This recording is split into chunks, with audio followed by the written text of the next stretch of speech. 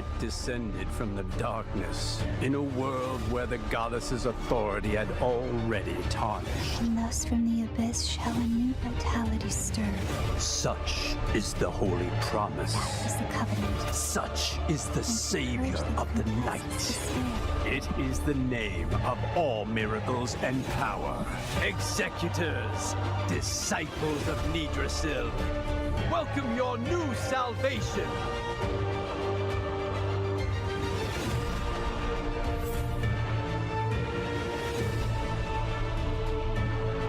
The dark priest that brings the dead back to life? I'm not sure. Haven't heard much about this miracle chapel. What I do know, if there's someone taking advantage of the weak and the sick, I won't ever forgive them.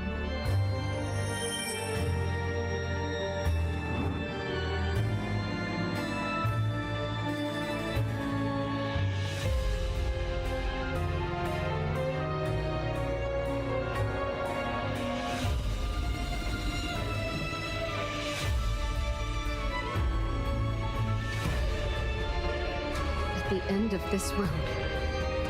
Do not fear. The light shall guide you there. A most persistent ill fate. Will you flee once more? How disappointing. As long as I willingly protect this world, the eternal night can never prevail. O moonlight that shatters despair, shine bright.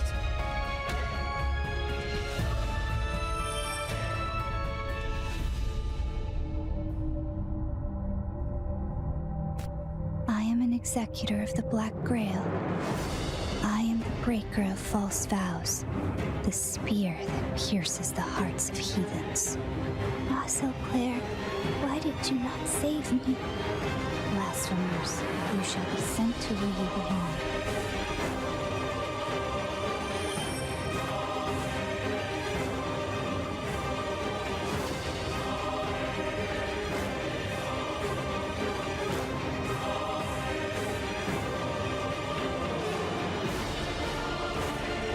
As it should be. The end has come.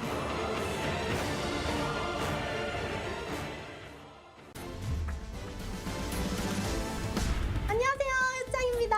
네, 안녕하세요, 광준입니다. 제가 진짜 오랜만에 나오는 거 아니에요? 아, 그렇죠. 저도 네. 효장 되게 오랜만에 보는 거예요. 그쵸? 왜냐면 에픽세븐이 나를 버렸거든. 하지만 저는 짝자랑하는 마음으로 계속해서 꾸준히 하고는 있었어요. 아, 그렇죠. 왠지 친구 목록에 계속 게임 중이라고 나오긴 하더라고요. 제가 서브 스토리나 이런 스토리가 계속 업데이트 되잖아요. 그런 스토리는 꾸준히 하고 있었는데 월드 아레나는 그 영웅들이 너무 많잖아요. 방대하다 보니까 그렇게 너무 선택지가 많으면 어렵거든요. 뭘 골라야 될까? 이게 굉장히 어려워서 선택이가 조금 꺼려졌어요. 하지만 월드 아레나만 조금 안 했을 뿐이지. 아, 월드 아레나만 좀 안 했다? 스토리는 꾸준히 하고 있었답니다. 그럼 이제 오늘 월드 아레나를 제가 이제 도와드리려고 나왔는데 네. 에픽세븐에서 월드 아레나가 좀 두려웠던 유저들을 위한 새로운 기능이 추가가 됐어요. 뱀픽 어시스턴트 기능이 새로 또 나왔다고 해서 오늘 효장에게도 또 소개를 하고 계승자분들에게 또 소개를 하는 시간 가져보려고 합니다. 오케이. 한번 해보도록 하겠습니다. 실력 좀 볼까? 전 아직 휴가라고요.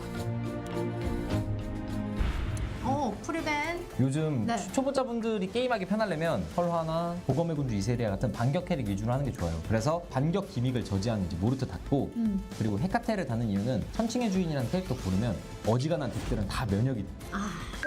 자, 추천 영웅 이렇게 벌써 나오죠. 뜨네요? 실제로 첫 번째로 이제 많이 고르는 픽들이 나와 있나요? 그쵸. 저는 유라가 땡기긴 하는데 보건교사 유라가 나쁘지 않은 이유가 뭐냐면 네. 상대방이 어떤 픽이 나와도 적당히 대응이 돼요. 일단 첫 번째 추천은 꽤나 잘 나왔다? 네, 첫 번째 추천은 꽤나 1픽에는 고를 법한 캐릭터들만 나왔다.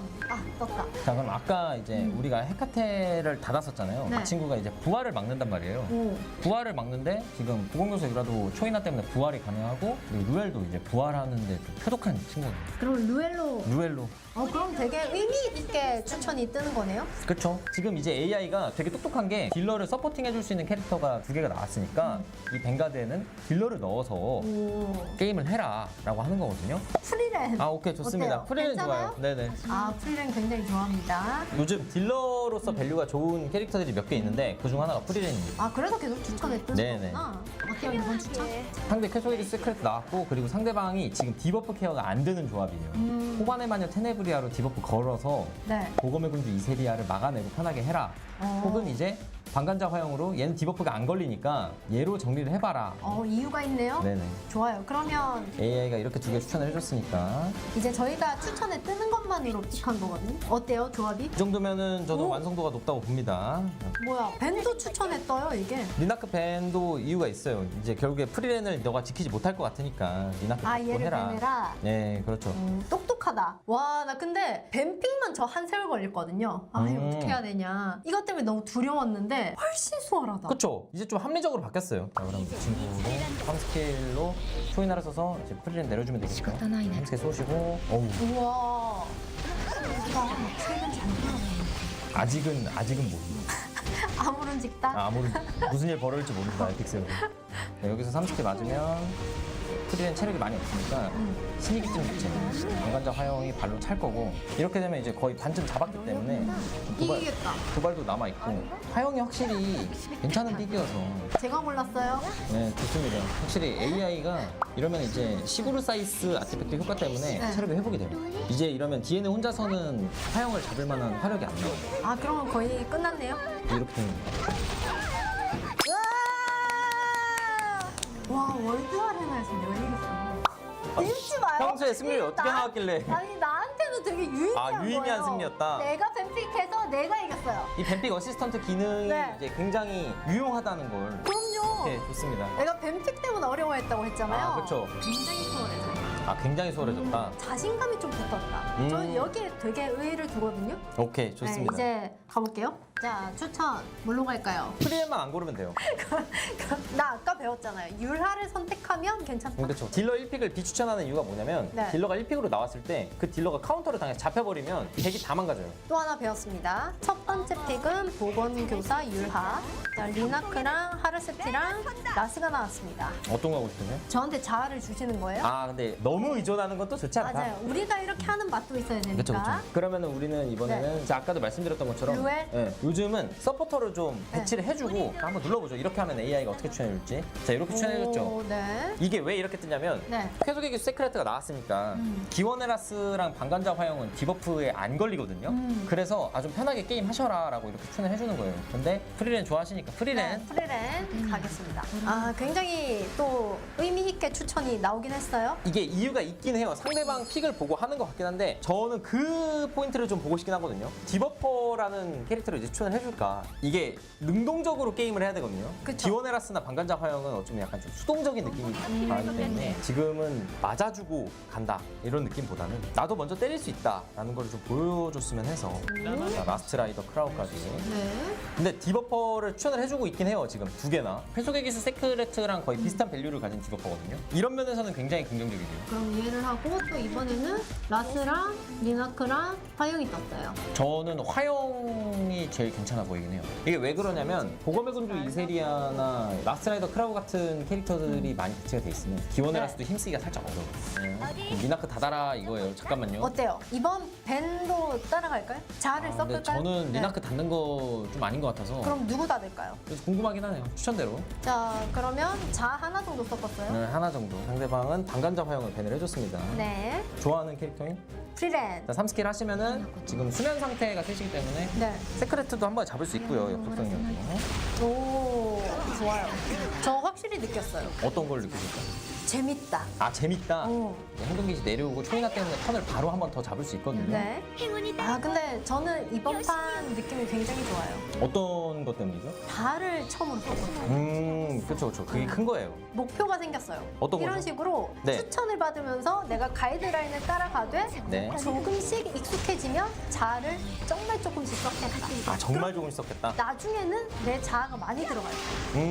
맞아요. 그렇게 하면 되게 이 AI 이 시스템을 잘 쓰고 있는 거다라는 느낌이 들 것 같아요. 그쵸. 자, 살아났죠? 아, 이러면 이겼다고 봐도 무방한 거죠? 그쵸. 얍, 뿅. 아, 이렇게. 와, 자아를 처음 썼었지만 이겨버렸다. 진짜 잘하셨어요. 굉장히 뿌듯해요. 확실히 근데 기본적으로 뱀픽 하실 때는 서포터랑 디버퍼랑 딜러랑 이제 조화를 어느 정도 맞춰줘야 조화롭게 된다. 섞어야 한다. 이게 추천에 자아를 조금 섞어서 조화롭게 만든 다음에 경기를 하면 결과가 좋다. 네, 그렇죠. 정확합니다. 이해를 빨리 하셨네요. 이게 뭐 때문이다? 시스템이 뱀픽 더 어시스턴트 추천을 해줬기 덕분이다. 때문에 예전 같으면 생각도 못했을 거예요. 너무 재밌어요. 이게 아유. 추천을 해주니까 확실히 재미가 붙네. 저랑 해서 재밌었던 걸 수도 있잖아요. 아니요, 추천해줘서요. 추천해줘서 네. 저는 이제 표창이 혼자 한번 해보는 것도 저는 괜찮을 것 같아요. 할 수 있을 것 같아요. 충분히 저는 할수 있을 것 혼자가 아니에요. 이 시스템과 함께 맞지. 하니까. 뱀픽 어시스턴트가 또 네. 있으니까. 예전 같으면 광준이 혼자 해보세요. 이렇게 나를 던져놓잖아요? 아니에요. 예전에 저를 또 너무 높이 평가하지 마세요. 이랬을 것 같은데 이제 할 수 있을 것 같아요. 이제는 뱀픽 어시스턴트 있어서 든든합니다. 걱정이 안 돼요. 저는 아까 프리벤 했던 걸 기반으로 가겠습니다. 오케이. 좋습니다. 이렇게 두 개로. 잘 배우셨네요. 자, 율하 그리고 이세리아, 네. 아룬카가 떴는데 저는 아까 또 배운 게 있죠. 어떤 거 저는 배우셨죠? 또 스펀지 같이 흡수를 잘하거든요. 처음에는 딜러를 넣으면 안 된다. 보건 교사로 가겠습니다. 어우, 너무 좋은데요? 괜찮죠? 자, 그리고요. 자, 루엘과 프리렌과 이세리가 떴는데 전 또 아까 배운 게 있죠. 어떤 거죠? 루엘 아까 고를 때 잘 썼었잖아요. 괜찮은 것 같아요. 네. 그래서 저는 루엘로 갑니다. 오. 여기까지 어때요? 꽤나 고수 같죠? 진짜 고수 같아요. 약간 여자 광준? 저 말고도 요즘 최상위권에서 이렇게 많이 나와요. 좋아요. 프리렌의 이세리아랑 설화가 나왔어요. 저는 지금 홀로서기 중이니까 그쵸. 홀로서기. 저의 자아를 확실히 섞어서 프리렌으로 가도록 하겠습니다. 근데 에픽세븐은 네. 하다가 지는 것도 하나의 큰 교육이 될 수 있기 때문에 하지만 저는 승리를 목표로 가기 때문에 이번에 추천 세크레트 떴거든요. 세크레트로. 네, 세크레트로 가겠습니다. 오케이. 확실히 AI 추천 수준이 확 올라가는 게 느껴집니다. 이게 상대 입장에서는 지금 저의 뱀픽 꽤나 고수의 향이 꽤나 고수가 나잖아요. 아니라 지금 상대방 입장에서는 지금 당황할 당황했다. 만한 뱀픽이에요. 그쵸. 네. 자, 테네브리아랑 아룬카랑 이세리아가 떴어요. 자, 여기서는 고민이 되는데 저는 그래도 네. 아까 계속해서 반복 학습을 했던 이세리아로 이세리아로. 가보도록 하겠습니다. 벤 추천이 떴죠? 네. 벤은 아까 전에 추천이 꽤나 있게 네. 추천을 해줬기 때문에 벤도 따라가도록 하겠습니다. 밴도 따라간다고. 네.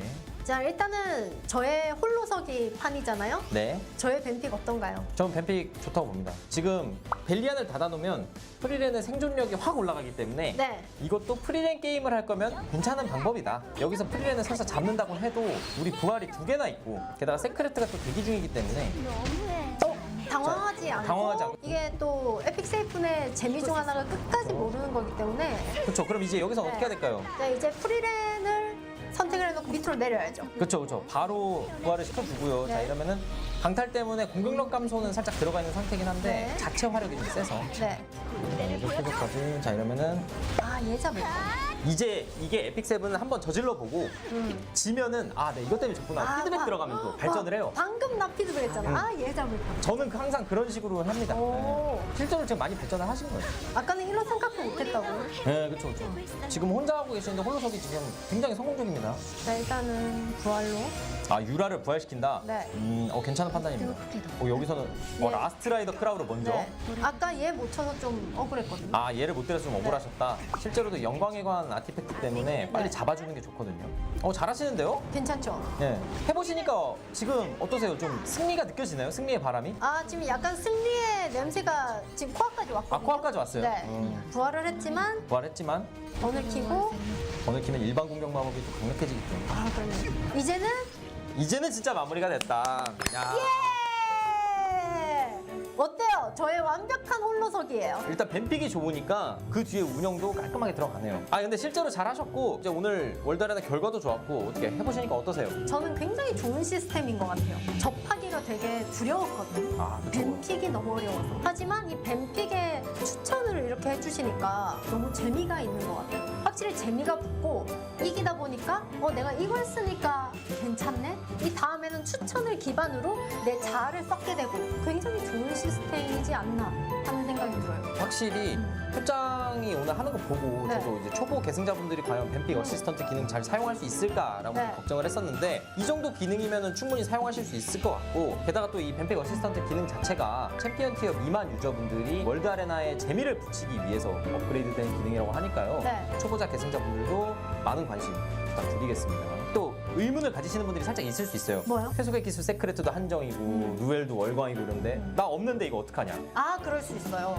근데 이 AI가 본인이 가지고 있지 않은 캐릭터는 대체를 해서 또 추천을 해준다고 해요. 그래서 이 뱀픽 어시스턴트 기능을 사용하실 때 굳이 그렇게 막 걱정을 안 하셔도 된다. 게다가 이 기능은 이 영상 올라가고 다음 주인 4월 2일이죠. 오, 바로네요? 그렇죠? 4월 2일 날 실장이 되면서 이 월드 아레나 관련 이벤트도 또 준비가 돼 있다고 하니까요. 계승자분들의 또 많은 관심 부탁드리겠습니다. 맞습니다. 저같이 뭔가 두려움을 품고 있던 분들은 이제 좀 재미를 붙이실 수 있지 않을까 하는 생각이 듭니다. 월드 아레나 이제 초보자 계승자분들을 위해서 많이들 준비를 하고 있다고 하니까요. 이 월드 아레나 컨텐츠에도 많은 관심을 또 부탁드리겠습니다. 자, 그러면 저희도 오늘 즐겨보니까 너무 재밌더라고요. 아, 그렇죠. 진짜 네. 재밌었어요. 여러분들도 뱀픽 어시스턴트 많이 활용해보세요. 안녕.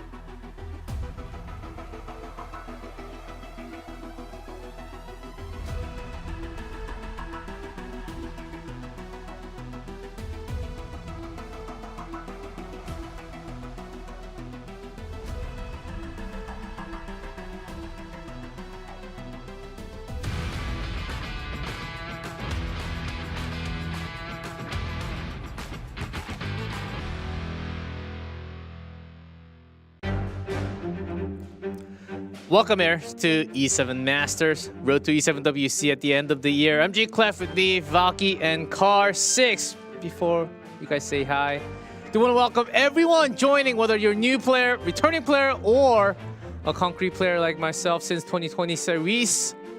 all welcome, because this is the day where we start the groups, and none other best time because, guys, throughout the group stage, everything that's in game, including Notos, Biblis, allowed. So we're just going to be having fine gameplay at the top of the top level coming out from the group stage players today.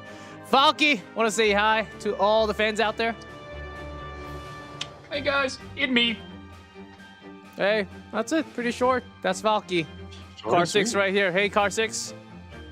Yo guys, gonna have a lot of match today. Hope you guys are at home excited as I am. We're gonna go through everything like G-Clef was saying, and it's gonna be a format that some of y'all might not be familiar with, so buckle in. Yes, we'll talk about the format very soon. As you guys said hi, so here's something special for the early live comers and also watching VOD. I believe we have a graphic. Oh, from the start, wow. Something spicy. 80% win prediction from the group. Oh, wow. Yeah. That's for high. That's MagicQi. high up. He is the A lot probably of most fans out well-known name. Yeah, that is an OG player for the tank down style. And speaking of the different play styles, guys, coming into today, I really want to put a heavy emphasis on how good right now it feels to play tanky, play turn 2. Tanky turn 2? Oh, we're gonna be here for a long time. I know Valky, there are some characters, and I don't want to get too far into it, but I have been hearing that tank down is kind of suffering a bit from some of the higher level players, but we'll have to see. We have a long tournament ahead of us. Yeah, I know. We do have the highest stat around the world joining the game, joining the tournament right now. So even if you tank down, it might not be enough. You never know. Once that Notos presses that S3, the world's over. Sometimes it's just like that, and there are many different things, of course, in EpicSeven. Way too many things. And I heard new players are catching up big time in just a week or so. Man, you guys are so lucky. You guys are so lucky, and I hope you're having fun with EpicSeven. But enough of that. Let's take a look at the overview of the tournament first. So we started with the group announcement last week. We're here for Group A and B today. We'll follow with C, D, E, F, G, H until May 2nd. There's a bit of a change in the structure. Hey, Valky, again, can you walk us through the group stage here? Yeah, so the matches we'll be seeing tonight will be double elimination for best of 3s. And if I'm not mistaken, that is going to be the Lunatic format. Match 1 will be something you see on the ranked ladder, and following that, it will be maybe a little bit spicy, not too crazy. And if your favorite player loses one, it is okay because they'll have a second life and then they are on the ropes. They cannot lose a second set. Oh, yes. They have to make it out. Either you play straight up, have 2 wins, you make it into the knockout stage, or you can go down but still have 1 more life left. But Car, once we get into the knockout stage, what happens? Best of 5, single elimination G-Clef, where, you know, you don't have that kind of lifeline, that second chance to make it through. So that's where the nerves really going to settle in, and that's going to be where the big boys come to play. Yeah, from last week, some of the errors out there were asking, finals best of 7, do we have a bracket reset?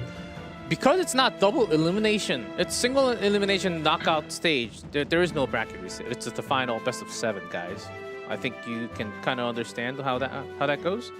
Yeah, double elimination, if you come from the top, you never lose. So you do get that bracket reset advantage, but it's not double elimination knockout stage. So it's just straight up just 1 best of 7 for the finals, to clarify.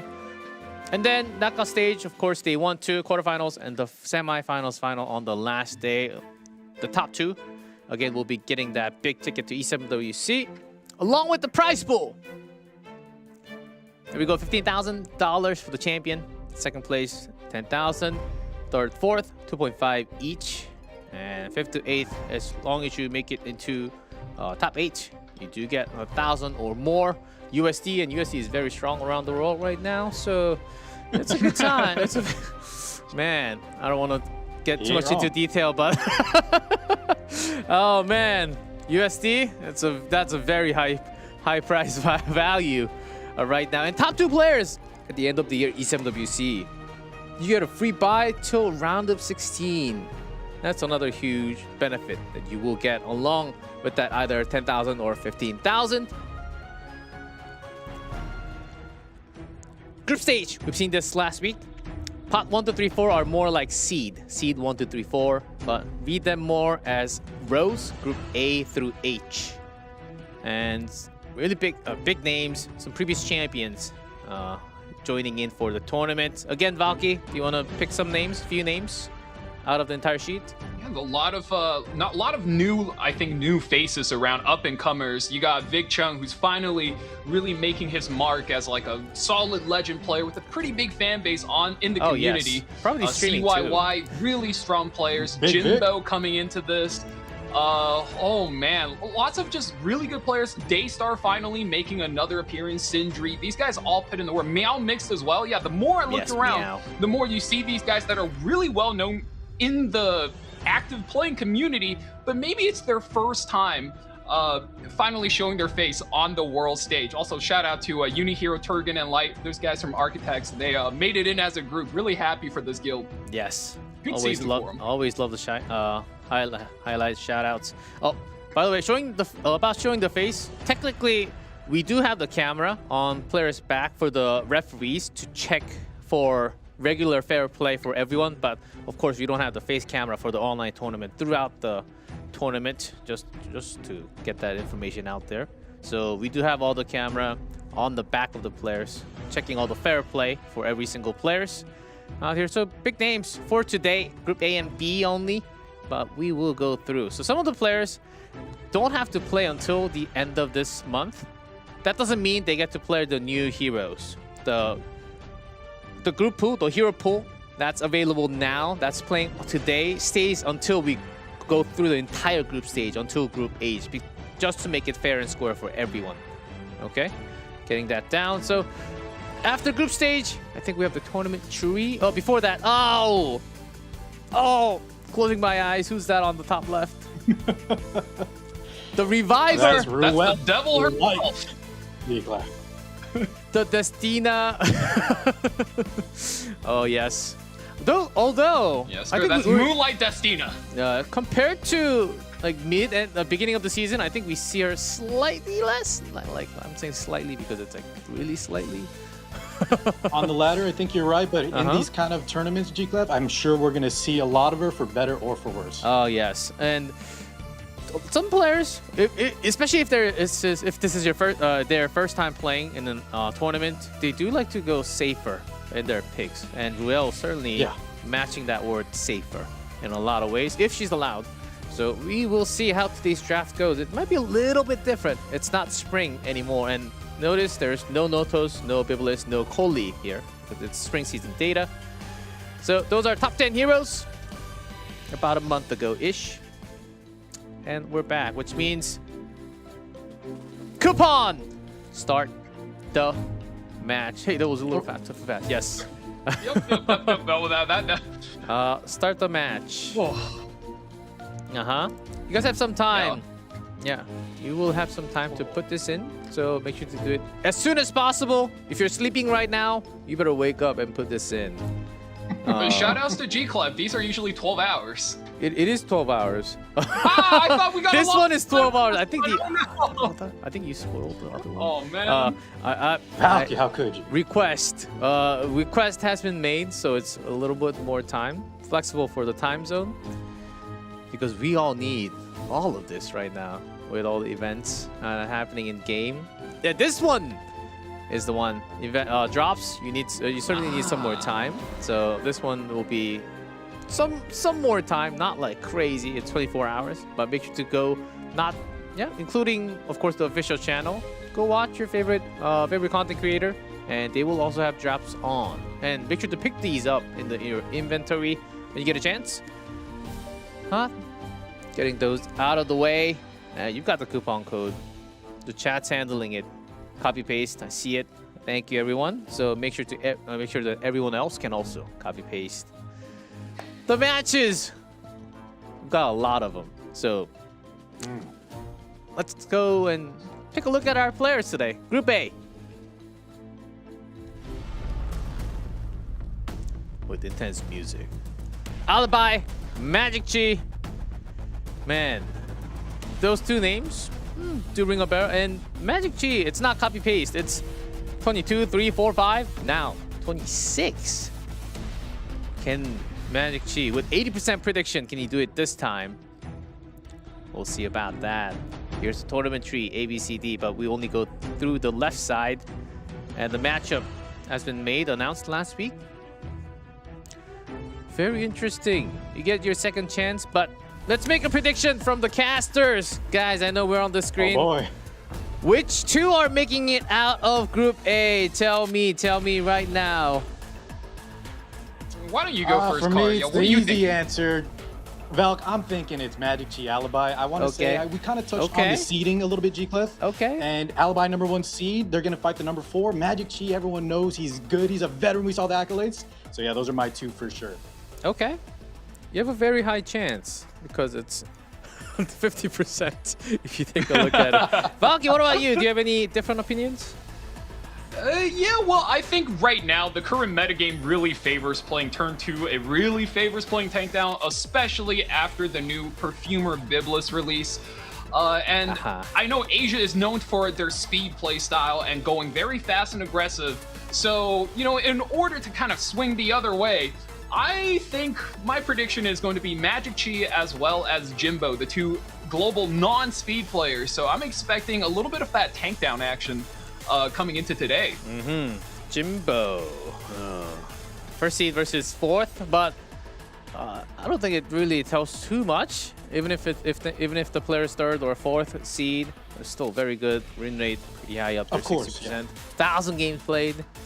So still, anything could technically happen, but the numbers are leaning towards a couple of players out there, so we will see. Again, it's Lunatic best of 3, so things can certainly happen. It is not best of 5 until we get into the knockout stage. We have a lot of matches to go through. So Jimbo, let's see what he is made up of. I got some numbers here. So in terms of matchup, how many times they went against each other in the tournament? 0-0, of course. This is the first match of the tournament. Relative record, that's from the spring season. Their individual RTA I think data. my boy Alibi's got it. It certainly looks a little bit scary, but I want to remind everybody watching at home that none of these guys are any slouches. Even for Jimbo, who I think is the bottom-seeded player in this group, he was ranked 30 of last season. He was number 30 in the world last season. That is nothing to scoff at. So even though there's a bit of a skill gap, or maybe, you know, draft pool gap, gear gap, what have you, they're very close in terms of levels of competition. Certainly, there can be some gear gap. Depending on the tuning, there might be lack of damage from more defense, potentially more HP left over, but certainly not imprints. They're not available. They're not applied to this game. And again, guys, Warfare is also not here. So they can literally just think about their best drafting. Don't have to think about Warfare and get through this best of 3. That's another thing to note, which I will mention every single broadcast, because that question is always there in chat. And as soon as the game is ready, we'll go in. The players are getting prepped. They're in the room. And I think we're doing the final checks. I got the go sign. I'm seeing green lights. Can we get in? We want to see the draft as soon as possible. Alibi. Like that coupon code. Start the match. Start the match. Start the match. Start the match. I mean, that's why it's in all caps, right? It's the Chan with the underscore and everything. I've got green lights. Are we missing a tire? Oh, yeah, Scar? What did you want to say? Just to kind of elaborate on what you were saying earlier, the no warfare rule is going to be a lot different than the latter, but I think we're jumping straight into it right now. Here we go, G-Cliff. Nice. We got the prevents. Harsetti out of there. Bellion. I want souls. Oh, man. Which means Notus is available. Oh, my God. Immediately, no hesitation, locked in. That's how you know this new character is a banger. So you've chosen and ladies! Ladies of the scales. Getting matched both sides. I believe Alibi is on the left, Jimbo's on the right. Something happened, but still, let's keep on going. Okay. The two heroes that we makes a lot of sense. Yes. Yeah, my man Jimbo has to have a game plan here to fight Notos, because if Notos gets his domain expansion going, it's going to be lights out very quick. So he's pretty confident here. When the first pick position has Notos and you leave it up, you know, we got to have something in prep. Oh, guys, Notos already broke the chat. Don't ban Notos, Are they please. excited? All the new heroes are out here. Perfumer Biblis is also here. What's Guys, happening? I'm with y'all, but when money is on the line, sometimes you have to ban to give yourself the winning chance. But let's see. Maybe there is a game plan to leave him up. Oh. Hovering a bit of a Renok over here. I think right now, Alibi knows he's a speed player. He probably wants to take the initiative. Thinking about a knight? That's not usually Asia style. No. Wow, he's really cycling through these Maybe knights. Albedo. There's a chance. Oh, this is interesting. I would expect maybe something like Silvertide Christie kind of play the protect the Notos or another hyper carry in this position. Wow, he's getting a really long time for this pick. He's just kind of going through it. Empyrean Yeah, it looked like the when timer was Asarinka already is done. pre-banned, I think is his best choice here, and she does get locked in. But that does leave Jimbo with one really, really solid choice. You are open for Briar Witch Iseria Cleave. You have Lady of the Scales locked in. Yup, that's one of the strongest all-around supports, as well as the Shepherd of the Dark DN, which plays super well into that Cleave high-speed pipeline. And Briar Witch does get locked in as his primary choice. Oh my god. We're speeding things up And then- big time. Yeah, now the aggression is coming out from Jimbo. You have that Briar Witch Iseria, like Valky was saying. The tactical Coley gonna lay down those bombs, do some big damage, some crowd control. And I think that's kind of what you need in preparation for Notos. Valky was outlining the strength of some of these characters like Bien. Guys, Perfumer Biblis. Oh my god, what a powerhouse. So much inner kit. The Reflect also, she can deal damage herself too. And like you said, G-Clef, Notos is a very scary character. That's why he's getting picked up first. And whenever he does get to use that ultimate, the game is sure to be over, which is why Jimbo on the right there is dropping everything he can into a high-speed strategy. He wants to pick up the fight fast and end it fast before That's right. Notos gets the chance to play the video game. Exactly. Notos is tanky, but not invincible. You can take him down with the damage. So bystander Hwayoung Exactly. to go for the counter. And talking about counter, he's under Lilibet to counter against all the debuffs that could happen. Oh yeah.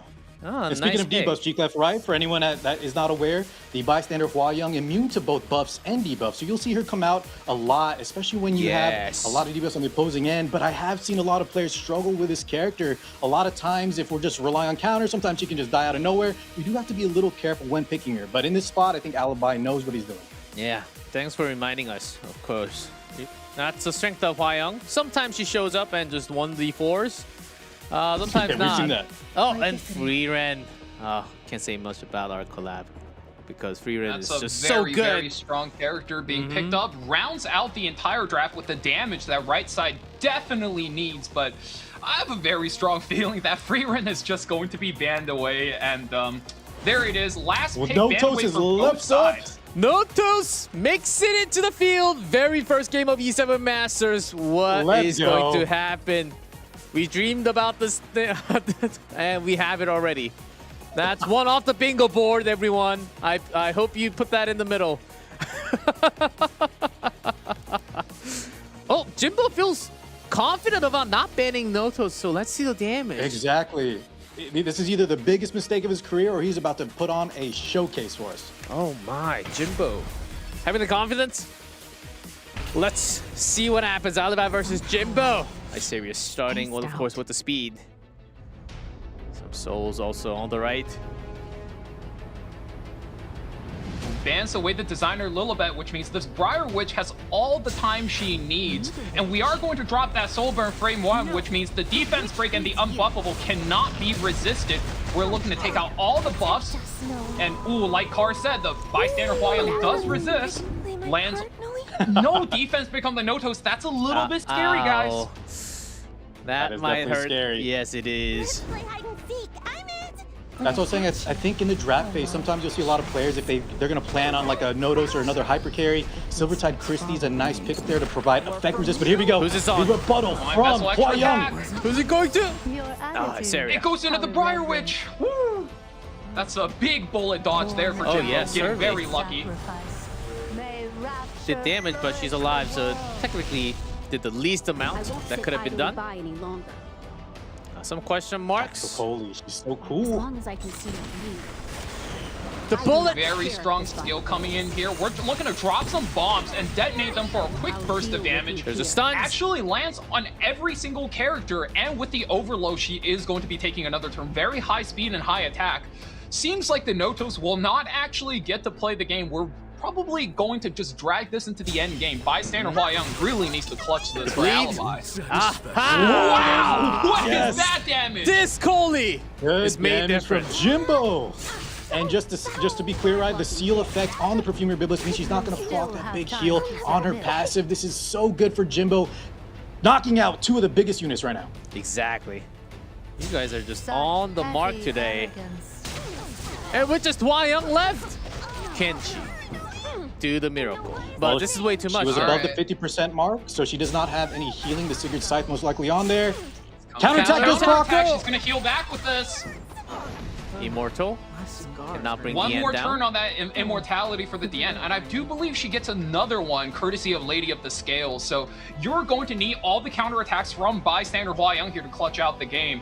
Who do you kick? The best target is, of course, MLDN, but she has that immortality buff on her. Let's see who it goes into. Yep. Coley on the back. Take out that Coley. Yeah, she did. High attack character, Surprisingly. so yeah, lots of chip Counterattack. damage. Another counterattack. Is it happening? Everything is going Alibi. She's gone. Chosen to defy Alibi. Everything else was just the trap. Another my counterattack. For the bystander Hua. Now that is And a she's little okay. under 50% health It's for that Sigurd doable. Scythe threshold. It is doable. So much Look at that healing. healing. Oh my He God, just this is keeps blocking happening. these. He's in such a powerful position for Alibi. No. Oh, because God, it's bystander another Hua. That's right. She gets dual attacks while she's immortal, and every one of those has a chance to get countered. It's a very dangerous turn right here. No counter. Does she cut? How irreverent. Oh, that's such a dangerous turn. Lady of the Scales wants to S3 and pull the DN out of danger, so hopefully she can cycle back into it. He's gonna go for it. Hopefully it's not a self-lethal. She manages to survive. Okay. This is a dangerous spot. He's got to pray that those counters just don't happen. He needs a few turns in a row with that. Ugh, stop dragging this out. Had a lot of counters beforehand. A little quiet now. Your defiance amounts to nothing. Right there, one Damage more share does hit. prop. That is the last immortality for MLDN. I think you can soul burn her into another one now that her passive cooldown is up. But no, he's going to. Wow, he's counting his Took the turns. chance. Nervous. Seems okay for now. Here we Jimbo. go. Is he gonna Jimbo. be good? He has the S3. He's looking to push back this He's Huayoung. ripping it. We got to see the damage. You Takes a still chunk. have 4,000? Not enough, but she's not countering. It's exactly what Jimbo needs right now. Can he get the chip? Unfortunately, her next turn Only is coming 19 up. This is souls. gonna be He really needs to bad. burn this turn. Immunity, no more counter. It's almost looking like the Huayoung's luck has run out. Oh, and at the end pulls. This might be enough damage. Let's see. blessings. That is Oh my God! the fatal attack. Huayoung is down. Jimbo takes game one against a Notos draft. I can't Notos believe this. 0% win rate in tournaments. That's right, G-Clef. He's left up, unbanned, and Jimbo decimates the god. 0% win rate. Let's keep that a history for now, everyone. And I think we need to keep on a separate track for Notos' win rate. Yeah, that's be one nice. loss for now.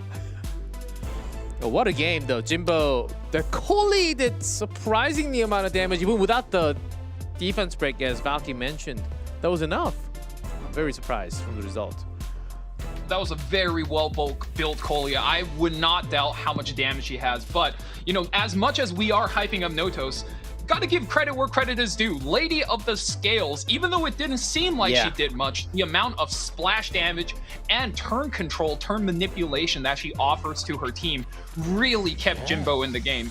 You might not think it, but that's one of those things that really adds up over time. And if you look at the amount recovered bar, the amount of auto attacks she threw out really just kind of kept the ship steady the entire time, even if it didn't seem so.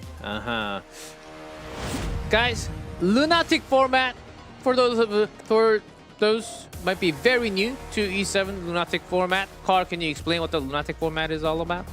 Oh man, G-Live, it's so exciting. So all the characters we saw in Game 1 are no longer available. So our contestants, our competitors, will have to dig deep here, especially in Game 2, and find units that are still available. This is where things get a little crazy, and Game 2 can be really rough. A lot of times they're scrambling for openers, seeing what is still left open, and I want to see how Alibi and Jimbo kind of react after Game 1. Yes, Alibi, an educated man, banned out Zio and Ruel. Well, double ban actually. Zio banned from the other side, Jimbo, and Renak on top of that. An educated man, he really knows who to look for when he's got a boo-boo. You gotta hit up that naughty school nurse. Yoha does get locked in. Man. Gotta say, if you like watching RTA, but you hate the meta, there is no better time to watch than a so often. Man, I would not have missed a single school day if that nurse was in high school. That's what I'm saying! And not missing a school day is going to be clutch here. Jimbo is already up 1, so if he takes this match home, he's actually going to be moving on and completely upsetting the group. Ice Tien. Tien? Okay. First pick? That is another one of those newly buffed characters. Little spicy. Yeah, before she was just an okay support. Yeah, very well said, Valk. Yeah, now they kind of gave her enough base stats for her to be a very fast opener. So, Tien and Flag Sigrid. Okay, so we got a support that's supposed to put up buffs as well as a debuffer that's going to put up debuffs. But you do give over that Nurse Genesis Ross combo. That's a scary combo to be giving over. We can get the superhuman onto the Genesis Ross himself, and he's gonna rip that little, flick the wrist keyblade.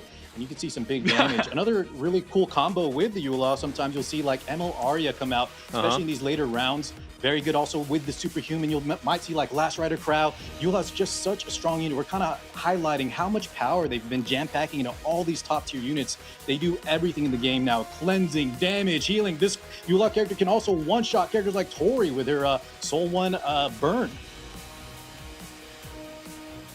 So we'll see how this goes. Jimbo going a little off the charts, off the regular rails with that Tien first pick. Is Tien really that much worth of a pick after the balance a little bit?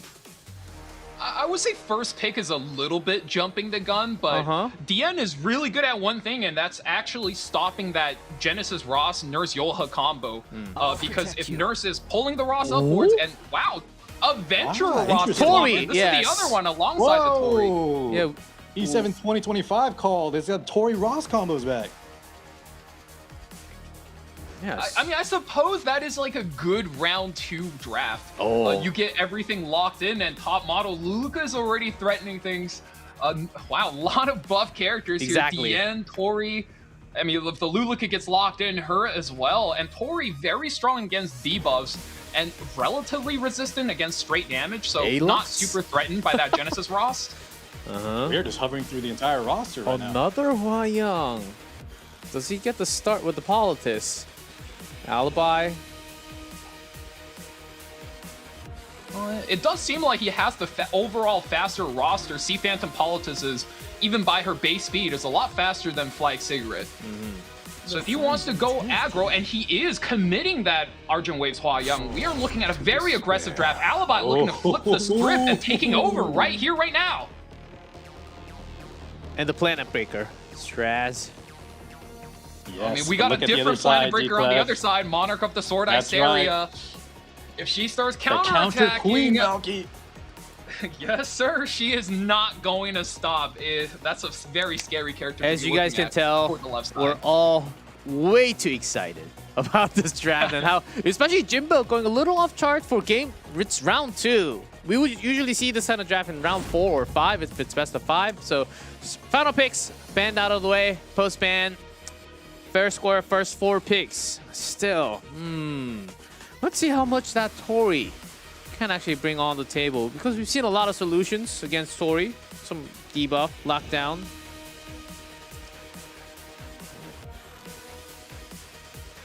Tori is generally solid, but man, when the opponent is this aggressive, they're bringing us up this much speed, this much damage. Can her team hold is likely the big question here, and we'll go right into the match.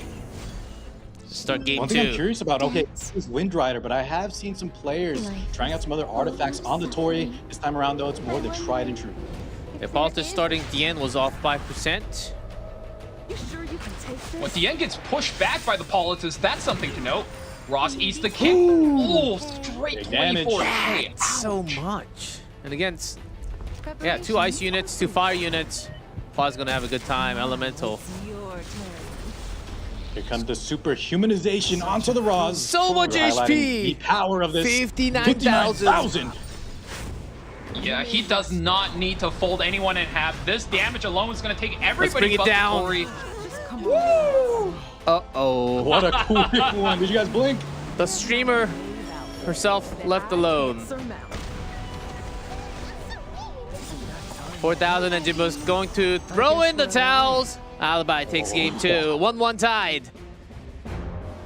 That is a very quick quick match. game, it Alibi is. says, hey, wait a minute. I'm supposed to be the faster player. Let me do my thing. And, you know, the thing he did, just packing up the game in, how many was that? 1, 2, 3, 4 turns? Oh Just my a few goodness. turns, and I think we're going to see that a lot in this Lunatic tournament as game 2, right? G-Cliff was talking about the Lunatic format, and it's just hard when you get into less and less units available. Jimbo kind of just had sort of a game plan going, but aggression, I think, is real key. Lack of openers. When you have that Sea Phantom Politis ready to go and you just can't take, any type of initiative, yeah, a lot of times the match is over before we blink. I want to have another question. It was indeed, and more likely, that Sea Phantom Politis is starting from Alibi, but did Jimbo think that his Dien was going to outspeed? Is there a chance? I don't think you're counting on the Dien to outspeed, but more so resist the pushback and try to steal the turn with maybe a Soul Weaver artifact like that Soul Constellation. You steal the turn, put the buffs up, and with the penetration resistance, you should be able to survive the Ross, but unfortunately, Dien getting pushed back was the coup de grace. And this is already our 3rd game. Amal Dien quickly picked again for Jimbo. And that is such a flexible character. Not only are you enabling yourself to drop all the soul burns, but if your opponent soul burns, then they get to pop off on you. Veronica immediately gets locked in here alongside our favorite collab character, Frieren-sama. Hey, Frieren is too what good. about Edward? What about All Edward? right, that's like 2024 calling now. That is way too in the past. What about Dizzy? If I say what I think, I'll be suspended. Get with the times, man. This is the new collab.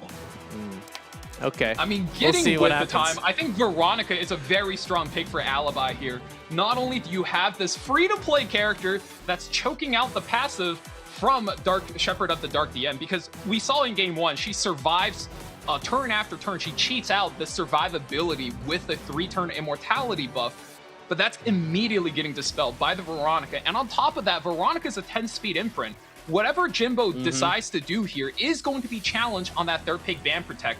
And if you are going to get into a speed battle, do you beat Asia server? That is a question of the minute here.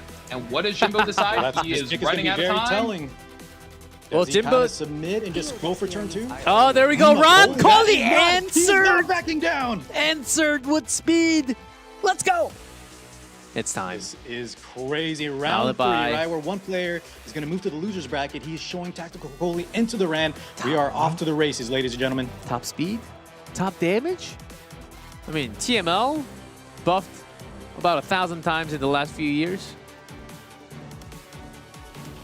Yeah, she's one of the, I would say, more interesting openers to be running. Openers in this case refers to a character that opens the game for you, right? They take the first turn, they set up their team, and, you know, in the case of Ran or top model Luluka, they do a ton of damage with it. She just got buffed, and outside of being extremely gear hungry, she's a character to have. Silk being picked up. So these are what speed players call speed imprints. They have imprint effects that give the entire team more speed. So we're definitely in a race. Silk, Veronica, Tactically, all in there, and both players are just trying to one-up each other.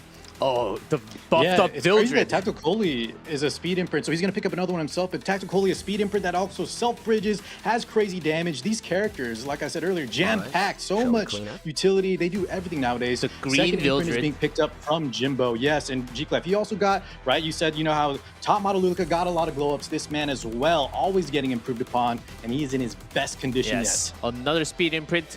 Asurin pulling everything from the closet. Surin's certainly Oh my interesting. God. Yeah, okay, well, we're definitely in racing now. Everyone, get in the car. We're going to the races. Not sure if Surin's going to be his best choice here, though. Usually, this spot calls for like a red Shuri or something like that. Each imprint has their own value, right? I would say Jimbo is slightly ahead right now, with Coley, Vildred, and Surin giving 12, 12, 14 speed, respectively. Yeah, I've seen some whereas Surin. Alibi... Yeah, if you Just look, rock. Veronica only gives 10 and then 14 from this Silk. And once again, he's going to rely on the bystander Huayan to close out the game. It's a bit of an iffy call. So, you know, we'll have to see whether or not that's a play that pays off. I remember some of the Korean players using Surin against Freeren. Maybe that's the plan. Oh, yeah. Red on green, and she inflicts a lot of bleed. That could be the tech. And wow, good call. Bans out the Surin. That is the 14. So Surin won't be a problem. And imprints. Oh, slightly more for Jimbo, I would say, right? For speed? Yeah, Jimbo is up about, I think, rough head math. He's up 6 speed, 4 or 6 speed, something like that. There is some speed RNG as well for everyone at home watching. So even though you're calculating the numbers, Valky has the exact numbers of every imprint, there is a little bit of RNG. So we'll have to see exactly what happens on this first turn, but that is going to be indicative, most likely, of who takes this match. So much. The moment, 1% off top Luluka. Alibi. This could be it. 1% off from the red. Unfortunate. The speed of Asia hits again. This is just perfect. It certainly does. We're going to drop it right into the Rand. How much damage did this do? I'm actually not familiar. 15,000. That is going to be enough to take out the Rand. Veronica steals the turn here thanks to the DM. That and GG immediately called. Wow. Oh, the speed contest.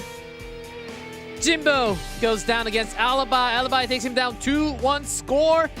But it's a double round robin, guys. So Jimbo goes down to the loser bracket, not knocked out from the group immediately. That's the biggest change that we have for the E7 Masters. But man, we opened the gates.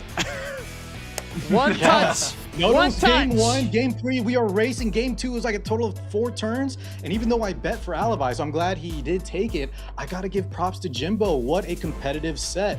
And I think in Game 3, right, as we saw, it came down to 1% on the turn meter. I really liked what he did there. He didn't back down when we saw the Veronica, the free run. Instead, he opted to go, you know, he put all gas on, and unfortunately just didn't quite pay off. But really props to Jimbo. And like we said earlier, right, he still has a second lifeline down in the losers bracket.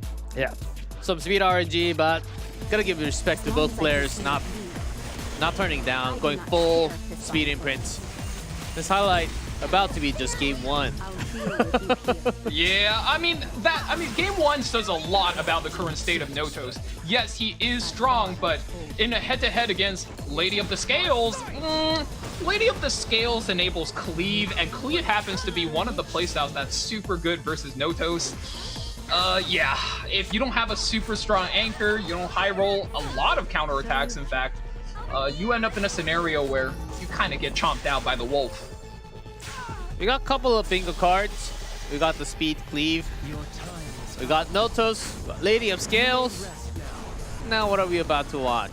I think we got a couple of them out of the way. 59,000 Genesis Raws just cleaving an entire team from existence. This is just perfect. We got the top model. We got the new buff, I guess somewhat reworked Vildred in the house. Unfortunately, we didn't get to see it, right? But instead of getting on a kill, the extra attack, now it just procs. But unfortunately, yeah, he didn't get a turn to shine. Yep. Always got to appreciate the balance team. Really trying to tweak and trying to balance out the old heroes as well, not just the new heroes. So Alibi moves up to winners. Jimbo down in the match 4. So we'll be going up against the loser of the match 2. Now, MagicQi, can he live up to his name against Gui? Yeah. Guiwu. You know what? I think I'm liking MagicQi a little more if he does win, right? Let me not count out Guiwu, but if we were saying MagicQi and Alibi most likely, I think he's gonna look. Alibi looked a little rocky, relying a lot on like the bystander Hua. Maybe not the most experienced with like the Notos draft. I feel like he could have maybe formulated that a little better. But that being said, he is in the winner's side, so you know, props to him. Yeah. So going straight in. As the players get ready for the match, MagicQi casually 63% about 900 games, slightly more than played. And G Ross, well, some speed, some slow. I guess this player has everything. Yeah, He a little history lesson. I'm sure Val absolutely can back me does. up on this. Yeah. He used to be one of the most renowned, like turn 2, innovative, like I'm talking ER tank down Rimuru, shout out collabs. But then he started to get some speed gear adapting, and yeah, like a lot of other players here, he can now play a lot of different styles. Val, do you have anything to add to that? I actually think this is a perfect meta for MagicQi to be thriving in the competitive environment. For no other reason than, well, for one, he is extremely proficient at picking up whatever tanks are good, being good at turn 2, but he's also fast. And fast, are you fast enough to challenge Guiwuyoinlan, which is another Asia server player? This guy, I mean, if you look at it, he ban protects Bellium, which means he doesn't race that often. So it almost looks like he's a semi turn 1, turn 2, like a flexible player going into Magic, who I think this is going to be quite a tough matchup for him. Oh yes, and Guiyu did mention in his self-intro, let's not pick anything over 300 speed. But of course, we took that comment down like 3 weeks ago, so he might not be feeling the same anymore with a lot of new heroes out there. We'll see what happens. I'm sure you do want to focus on ladies, Notus and Lady of Skills. And Biblis, actually, did Biblis just go straight through game 3? Or did I miss that in the extra preview? No, she was in game 1. She was in game where 1, she was right? sealed. Yes, she got sealed, so she wasn't very effective there. And I think that is one of the ways to counter Biblis, because she is insanely powerful. You will see how good she is in this tournament, I will guarantee it. But in game 1, she was effectively sort of dismantled, overwhelmed with debuffs, especially the seal, where she cannot proc and get value out of her healing. Yes, as we go through, we'll see a lot of matches today, and relevant meta heroes will all be used, I'm sure. So we'll have a lot of chance to explain all the skills, how they interact, and all that. Because in my old days, it was simple. Hit, 40% chance of stun, or 35, more likely back then. Or 30, That's or what I'm 25. saying, Mr. G. And then do damage. Back in my day, these That was it. openers, these units, they didn't do every single thing imaginable. Damage, healing, support, revives. It is insane now, and I'm it's sure more exciting. soon Chat, enough. help! I'm trapped in a call with 2 MagicQi players. What are we talking about, guys? But looking at looking at the seasonal record, it does look like Chi has 1 match up on Guiwu, which isn't a whole lot of data to work with, but all you need to know is MagicQi is a tanky player. His gear is insanely strong for the tanky playstyle. And on top of that, he is very, very fast. So he's quite difficult to cleave, even if he has to go up against a regular fast Asia server player. I imagine Chi will be fine. Yeah, that's right. Yeah, additionally, these relative records aren't really that indicative, because like we said, there's no warfare rules. We're in a lunatic format, right? So it's going to be very different than what you encounter on the RTA ladder. Yeah, you're right. Certainly right. And for Gui, it'll be maybe a little hard to get a really good feeling. Does he want to go a little fast, or does he want to tank down? Reading that quickly in the draft, I think it's very important. I think we can all tell that's going to be happening as 2 players are almost ready. I'm seeing yellow lights for now, soon about to turn green. Start the match. Start the match. Start the match. Wait a minute. Why am I chanting Thank with you, you guys? Blanco. You guys are MagicQi players, man. Hey, Listen, I get don't false put allegations. I don't know me in about that G-Class, category. but- Come on, I do Yeah, not me play either, me MagicQi either. much. Can I confide in you guys something? What is it? What's up? I brother? too am a MagicQi player. Hey, you are D only. What are you talking about? You're D only. That's why we got that synergy. Guys, we've got confession. Attack him. yeah. We got 3 MagicQi players in this call. No, I already only know what's one. going on. Only okay. one. Only one. I'm so Only one. sure. It's just me. That's right. We got it Here we ready. go. Notos is open. Lady upscale Harsetti. Banned out for First pick Nibria. goes to MagicQi. Oh my God! Another game where no toast is left up. Double Wow. bingo. So Guiwu a plan for this, because he is 2nd pick, and he was trusting Chi to not, because if your 1st pick, usually leave up one of these guys, and the 2nd pick player has to ban out both. So he either has a plan, or he was thinking MagicQi is going to ban both, and I'm going to be fine. But he does have to go up against Notos without, keep in mind, guys, Witch of the Mirror and Flag Sigrid. Those are Yes. two of the premier debuff characters in the game. So when you take those two out of the equation, who's stopping Notos? Yeah, Ruel. notably as well, Lady to Scales is not available like in game one. So Guiwu's gonna have a lot in the in the back end here to come up with a game plan. I don't think this is gonna go the same way as we saw in our first set. Yeah, but again, guys, just have to say, it's not the first time, but props to EpicSeven team. Biblis is an amazing character by design. Just have to say that. Looks The like design is very EpicSeven still clean, has but the she's best sort of character single-handedly designs, killing bar all none. aggro players. Yes, Valky? Yeah, I like the design, don't get me wrong, guys, but she is single-handedly just choking out all aggro players. And speaking of aggro, she says, maybe I don't need to play aggro. Let's just drop the DN, drop an opener on 3, and we can just go all in.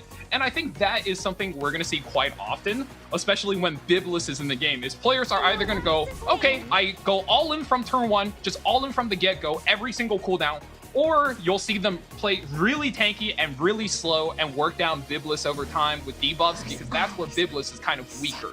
Desire. Exactly, yeah. I think Biblis will shine, especially when your two slow players are kind of fighting each other. It can almost seem impossible to overcome. You got to watch out for your squishies too, dying to reflect damage. That being said, I think MagicQi needs to have a second game plan, right? We got to expect that the Notos will not be left through, and so I want to see what his second hyper carry is going to look like.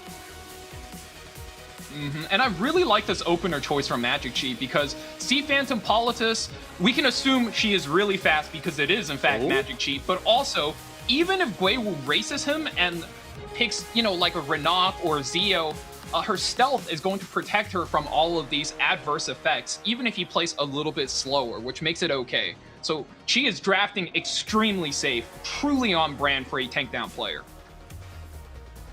Another Roz. I'm actually pretty surprised. Oh, okay. Hovered over quickly, and we were talking about the Bellion.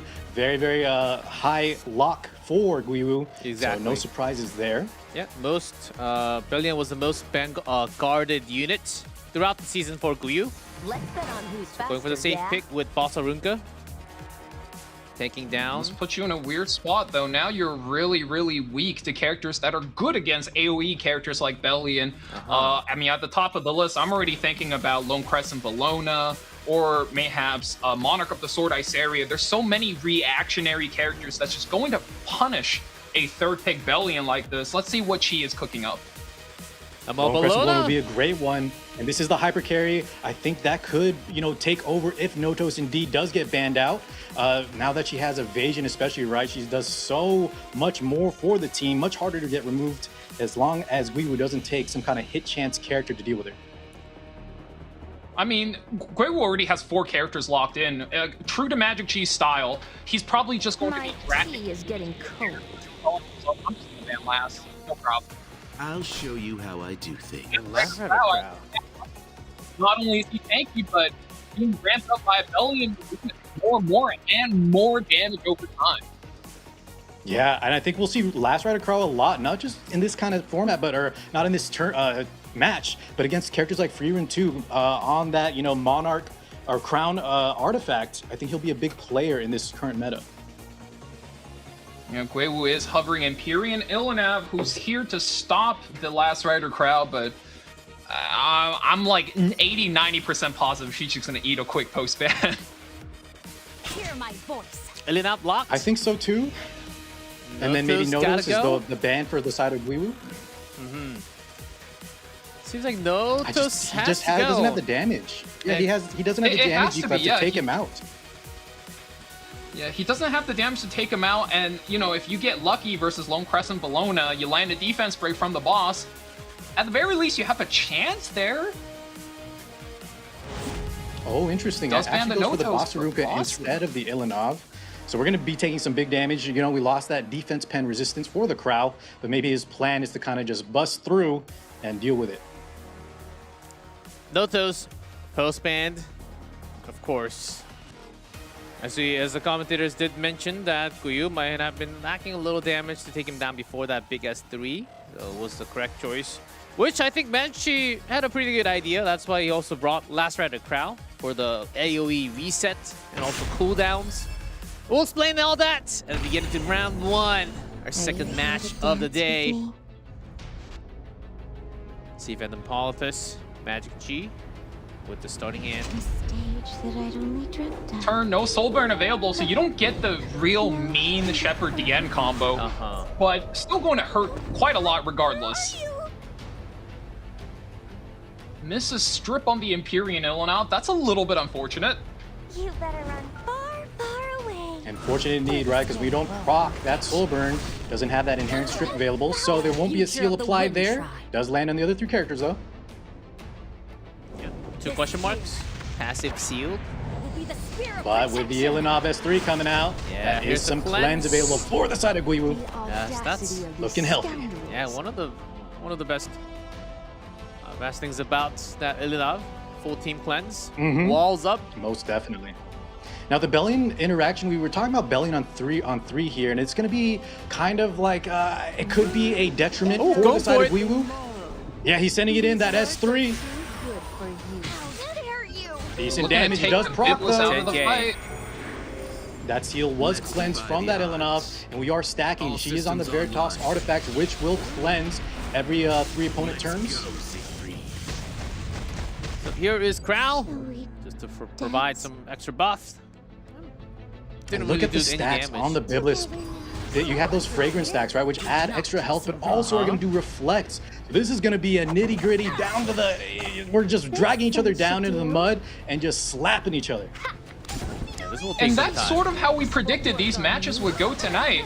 Either you all in from the get-go from turn 1 and balls to the walls, pedal to the metal, or you're just kind of biding your time and letting your characters' passives do the legwork for you, and then maybe finding one turn to hit that all in. Crown of Glory already getting some value, providing some damage, AoE damage reduction against that Bellion, and also removing some souls. Yeah, and G-Clef, look at that injury buildup. That's one of the new buffs she got as well. Huge. That's already. Also, am I seeing this right? The Bellona already has her ultimate cooldown back. Didn't she just rip it like a minute ago? Yeah, she did. What's going on? That buff's doing a number. Back to the end. May the light Veritas. Yeah, out of the immortality now, so I will protect. not gonna have the dual attack. S2 heal from the Ruel, and that's going to be the annoying part of having to deal with the Ruel. If you read chat, this is the reason why people hate her so much, because she's just so safe. Everyone loves her. She really, really drags out the length of a match and just keeps all your characters so safe from the damage. It's so deceptive too, right? Because she has that self-revive as well. Maybe on the reversal set, gonna just have that second lifeline, third lifeline with S3 also providing to herself. My goodness, here comes Bellion, skill 3, coming out hot. Couple of provokes. Now, unfortunately, right, the damage from the Bellion is just so mitigated via crowd barriers, via the Crown of Glory, and it's also fueling the Lone Crescent Bellona rebuttals.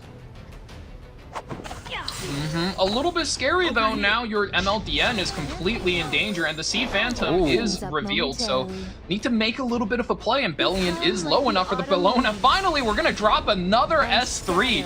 I said he was gonna all in, but oh my god, it seems like he's doing this on command, and Bellion does go down. We're gonna need to watch that Ruel revive. We already know it's coming. Yeah, it has to come. It's coming indeed.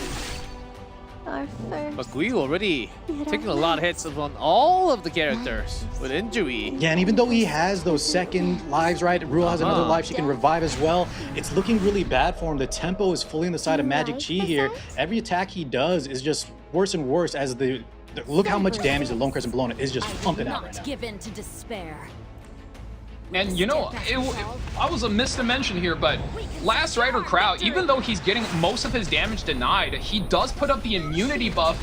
S3 damage does come through here. Not going to be able to get the kill. Another bounce back wave. Oh my god, the damage is going crazy. My tea is getting cold. And this I think the Bellona's almost ready again, and if she's one turn away, that means after this Last Rider Crow ultimate, she's gonna be ready to go once she gets that turn again. Goodness me. Using the cooldown. That's right. Future of the Wind Tribe. Where's Ruel? Okay, she's coming next. With desire. That took a lot of turns. Just this once. I'm not afraid. God, that's now 2 down. So she has skill 3 available. But what do we press here? Do we revive the, do we go for like a Biblis S3 kind of play? Do we go for the Bellion? The Bellion could be a liability. All the AoE she's throwing out is also hurting him as well. Big question. And Biblis will be the answer. Yes. S3 We're is gonna go where for the this Biblis goes. S3 plays. He has to watch out for the immunity though, right? Because the Perfumer Biblis does not have a stripped on her skill 3. 658. So as long as Last Correct. Rider crowd, the S3s keep going, the immunity is gonna stop her from getting that big Venom damage. You mentioned the But turn another D. back wave. Oh, the Empyrean goes down. You have no Knight anymore. I think Guiwu is in so much trouble here. This seems almost Let's have some GG. fun. That Bellona is never going down. Yeah, and she can upkeep that immunity as well. S3 is already back. Last Rider crowd, S3 providing immunities. Can I guess provoke and do some damage to the Politis? But that's not really the issue here. I don't know if Guiwu has an out. He's certainly going to need a try. This is a tournament, and in tournament, you play till every last turn, and when Ruel is here, You just well, surrender. I don't need to 24. say, we're going the distance. Well, still some cooldowns. Audacity of these You know, scoundrels. skills that you can see on the bottom of the screen. You can read all the Maybe cooldowns. we pray the reflect damage will be enough, but it's just, oh, look at the damage from Low Crest and Bellona. 25k, goodness. Yeah, I mean, Biblis gets taken out, but, you know, as a Ruel player, they just don't give up. They're going to keep going. Let's defy Maybe the taking this odds. time to it think again? about his next set because this is Crow. all but over. Even though she has a second Takes her life, out. this S3 is not ready. On our side. It's, Yeah, don't it's worry, still- guys. We're here for the Ruel special. Self S2. That was nothing. But still. No, she's calling it. She's No, calling it. yeah, yes. Gui just wanted to press all the skills before tapping. That's game 1, MagicQi. As the fan predictions, leading the way in best of 3. Man, I knew that we're going to see a lot of Lone Crescent Bellona. I think we will see a lot throughout the tournament. She's been buffed major big time. Oh, look at that damage. I find it G-Clef, very impressive. against a player MagicQi like, found him Oh, yes, oh Car? no, go ahead, Valky. All right, I was gonna say, Okay, yeah, I'll Magic Chief found a very impressive spot to play that Last Rider crowd because normally he's not a character that's good in the spot, but against both the Bellion and the Biblis, not only is he getting his cooldowns lowered, he's upkeeping the immunity, which stops the Biblis injuries, and it turns into this chain where he's the perfect linchpin to hold back Guiwu and all of his subsequent tempo. Even without the damage coming in against Empyrean Illinav, that was a very impressive pick. Yeah, well said. I think additionally too, right, the Bellion could be just a very big like hindrance to the side of Guiwu. You saw how good MagicQi navigated and used it to his advantage. I think additionally we need to stop like letting Nodos through. It's just a ban that you have to deal with, especially with how we play. If we're not going to go over the top with either debuffs or damage, I think it's better to pre-ban, especially in the second pick spot. That's tough. When Guiwu might have had second thoughts, he was the one bringing the Tenebria ban secret. So, oh, young Senya.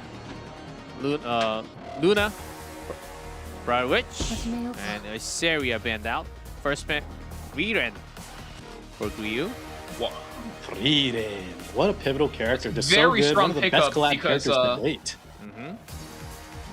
We love Frieren, and I think she's a very strong pickup in that exact spot since everything that's good versus the Frieren, the Bellion, the Shepherd DN, all of those characters are now out. So Guiwu will find a really good spot for a first pick Frieren, but MagicQi does respond with Nurse Ross. I mean, we've seen this combo.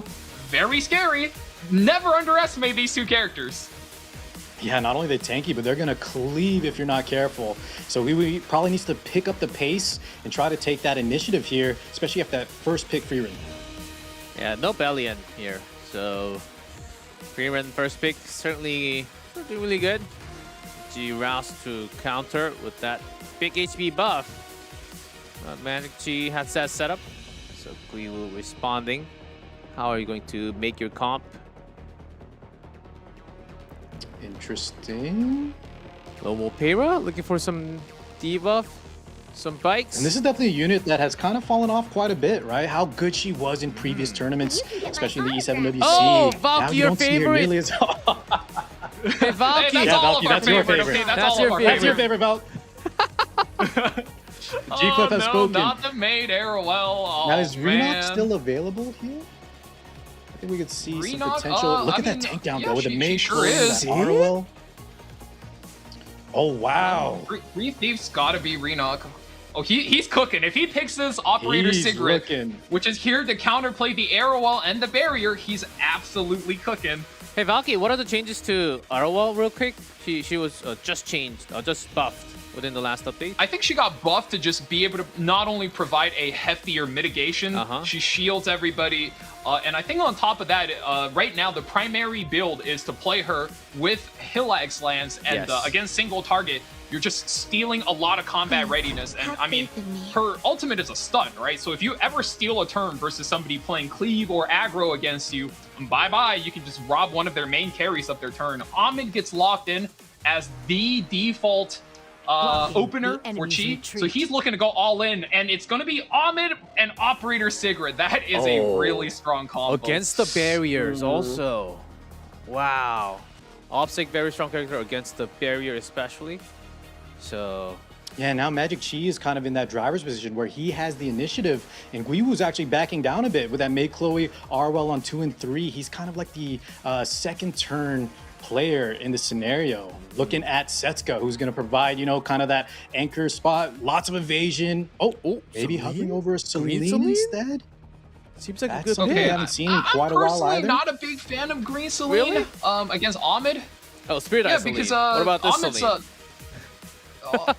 This Celine is crazy. Actually, slightly better. I think Spirit Eye Celine is really strong versus Operator Cigarette, right? Operator Cigarette's gonna scythe your main knight and then drop a lot of damage in on your team, but you can never ever truly kill a Spirit Eye Celine. She's going to be very annoying, or if you're familiar with card game terminology, Spirit Eye Celine is a very sticky anchor on top of being a very strong nuker, getting locked in right here, right now. My question is, though, where's the skin for it? Guiwu looks so good. And the Moon Bunny. Moon Bunny the is just a extra strong turn. default pick versus Ahmed. You just kind of disarm her. She's just there. The moment Ahmed drops the extra turn, Aki wow. makes it through on 5. He is going to the Strat Gauntlet user himself. He's going to detonate some units if he's left to his own devices. Above 50%, right? He has that free soul burn, and he's going to nuke. I like to compare him to like our units of the past, maybe like Aki's Infernal gone. Kawazu, but he is the brand new version. Valve, don't say that to me, man. I got to see him come through. Car, slow down, slow down. No, my brother, we're speeding up too much. No, I think that character is way too good for his spot. I think... Oh, wow. Big bad, You yes. make it through. You gotta eat your Okay, words. let's get That's it. what I thought. I'll eat my words. We get to see an Aki game. Yeah. MagicQi lets in the Aki alongside Genesis Ross. This is the playstyle that's slowly disappearing from the RTA ladder, aggro, where you flex between cleave and playing a turn 2 composition. Really good to see on the ladder. The moment Biblis goes out, the gloves come off. I think I really the like bait. it. We saw Nodos, now we're seeing Aki. We're getting some excitement, G-Clef. Yeah, I think the bait has been tempted here. A Moon Bunny band and Opsig. Some mind games between that. The post band. Aki makes it through. Round 2. What cannot be avoided must be overcome. Mid here. Yeah, Ahmed's Push up. heckin' fast, so she's gonna get that first turn for sure. There's still hope. Aki gang. If we must Aki fight. certainly has a big fan base. This is actually kind of scary because I believe the Ahmed can now give the Aki, like, The buds of just hope how much sprout attack can forth. this Aki have? Some quick head math. This is almost like 10,000 attack, no?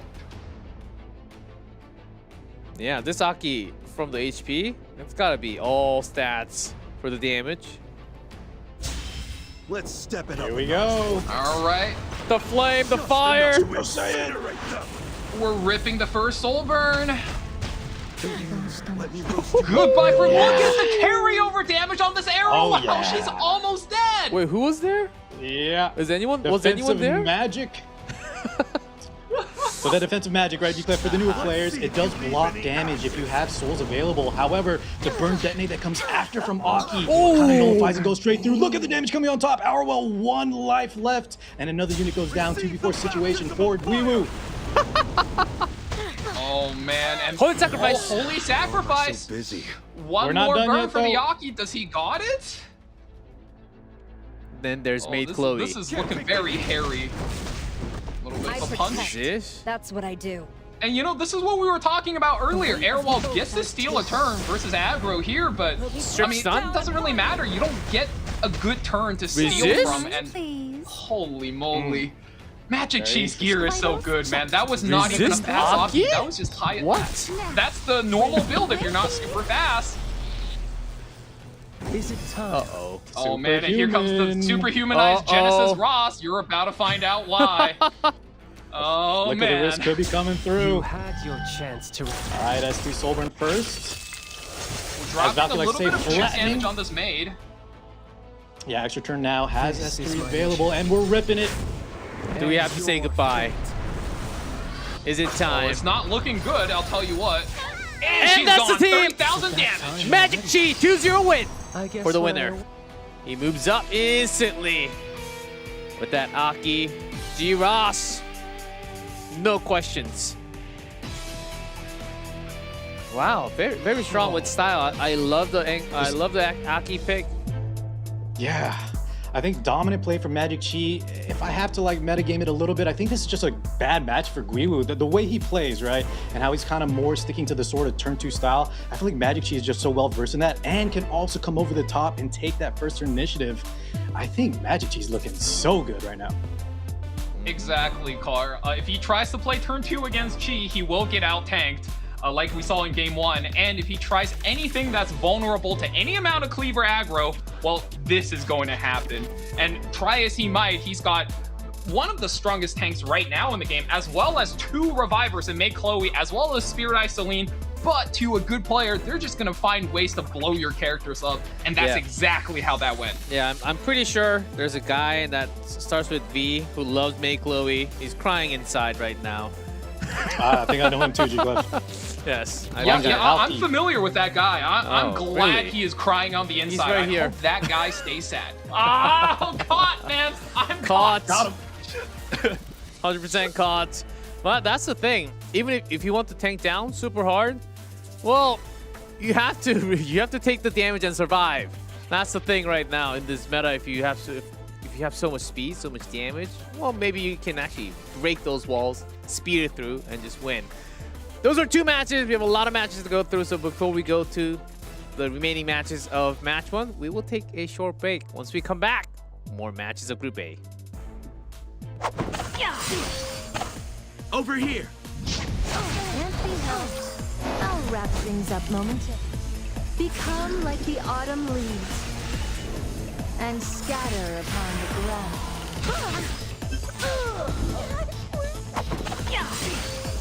You nearly delayed the inevitable. Is that all you had to show me?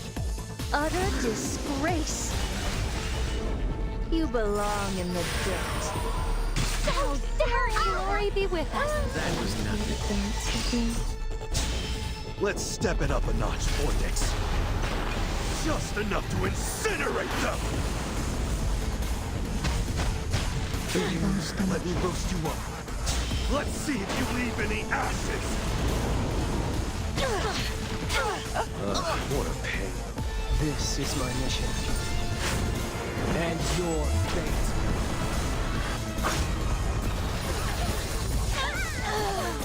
Is it that time already?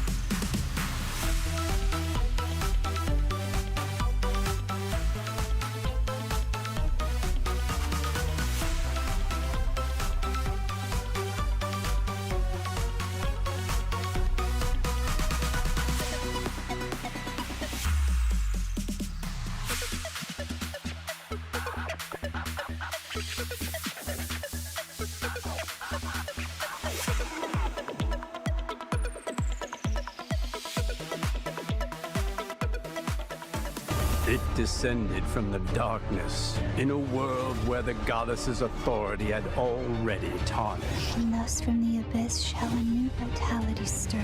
Such is the holy promise. That is the covenant. Such is the savior of the night.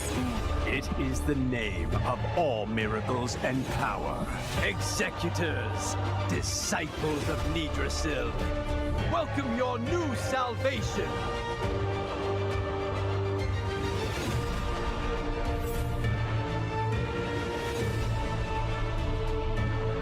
The dark priest that brings the dead back to life? I'm not sure. Haven't heard much about this miracle chapel. What I do know, if there's someone taking advantage of the weak and the sick, I won't ever forgive them.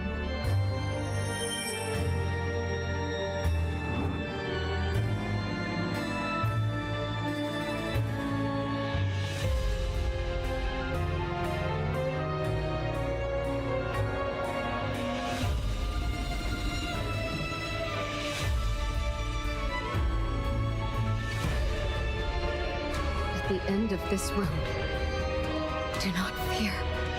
The light shall guide you there. A most persistent ill fate. Will you flee once more? How disappointing. As long as I willingly protect this world, the eternal night can never prevail. O moonlight that shatters despair, shine bright.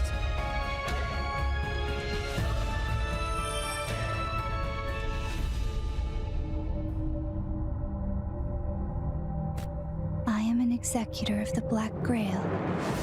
I am the breaker of false vows, the spear that pierces the hearts of heathens. Ah, so Claire, why did you not save me? Blasphemers, you shall be sent to where you belong.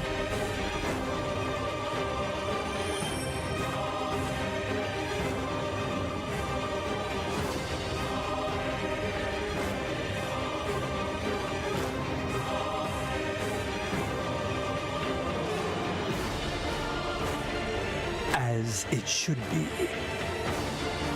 The end has come.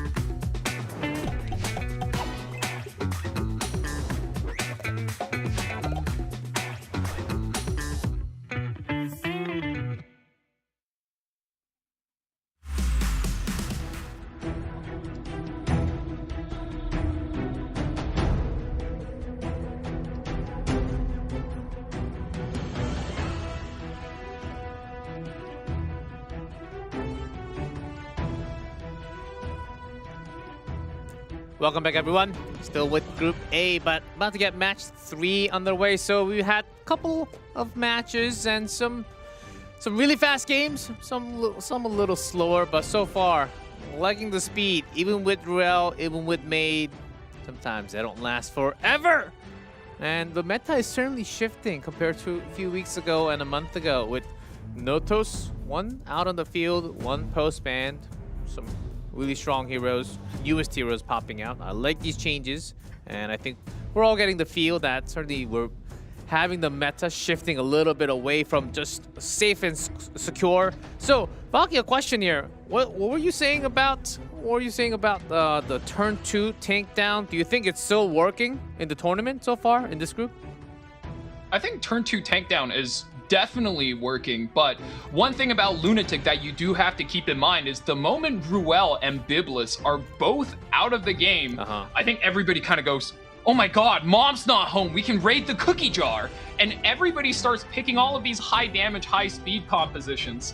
So need to be very cognizant of which characters are still in play and which ones are removed from Lunatic, which is always going to be the key to winning this format. That's when Dad shows up and says, guys, I'm here. Don't just think about Mom. That cookie jar stays because it's Dad's, not... So, surprising. And, oh, do we have the graphics right? I think we just go through the same graphics here. But we do have alibis. Wait, do we have the graphics right? Are we getting Alibi versus MagicQi first, or are we getting? I think I guess so. Yes, we're having the winners lineup first. Alibi versus MagicQi.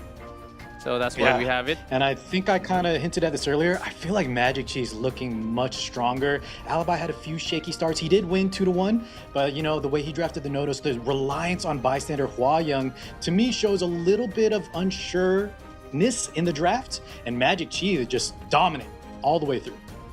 Yeah, and he's got speed. We saw some speed contest with the imprint. Let's see. We mentioned that MagicQi was also capable of contesting speed. I would like to see that. Maybe not all the way out with the imprints. It depends on this player on your screen. With I believe we have over 80% from the viewer, from the fan prediction. Maybe this is the time that MagicQi finally goes out to knock out the main stage. We'll see, just one match away. That's actually really cool. If you win today, you get to chill for the next 3 weeks or more until the knockout stage and watch everyone else play. I'm like, oh, okay. That's cool. That's an interesting thing, G-Clap, right? Yeah, it's kind of like there's a drawback to going first. Everybody gets to watch first. However, you're right. If you do take that advantage and win early, you sit back and get to do the homework and start prepping for who makes it through after you. Because it's all the same hero pool for the group stage. Doesn't matter when you play. It's the same group stage hero pool until Notos. So.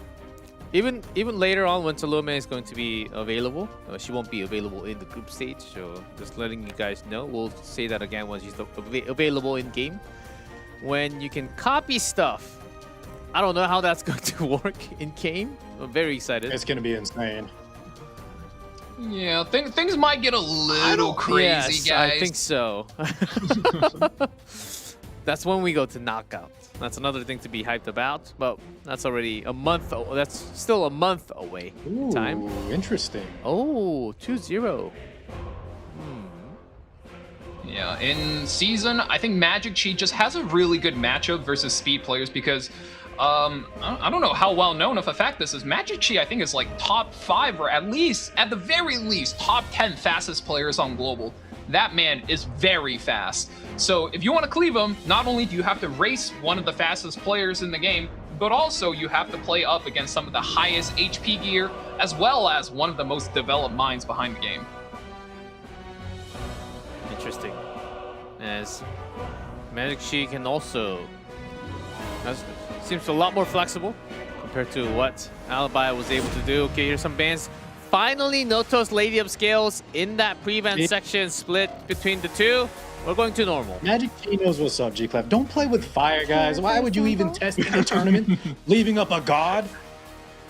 This is exactly how it goes. If you're the turn 2 player, you have to remove those two from existence.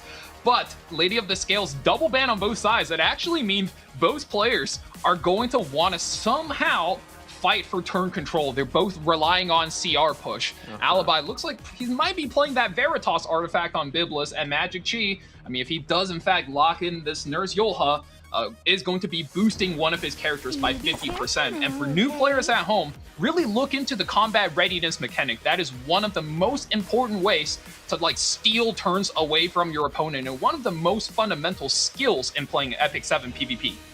Someone needs to be made an example. It takes a lot of experience to kind of get a grasp on your turn bar and who's going to pull before who. It'll take some time, but this is also another way of how you learn how things happen with the highest skill caps from these players. Pasarunka, Yulha, no G-Ross yet, but maybe laying things down beforehand. Those eyes.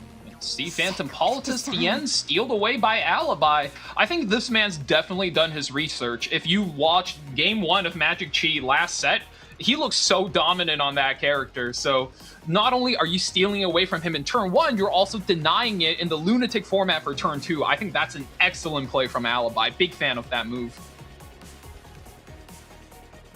Now Chi looking to lock that middle's protected slot. Lots of units available, right? We had that Yulha, a lot of combos hovering over a potential Bellion. We saw that from Guiwu, his previous opponent, where it didn't quite work out. MagicQi, though, definitely is a little more versed, I would say, more experienced. We talk about big experiences, and both of these players, but especially MagicQi, are no strangers to the tournament format. Saying That's no right. souls. See, does he lock it in? He does lock it in. And I just want to point out, yes, he did beat somebody with it, but one thing, huge thing, in fact, going his way is the fact that Nurse Yulha is on his side. So Bellion, Nurse Yulha, very strong combo, and the Ruel being picked up. Oh man, MagicQi is really turtling up. 2 Knights, wow, I almost had 2 Soul Weavers. Nurse Yulha's a thief, isn't she? So 2 tanks, 2 supports, and some of these tanks also double up as bruisers. This is going to be one heck of a walk through. Yeah, and with Alibi with the Sea Phantom pick, he's going to have to be the aggressor here. There's no shot. I think he's going to go tank down versus tank down. He does have the Perfumer Biblis, but expect to see some aggression coming out on his side. Monarch or the Sword Eye Seri could be like a nice anchor pickup there, providing a lot of counters. But let's see where he goes on 4 and 5. Monarch could be an interesting pick here. I think there's a lot you can do when the opponent ban protects a Bellion. Monarch's a good one because she has that high counterattack chance and the injury. And as we saw earlier, Lone Crescent Bologna, also a very strong pick. But I do think you're onto something. Alibi really wants to play all in, but oh no, he's going to hit the pivot. Oh, he is pivoting. Yeah, maybe that's the strength of the Perfumer build. It's going to give him a little bit of that breathing room. Just has an opener. Now his draft looks a lot more well-rounded. Those 4 and 5, both hybrid carries, especially behind Biblets. You can have that utility from the Politis, the DN, right? Potential seals coming out. So MagicQi on 5 here. You're going to want to provide maybe some kind of must-ban scenario for Alibi. Let's see it. This might be a little bit tough. He's hovering the Tori. Tori does get locked in. Yeah, it had to be some really big damage from MagicQi. Yeah, definitely with that hit chance, right? Can counter into that Lone Crescent Bologna. Will it be left up?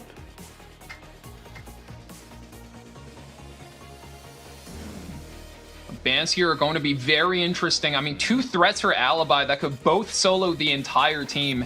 And I think for Chi, it's a little bit more, the water's a bit muddier because there's so many revives, there's so many knights. You don't really know what kind of builds these characters are on. But no, the Tori gets banned out alongside the Biblis. Wow. I kind of like this, right? MagicQi is really, really tanking down. He's going to go through the grind, go through the turns, and just wear him out. 2 revives, lots of healing. Bellion is going to have to do a lot of work. But I think that Perfumer Biblis is exactly the play he's going for.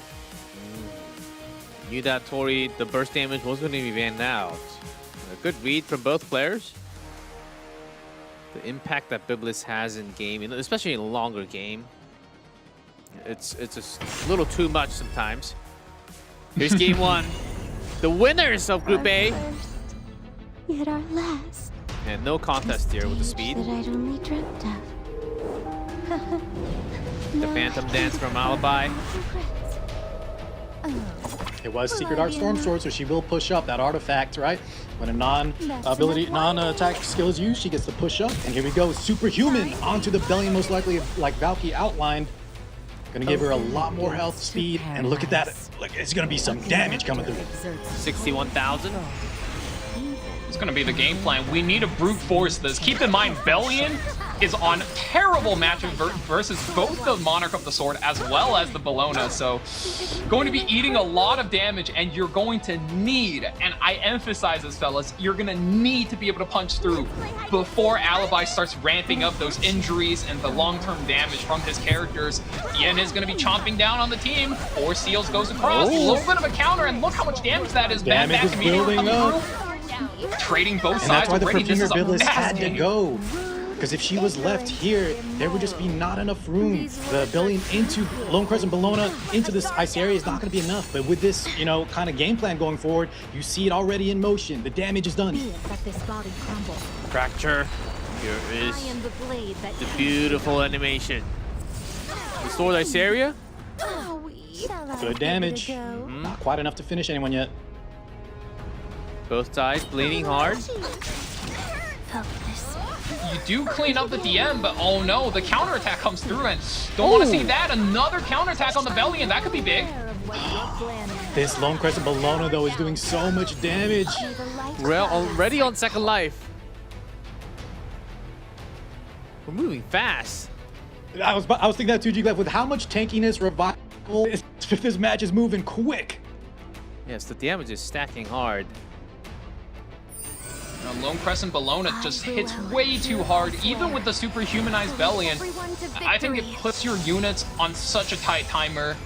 S3 goes over to the Boss Arunka. We're looking to cleanse away all the debuffs, and hopefully this Boss Arunka is on that Soul Burn? the Rocket Punch Gauntlet build. A little bit of damage, so let's see. Oh no, it's another set of counterattacks! Yeah, we saw both counterattacks. Yeah, here we go. And I like that play from MagicQi, giving that survivability. Now the only damage going through on the Bellion is going to be through kind of the rebuttal AoEs from Lone Crescent. Their AoE abilities are not ready. Isari is still on 2-turn cooldown on her skill 3. There's a Bellona. Soul Burn. You the one who hurt my family? Not the ideal soul burn, but in this board state, you really want to heal back up. So Boss Arunka gets the finally S3 back. So we gotta find out if this Boss Arunka does damage or not, because that's going to be a big difference maker. Dropping it on the ice area. Counter attack. Oh goodness. Oh. I don't think there's going to be a lot of damage coming through here. I think this Bellona might just have a takeover. Looks like some tuning is in order. She's still standing.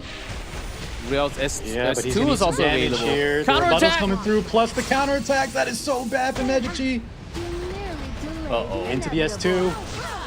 This Batback might be it. Oh! No, survives. Not enough to finish. Oh, that was so Both sides close. of life coming from MagicQi, but he is 1 health in a dream. The Oh, counter. and another set of counterattacks! Oh, you hate to see it! This Isari is high rolling out of her mind! Boss Arunka barely holding, but for how long? You the one who hurt my family? Yeah, on the Proof of Valor, right? No Rocket Punch. Even though we did keep her alive with that Ruel S3, the Bellion is not enough to punch through, and she can't, the Ruka cannot Finally, break these there's the barriers. deep break. Well, a little too late. Yeah, this should be it. I think the Lone Crescent Bellona is just too healthy. Even though Isari with that barrier does have a defense break, but Ruel no skill 3. I think that's it. He's gonna try to stall out, maybe cycle back into skill 3. That self-damage limiter now on the Ruel. I'll wrap things up momentarily. Yes, the Idles Ruel cheers here. classic. So maybe, yeah, we stick around just to see. It's going to be a tough spot to play though, for sure. I mean, you have 2 turns on the clock, and you're eating 1 set of guaranteed Batback right here. This is gonna hurt. He needs 2 hits to kill, it looks like, and I think he has both. Nope, he does have the Isari ultimate. The splash here is gonna send this. Rack your stacks.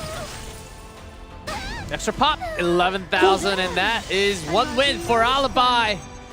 MagicQi, this time his tactic wasn't enough. Woo! Another win for ML Bellona too. Oh. Yeah, I think we're just seeing that maybe Bellion pre, addition of new characters like builders like Nodos is just not quite the band protection unit. She has too many liabilities. Alibi, smart pinch there at the end with the Isari, with the Lone Crescent Bellona, and the Perfumer Biblis on first pick, right? Means MagicQi has to deal with that if he wants to do this really grindy tank down revive strategy. in a longer game, it was really hard to deal with those counterattacks coming out from the Bellona and Iseria. MagicQi certainly not really having the end, like towards the end game damage. Had it early on when Bellion had a lot of HP, but not much after like 10 turns, 15 turns. Exactly. And one thing I do want to highlight, G-Clef, is the pick of this Shepherd of the Dark DN. Not only if she gets put into the game, your opponent gets to cleave you, you have to drop the Bellion on the 3rd pick in order to stop the cleave, because if you don't, you'll get cleaved. But if you put Bellion on 3, well, your opponent is going to have the option to spring in the Bellona, the Iseria. Then you kind of get pinched in an incredibly weird spot. So this is a big point we're going to have to really keep a close eye on how our players adapt to this draft going into the tournament. Again, no Bellion Freeder in 1st pick. Zio, Iseria, and Ilina banned. On standby. Alibi going a little faster. Gear on. Faster than the bullet. I think game 2, especially in the Lunatic format, G-Clef, is where you go off to the races, right? A lot of the problem units are kind of out of the picture, like we highlighted for the Lunatic tournament, and now we see a lot of aggression, a lot of speed come through. Look at that, Tactical Coley with the Renock. Match made in heaven. MagicQi's gonna have to watch out for those two. Zio banned out by both players as well, so you know they want to speed up, and you know they want to really push the tempo. Villager being hovered here, I think they might just get in the car. I mean, we're going in. There we go. We're getting in the car once again. Onman getting locked in. That's exactly these guys what happens. Not even worried with the gas prices right now. They're just gonna stepping on it. Right? If they They're make just it stepping into the money, they will get some tournament payout. So they're gonna burn the gas right now, and I love it. Speed imprints coming through. 2 on the side of Alibi. Oh, even fired Litica? Veronica, even more imprint? 3 imprints. 3 imprints? I think for the state of the draft, Alibi needs to drop imprints because MagicQi has his opener on 3rd pick, which means likely his fastest character is on 3rd pick ban protect. Whereas if you look at Alibi, if you ban the Renock, I mean, how fast is your Wanderer Soap going to be, right? It is a big question mark. You never doubt Asia server, especially not the fastest Cleave Lords at the top of the rank ladder, but it is very dangerous when you got a player like Magic who, I mean, he's one of the fastest in the world, so really going to have to see how he ramps this up. All right, Valk, how does Valk MagicQi respond? There's plenty of imprints out there. Speed imprints. Okay. Christy for ER? Are we? I don't know. I think he's just hovering. Are we sliding? Are we turning? Crazy pivot here, but MagicQi could do it. It would be a nutty pivot. Fenris? Yeah, I highly doubt it. It could be Fenris. Fenris is a big counter to Tacticoli. By the way, that timer. I don't know if you. Arbiter Vildred? Hold. This is actually doable. It is winnable. It is doable. It is doable. He's thinking about it. I think Magic is looking to pivot. Fenris gets locked in as a counter to Tacticoli. And RV is certainly that's going to be excited. Yes, RV is certainly locked in. Bring in the snakes. Oh! So iconic to EpicSeven. Arbiter Vildred makes it out here in the Masters tournament. Might get banned though, G-Clef. Don't get your hopes up. The biggest anchor in the Alibi's world. looking for a pivot. He's actually stuck in an extremely uncomfortable spot. So for everybody who's not super locked into this, both Fenris and Arbiter Vildred are pretty big counter picks to the Renock and Tacticoli combo. So no matter what Alibi does, I mean, you have 2 very, very powerful characters to overcome. And I know Fenris gets memed on a lot, but in this matchup, he's actually quite solid, provided you have the right build. They gotta go. No, Arbiter Vildred, when he revive, he's gonna wipe out, so had to be banned. Still 3 imprints. And MagicQi, can he take on this heat? And who's gonna... With that many imprint, Alibi should go first, right? Should, there's right? No but way. There's still RNG. MagicQi could be just faster baseline, so we're going to have to find out here in just a few seconds. Turn off HDR. I'll let the production know. Let's see. All right, well, moment of truth. Who wins? Oh, yeah. That's Renata far goes by away. 9%. I don't think we're away. too surprised here. Yeah, with that many imprints. But on who? Who do you mark? The question of the hour right now is, are you fast enough to cut to the Coley because Fenris need quite a bit of speed in order to enable this. All right, let's see the extra attack. We're shooting it back. Does it cut? Oh god, I can't see who's next. I think next is Coley. I don't think the Fenris cut. I think it's Coley, yeah. I think it's Coley too. Too much of a gap with the imprints potentially. Here she goes. Tripwire. Drop it on the Builder. We don't want to see him. The free run's gone as well, and Coley does take the Oh, Alibi! This much speed. It misses, but it takes out the Fenris. Unfortunate. Oh, no. Don't matter, won't matter when you got this much speed and damage. Managed to try to respond, but wasn't done correctly this time. 2-0. Alibi. We got the first name out from Group A. Sheesh.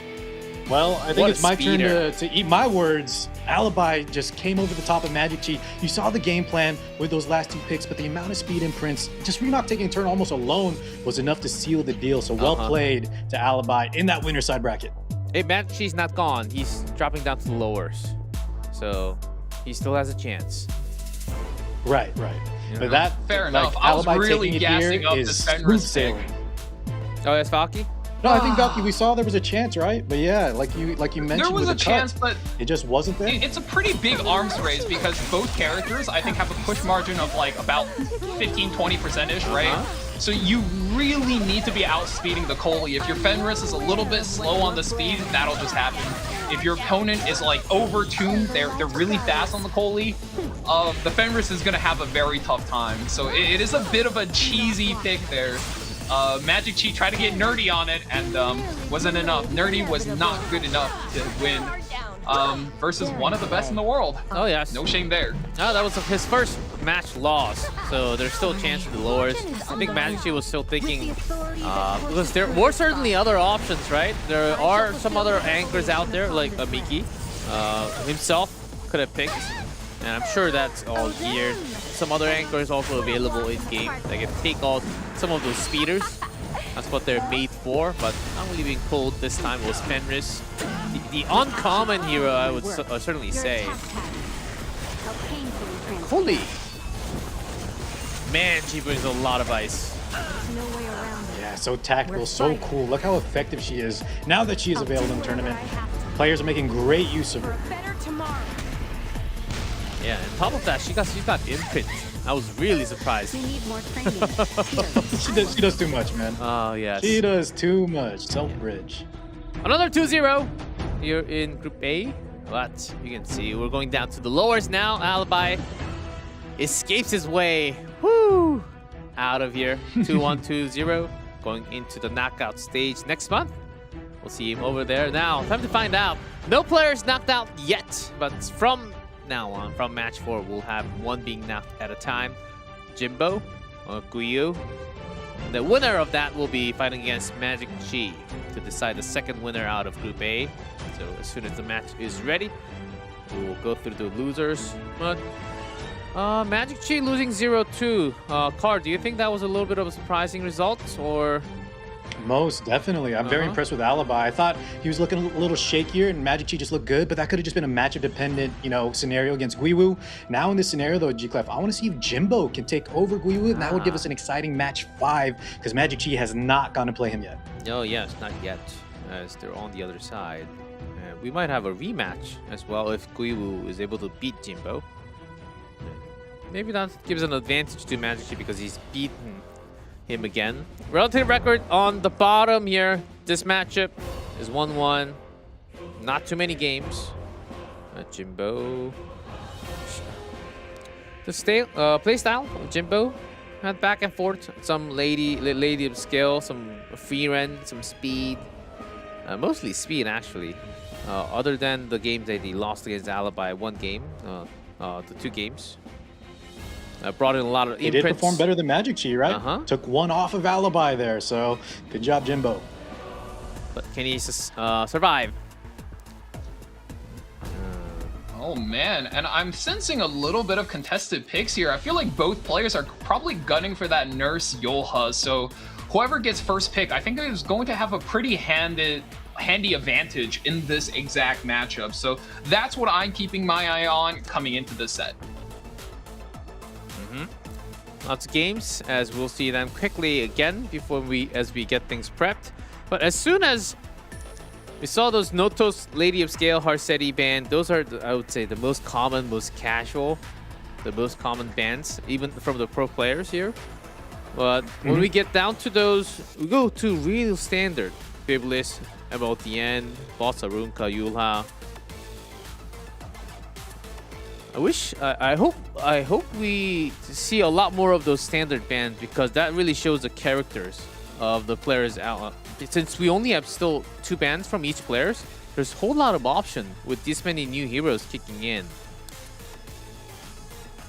Yeah, I imagine these players are definitely getting a very different experience than what they would play on the rank ladder. And I think if you can play like Alibi in that last set just now, game 1, he used MLDN to absolute maximum of her potential in the draft. And game 2, I believe he used the Renok. So if you can find your way to really use these second picks and get the most value out of your early draft picks, stealing them away from your opponent, you're looking great. Jimbo, Guiwu. The opponent, we've seen some Bellions. So far, nah, I as far as I remember, Bellion also 0-2. Had some impact, Yes. not enough. And usually the team with Bellion actually lacked damage. That was the thing. Yeah, I think the players that are relying on that ban protect spot, G-Clef, that's not quite working out, especially with the new additions to the roster. So I expect to see them mix it up. Does Guiwu have another game plan going forward? Another thing I want to say is I think it's important, even though we have these kind of takedown players, we're seeing how effective, especially in the Lunatic format, you need to have some contesters available. If you just go pure turn 2, a lot of times you just get run over in game 2. Certainly, right? Best of 3. You got to think all the way. Maybe thinking each game individually is not enough. You need to have the entire board plan against a certain player. And you only have a decent pull in your group, so I think it's good to do your homework against all 3 players that you might have a chance to go up against. I think getting things ready. We need a couple more seconds before I actually jump in. Oh, hold on. We've got the bands! Notos, Zeo band, so we have Lady available. Biblis also allowed. Yeah, with that Zeo band, expect Jimbo to kind of, put a little gas on his side. Doesn't want to get interrupted with his effects, right? Zeo, for anyone watching, most players know, but he is a very good speed contester. One of the best for players that are newer, especially. If you can't build a lot of speed, you have the Zeo. So you've chosen to Also, defy a Guiwu plan. keeps on banning these 2, Tenebria and Secret. Might be just solid what he does all the time. May I play you something? Those are I just think he has a very, comfort very draft good setup. picks for slowing down playing turn 2, because one of the biggest issues with turn 2 at the moment is just if you get tagged with way too many debuffs, then you end up in a tough spot. Guiwu here is going for the old, this is all reliable. I mean, you got Nurse, you got Bellion, that's his bread and butter combo. But in this spot, I think as long as your Bellion isn't stuck on Ban Protect, I think that's okay, because now you have more flexibility to your strategy, so he's not stuck playing that turn 2 playstyle. He could swing back into Cleave if Jimbo slows down, so a lot of information being traded here, but Jimbo with that second and third pick is going to announce, hey, my strategy will be fast or slow. We're going to have to see what he goes for here. Yeah, he has a lot of room to pivot, right? With the Lady of the Scales, she can do it all. Can provide some damage for Cleave with that abundance, the fixed damage. Can also tank down, provide a lot of damage mitigation, damage share. Perfumer Biblis is still available, so let's see which player wants to grab her up. Bien as well. We got some problems on the board. We have a lot of top tier heroes. Oh, Aram? Do you Biblis. like the scent? Biblis is going to get locked in, which almost certainly announces a turn 2 draft, but DN being locked in on third pick Ban Protect, that's a bit of a head scratcher personally, because on third pick, you want to pick something that can define your team, that can linchpin your strategy together. DN is usually more of a supportive piece on the side, and especially when you can't soul burn, I don't have that much faith in her personally, so we'll have to see what Jimbo is cooking. Guiwu on the other side, I mean, Ruel, Boss, like those are all decent characters to define. Yep, Boss Ruka just says, hey, you better pick a lot of AoE, Fortune because will if you favor don't, us. Oh my god, I'm not even sure AoE is gonna do the job. Ruel is popping her off completely. Oh no. Yeah, and you kind of see his game plan, right? You have the Bellion to enter a lot of problem units, especially when souls are involved. You have double revives with utility, Yulha, Ruel, and then the boss Arunka on that ban protect. Guiwu is setting up a wall. Hey, we've already had this question and solution with the Emma Bologna. Is it coming out again? It seems like Jimbo very has a similar lot of questions. room here on 4 and 5.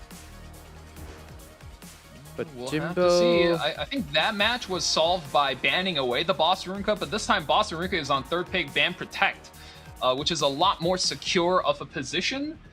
Let's see if this is some Jimbo's comfortable just saying, yeah, I've seen this draft solved. Let's just solve it the same way again.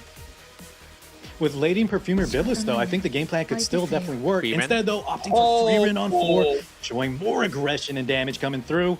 Maybe the Bellion ban could be coming? Yeah, it seems so, right? Because of those two characters that need souls on the left side. Right? Call for Freerin on 4? Then Guiwu should know this by now. Freerin into the Bellion because your defensive magic passive is just getting completely shut down. So, yeah, Guiwu, as long as he can find a different character that's here to shut down Freerin and potentially the DN, I think the DN could be problematic. Definitely problematic. If he locks in the last rider crowd, leaves up Freerin, expects the Bellion pre-ban, I could see maybe a grind coming through. No, pivots last second in Ilinov. Oh yes, pivot though. Bans out the Bellion. As we all expected. Yeah, it was no question. I think I would have preferred the crowd, but let's see what Guiwu is cooking up for us. Guiwu was thinking about crowd. Came down to Ilinov. Doesn't make it on the field. As expected, Bellion had to be the ban. Interesting choices from both players, actually. Deciding to ban out the post-ban early on and then still going through your chosen draft from Jimbo. Let's see game 1 of our 4th match of Group A. Time to submit. Yeah, no real fast characters on the field. We have a lot of souls available, though. The Freerin Magic Ring, Togahell's Ancient Book on our DM. Let your death burden this land. Lady of the Skill will start us off. We're chopping down a little bit of HP on the DN. Freerin now gets to go. We're dropping not only a lot of damage off of this S3, but the little bit of splash damage is going to mitigate the penetration loss against Empyrean Ilinav. And that was Candlestick and not Idol's Cheer on the Ruel. So expect instead of turn cycling, we're going to have more cooldown reduction, which could come into play because Guiwu needs to tank down. He might need multiple S2, S3s in this matchup. Gets the dual attack from the Freerin. That's a lot of damage. Buff Strip comes out on 2 of them. So a little bit of effectiveness on this DN here. Chat saying easy win for the left side already? We'll see about that. Let's bet on who's faster, yeah? There's some extra protection on the right. Ready to ride? You know, usually I don't quickly jump to conclusions, but I would have to say I like where Chad is going with this. Normally against, you know, Freerin, Boss Arunka tends to not feel super comfortable, but I think with a high HP build, Freerin is kind of favored in that. A little bit of venom damage coming through. Injury does stick. Yeah, the Perfumer Biblis is going to just give so much value to the side of Jimbo. And with Guiwu without having like any real damage, I don't think he can survive long enough here. Yeah, those are all the setup for Bellion. And he's gone. You know, some resist, but still the damage again. Instead, if we had maybe like a Last Rider Crow and Ilinov, we could Superhuman, try to get those cycles in the ES3, knock out a few units. But even then, I think Jimbo's draft is looking a little more solid overall. There's a thief. Superhuman Arunka. Oh man, Guiwu bought himself a lot of time. With that turn, and I think this Boss Arunka is something to the tune of 60,000 HP now. Rupture does come through, so the whole combo is actually going to do quite a bit. How much is that? 27,000 damage in total. My man, that's gotta hurt. That's Freerin. All the stats into damage. And the other three, not really even been touched, other than at the end. Ooh, all resist. Does good damage though with that AoE. Fixed damage. It's up to you. A little bit of a dual attack action. Once again, wow, that boss Arunka, so not only is she high HP, but she's still on a splash damage artifact, so putting out a lot of damage over time. Every character dropped their immunity now, so finally Bien's ripping this turn. Does it do the job? Yeah, but Nelky, even with the rocket punch, the fragrance effect from Biblis, look how healthy. Also, the Lady of the Scales. Guiwu's just got so much to chew through right now. I don't think it's enough. We finally get the turn on the Ruel, and Yulha comes is back. that the revive though? You put it on the nurse Yulha. She still has 3 turns until the ultimate. That feels like a very forced play. Like he didn't want to do it, but he had to. There's no other good candidate. Guiwu sort of stuck in his own question. That's Jimbo. Still plenty of damage potentials left.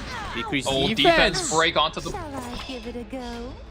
Yeah, that defense break it's so scary. The moment your boss Arunka drops that much defense, not only is she getting popped quicker, but also she loses so much damage on her artifacts.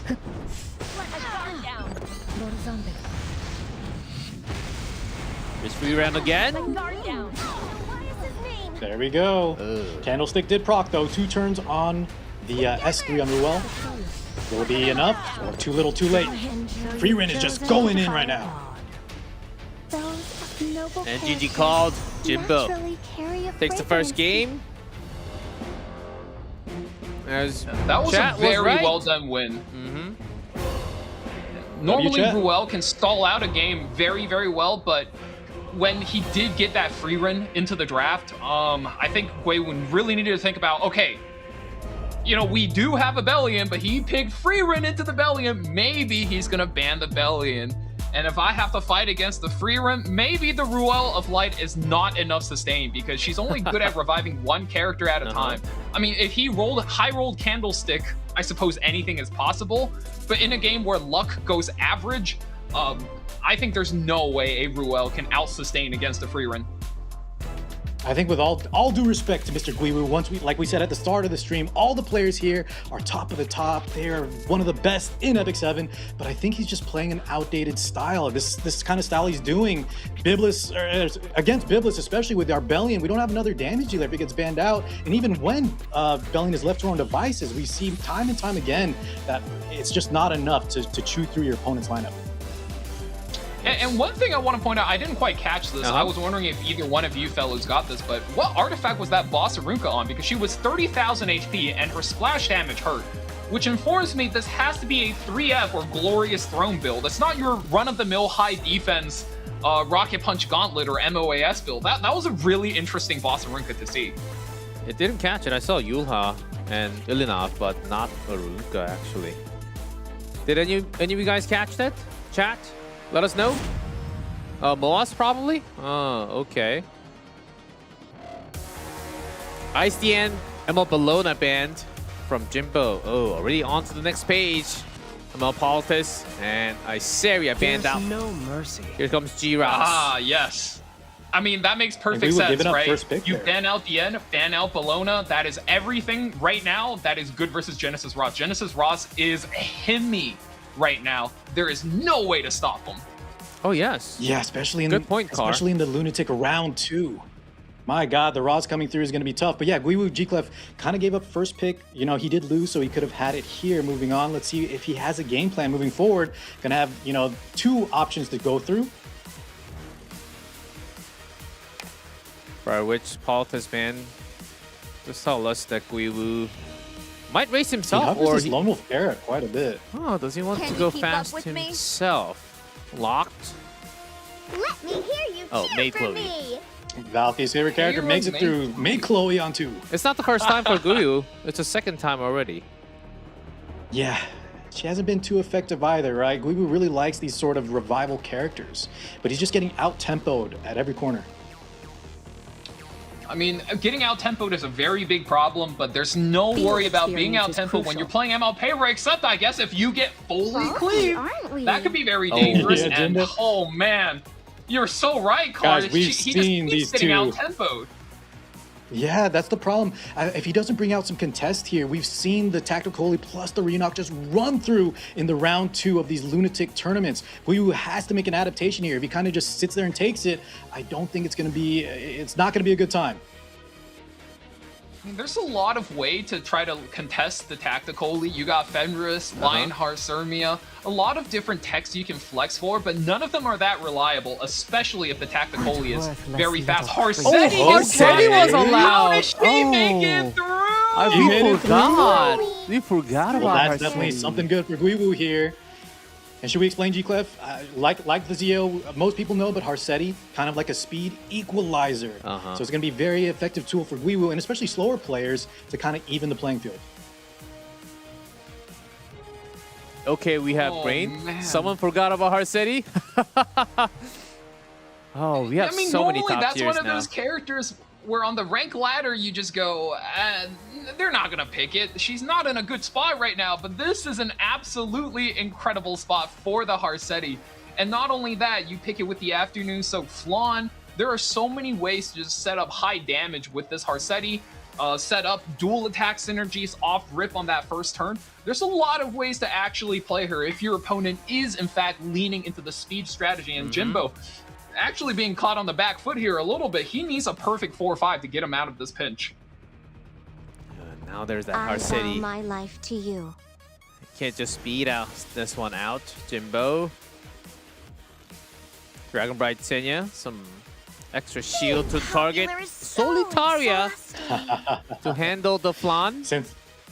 Yeah, the Sea Phantom is banned, so you have Solitary as well, Anti-Focus, G-Clef. We've seen many times in the past, right? This is a strong counter unit into characters like Flan. That could be a ban on the side of Guiwu if he deems that his Flan is going to be the main damage dealer for his squad. Solid pickup, but almost certainly ban. For the new players, characters like Harsetti and the Afternoon Soak Flan, they require focus to get their damage going. So a character like Solitaria, whose passive completely just says, hey, no focus for anyone, really puts a damper on these characters. And right here, a Tywin gets picked up. Oh man, I think Guiwu's found a good draft for himself. Even though, you know, if he bans the Flan, you end up with not a lot of damage. I think this is where he wants to be at. This is the comfort zone for him. He's finally dragged down Jimbo to this slow spot where, I mean, I think Jimbo's going to have a very tough time this match if he doesn't get lucky with speed RNG. That's Solitaire gone. Harsetti now on the field. Are we having enough damage? Is this Tywin some extra damage, Tywin, that we've seen not? Most likely not. The damage coming through mostly Harsetti. Probably Lone Wolf Para can do, as we've seen, right? S1 does a decent amount of damage depending on her artifact. She could also Soul Burn for AoE. But you're right, both you said the damage could be a little low. We'll see what happens. We've had some of those games already today. Harsetti from Gui setting things right for herself. Harsetti injury, okay. We'll see how this defense goes. break on the Renock. Oh, this is going to be a lot of damage. Get her out of here. Holy! Fairy Tale for a Nightmare too. That's Harsetti 101 for all of you. That you can keep up with me. This is not going to be very good into the ambitious Tywin. I mean, all your bombs get cleansed. That wasn't good. I'm actually even surprised he didn't put the Renock as the back unit for the Dragon Senya to protect, because now what are your characters gonna do? It's such an awkward spot to be in. If your Ross goes for the seal, you know, do the other characters cleanse it? Oh man, this looks like such a mess already. When a speed player gets dragged down into the Harsetti bog, it never looks good. Here we go. Jimbo sending it in. Yeah, it can get some massive damage, but there are revives and made Chloe. That's at least one down, though. That's a start. Now, Tywin did proc, so he has Ignore Efrez on his skill 3. However, you have an immune Dragon Bride. We know Genesis Raw is also immune, so he opts to just S1 onto the Coley, locking her down for the next turn. Now that I'm looking at it, Jimbo's actually in a pretty solid spot considering he lost Greenock for free. Drops everything on the Ambitious Tywin. Because Ambitious Tywin actually saved all of his cooldowns, so need to close out that kill ASAP. Still burn. Goes for the S1. Detonate, not quite the kill yet. Oh man. Should secure. A little tap. Oh my god. Barely makes it through. Arcetti up to bat. Does have Fairy Tale for a Nightmare. Resist on the defense break this time around. There'll be a lot less damage coming through for Jimbo. You can get my autograph Oh, and the Coley did not drop below half on the hit, so unfortunately not going to be activating the Dragon Brysenia. A very awkward turn there. Dangerous. A simple task. Oh, does take out the Tywin though finally, and I think I'm not gonna say he's out quite yet because he still needs to close out the May Chloe. As long as May Chloe's in the game, she has a chance to close out the game. Just revert everything with a big old revive. So yep, 2 turns on the VIP treatment. Full resist. If you have no use, getting some cheeky duels there, a little extra damage on top. That's what Guiwu needs. He needs to deal with his Dragon Bride. The Genesis Raws though still has that second life available. Okay, he doesn't decide to but proc. now he's forced to activate. Would you go ahead and die? I vow to be your The big spear. You got to give it to the Harsetti though. She's doing an impressive amount of damage, but this is surely going to activate the revive. So now Guiwu is stuck in a real bad spot. Is it time? Oh no! You know, I thought there was going to be way more damage, but he's hanging on. Yeah, there's a defense They buff are too. tanky. Those May buffs. He's hanging in there. Look at that. Every time the turn comes around too, right? That S2 healing proc. My guard down. And next turn, Maid Chloe's That's really bad. going to bring him I back. think it's cooked. May Chloe ran out of her own revive buff, and Genesis Ross, this boy's rotated so much his entire combo's back. GG is called. Jimbo takes it. Oh wow. That is it, Jimbo. Guiwu, I would say slightly different look to all the other players. Maybe you can say it's not really too old. It's only been a couple of weeks. But maybe his style is just not working out in this group much. Yeah, he just doesn't bring enough damage. Every time, right? He just is slightly off key. I like the picks though. We saw like in the other games, the Runka trying to solo. Harsetti this time around. Look at the damage, it's there. But it's just not enough to pinch with that kind of revive setup. And I think his opponents are both out-drafting and out-banning him as well. Yeah, some chats having some questions. Why didn't he continue when he had extra revives coming back from Maid Chloe? Valky, could you explain on that? So the only character with revive left is the Harsetti, and a Harsetti, strong as she may be, is not enough to close out both a Dragon Brysenia as well as a Genesis Ross with his own revive. So the board state was in such a way where Guiwu was really stuck, and you got to give your hats off to Jimbo though. We all thought he was stuck in a terrible spot, down 2 characters, and he was still able to find a pivot between the Ross and the Dragon Bride that completely let him flip that match. Color me personally impressed.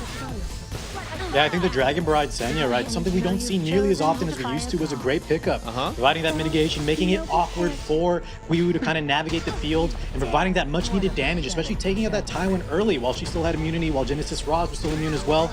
And those 2 alone were enough to solo his team. Thanks for clarifying and answering the chat, because there were some question marks. And certainly today we're seeing some teams, some players focusing too much on tanking that they're lacking some damage. Hopefully this doesn't return in the remaining matches or Group B, as we'll have different sets of players when we get there. Still remaining one more match. MagicQi lost 0-2, but he's got one more life. Or is it Jimbo? He seems to be doing much better. Much better. Well, G-Clef, this is the match I wanted to see, right? Because we saw Guiwu already fight MagicQi. Now we have Jimbo, who's looking really good here. He's going to bring a fresh take on the drafts. MagicQi definitely was watching, but I'm curious if he's a little nervous. Jimbo looking strong. The global battle. Let's see who wins. Let's see who wins. This is certainly Certainly a match you cannot miss. Winner moves up to the knockout next month. MagicQi here just looking at the graphics again and again. So going back to... And there she is, right? The Sea Phantom Politis that's come through for Chi again and again. In his weakest set of the night, you gotta mention, it was when the opponent took away the Sea Phantom Politis. So whenever both players have one of these characters that they're very contested, especially in the ban protection slot, you gotta keep your eye on who gets first pick because they get dibs on the ban protection slot. So I think once again, it's gonna come down to who gets first pick. I believe Jimbo got the first pick last set, and he took the set very convincingly. And both of these guys, I mean, look at that. Most ban protected is the Sea Phantom. That is the turn 2 player opener of choice. So, oh boy. That's why it's so strange when Guiwu gave up his first pick turn in the last set. First pick is, like you said, Valky, just is such a huge advantage right now. A lot of the tournaments and metas it has been, especially now. So giving it up, you have to be cooking up something. But between like leaving up Notos, between giving up first pick, yeah, I think Guiwu is kind of needs to go back to the drawing board and reevaluate. But that being said, we're now in Jimbo versus MagicQi. I can't wait to see this. Yeah, good point. Both players, even throughout the season, in that ban protection third pick, the most pick was Sea Phantom Politis. I think that's the key pick when we talk about this matchup, as it might be banned out. But she's not really pre-banned in the first game, so I think it depends on who picks her up first, depending on if Notus is allowed, Lady of Scales, Yulha. I think we'll see her more often in game 2. Oh, yes. But Alibi did pick Politis in game 1. Yeah, you're right. So we'll see. I think the importance of her, the tier list goes up because of the matchup specifics. Oh, we've seen what happened. Harsetti banned, which means Notos. Double Harsetti. Oh man, Jimbo. Notos. Leaving up the Notos. There he is. A bunch of cannibal misfits. Jimbo needs to pick up that Shepherd of the Dark DN. You already gave over the Notos. You banned the Bellion. If he gives up this DN right here, I'm gonna call it. By pick 2, the set is over. But hey, he does pick it up. We don't fumble. This is going to determine who gets knocked out and who's moving on today. Quick response. And the Biblis. Oh man, Jimbo's really keeping it up in the air, whether he wants to cleave or if he's going to slow down to play a bit more of a turn 2 and use this DM for a more supportive role. So Chi gets that's the hallmark of a flexible player, just like MagicQi. Now MagicQi setting up the Notos draft. We're going to see some supports for him, and then most likely a second kind of carry in case the Notos gets banned out. But you really want to play around this character because, like we've seen, a lot of times, if you don't mess up, when he gets through and he gets his game plan, presses that button, it's all but over. After that Notos, MagicQi thinking double time, triple time. How he actually wants his form. Notos not really in sync with the other heroes on the team, I would say. So you have to create another set of team with Notos. Yeah, he's a little weird like that. And I think, yeah, you either have to do what MagicQi is doing right now, which is to commit a lot of characters to defend this Notos, or you play him as a cleave anchor, and there it is. The Sea Phantom Politis being secure for MagicQi. I would definitely say he's very favored in this matchup, but Briarwitch Iseria, Jimbo is holding nothing back. Oh, I mean, it's well Notos. Jimbo! Not let this go. I like this guy now. Oh man, he's showing he's showing styles. a lot of damage. Oh. Yeah, he's doing it right. You cannot let Notos play the game. You have to drop the Briar Witch, get the defense break, and just let the cleave go through. MagicQi needs to think about whether he wants to race him. I mean, you're racing... I would say this is even in terms of characters, right? You have Briar Witch versus Sea Phantom Politis. I think these characters, after the exclusive equipments, are 1 speed apart. And it looks like Chi says, nah, bro, I'm faster. So let's see this go through. Yeah, and if not, there's Zio available too. Koli and an imprint.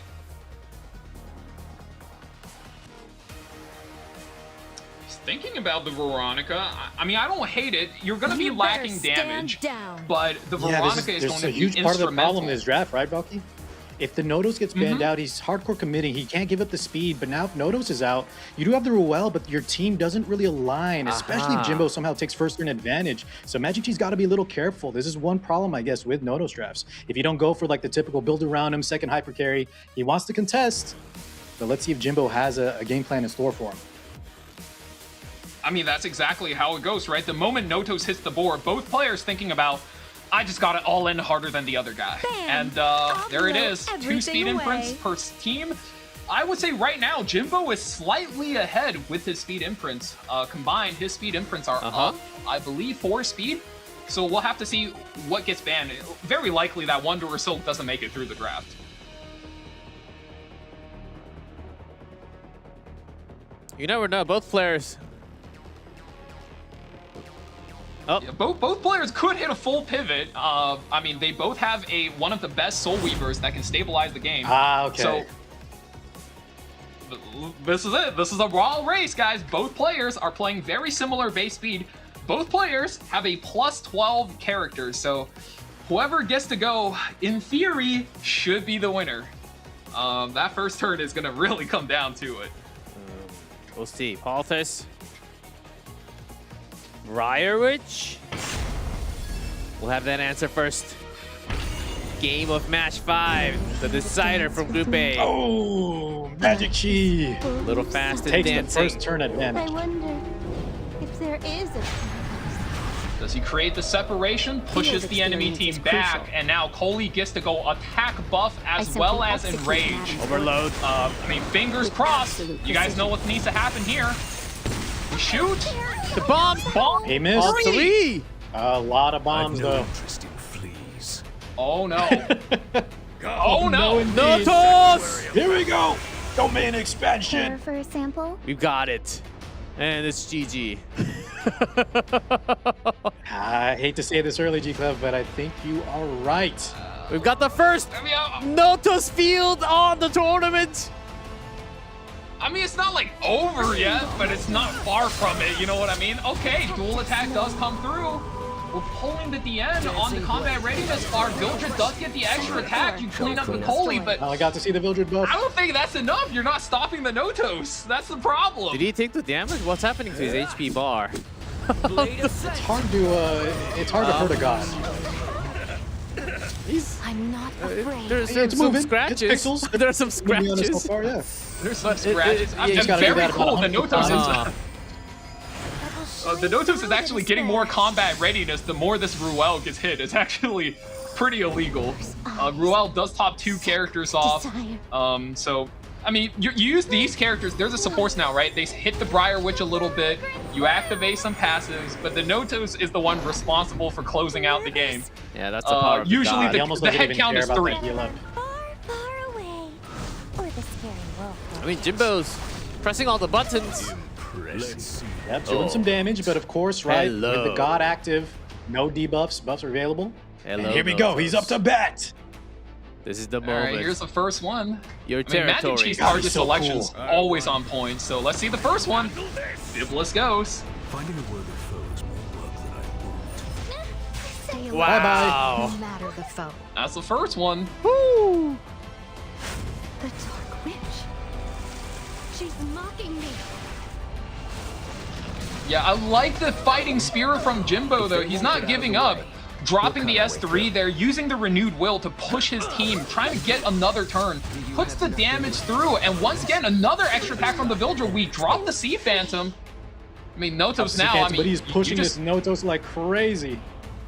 You send the Vildred home now, right?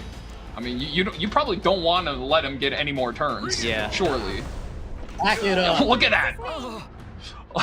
Just one punch. Punch in the Vildred mouth. says, I'm going home. How I spaced out. Is there a way? No. There's a reason they No, And there's no way. Jimbo says the same thing. That's MagicQi with a game win, round 1. Notos finally having 1 win. I like where the draft went. man. In hindsight, maybe you just leave that speed imprint up if we knew MagicQi was going to be faster regardless and deal with a no-toes guy. field. But, you know, he did not know. He wanted to race. It just didn't quite work out. Hey guys, just reading from the result, Coley did much more of the damage. Just saying. Notos didn't do as much as Coley. Just saying. Yeah, Coley did carried that. Yeah, she did so much more damage than Notos. Guys, just saying. it's about finishing your plate though, right? You might do more damage, but you're just peppering. Notos is deleting them from the game files.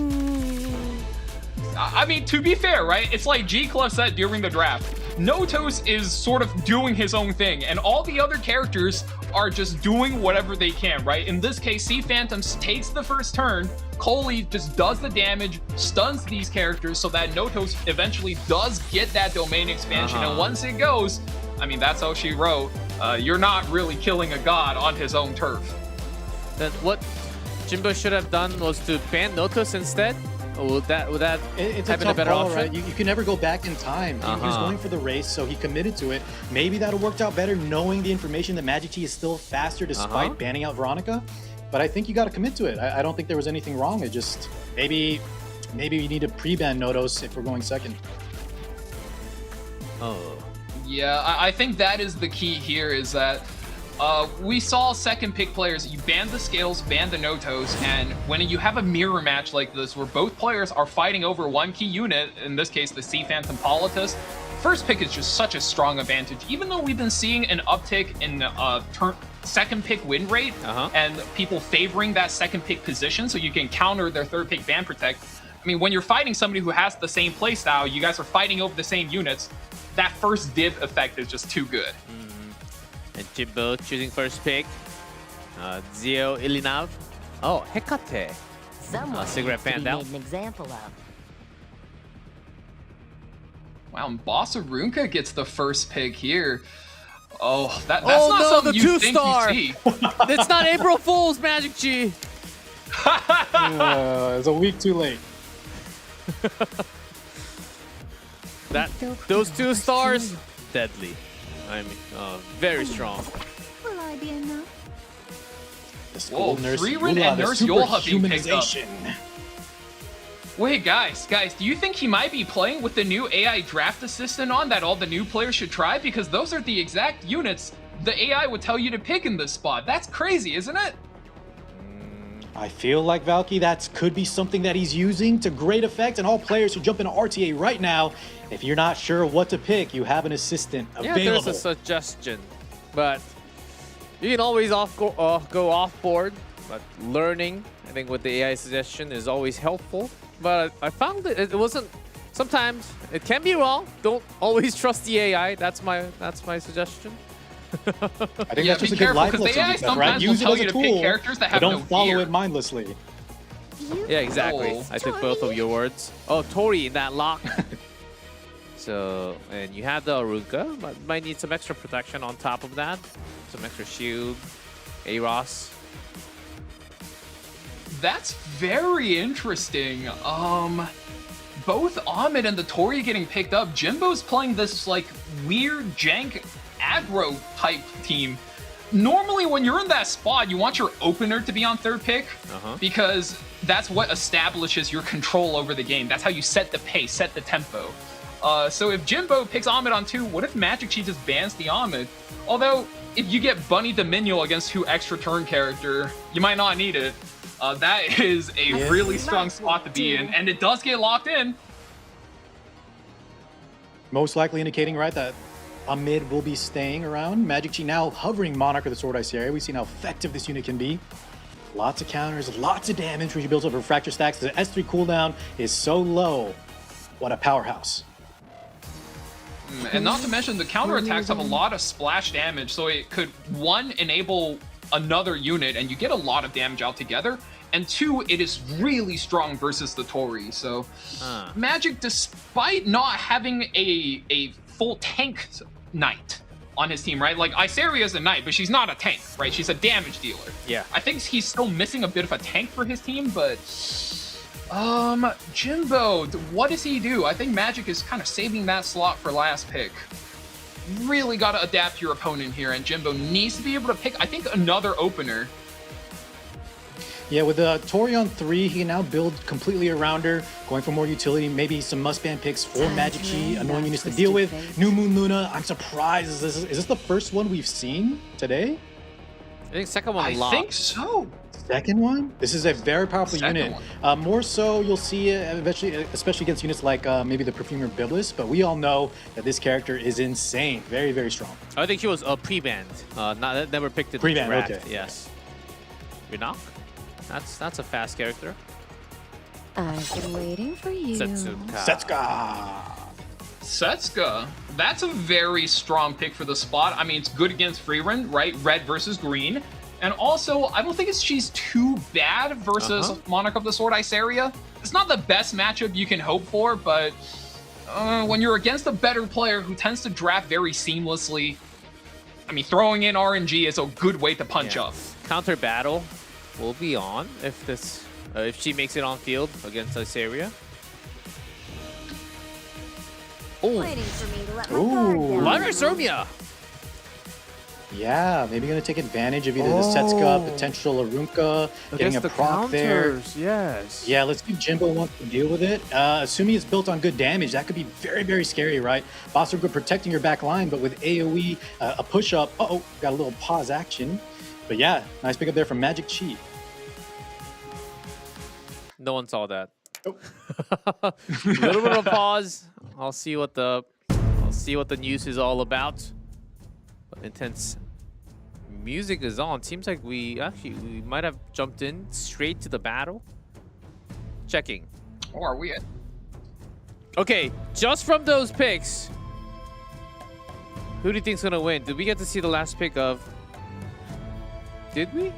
Chi last pick was It was Lionheart. Last pick was Lionheart Yes. and Setsuka. I think the bans are going to be Lionheart and Luna. If it's the bans are Lionheart Luna. and Luna, I think MagicQi wins. Just going off of vibes. I'm vibing. I'm vibe checking it, guys. What about chat? Left side? You think it's MagicQi? If those are the bans? I mean, chat's been on point. Yeah, chat's been on point today. It's a slight connection issue, and as soon as the connection is on, we should get into game. We just have the slight pause.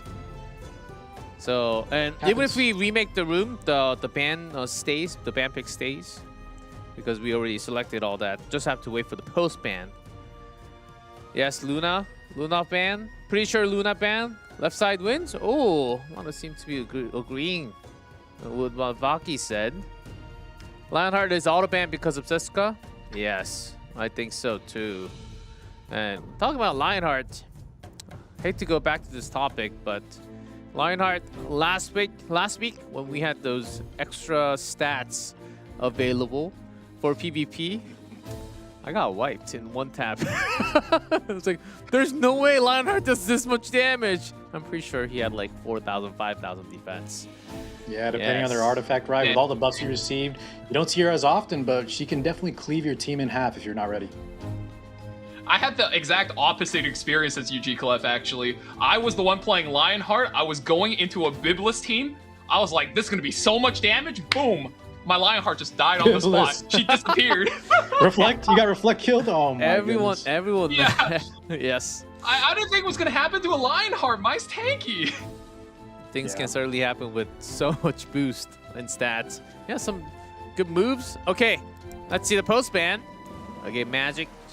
Chi made up his mind, waiting for Jimbo's. It's got to be Luna ban. With the way he drafted, right? The Moon Bunny countering Diamid. I think New Moon Luna is definitely the problem unit here. Yeah, you don't for the want side those, of MagicQi. You don't want those seals. There's a whole lot of passive on the left.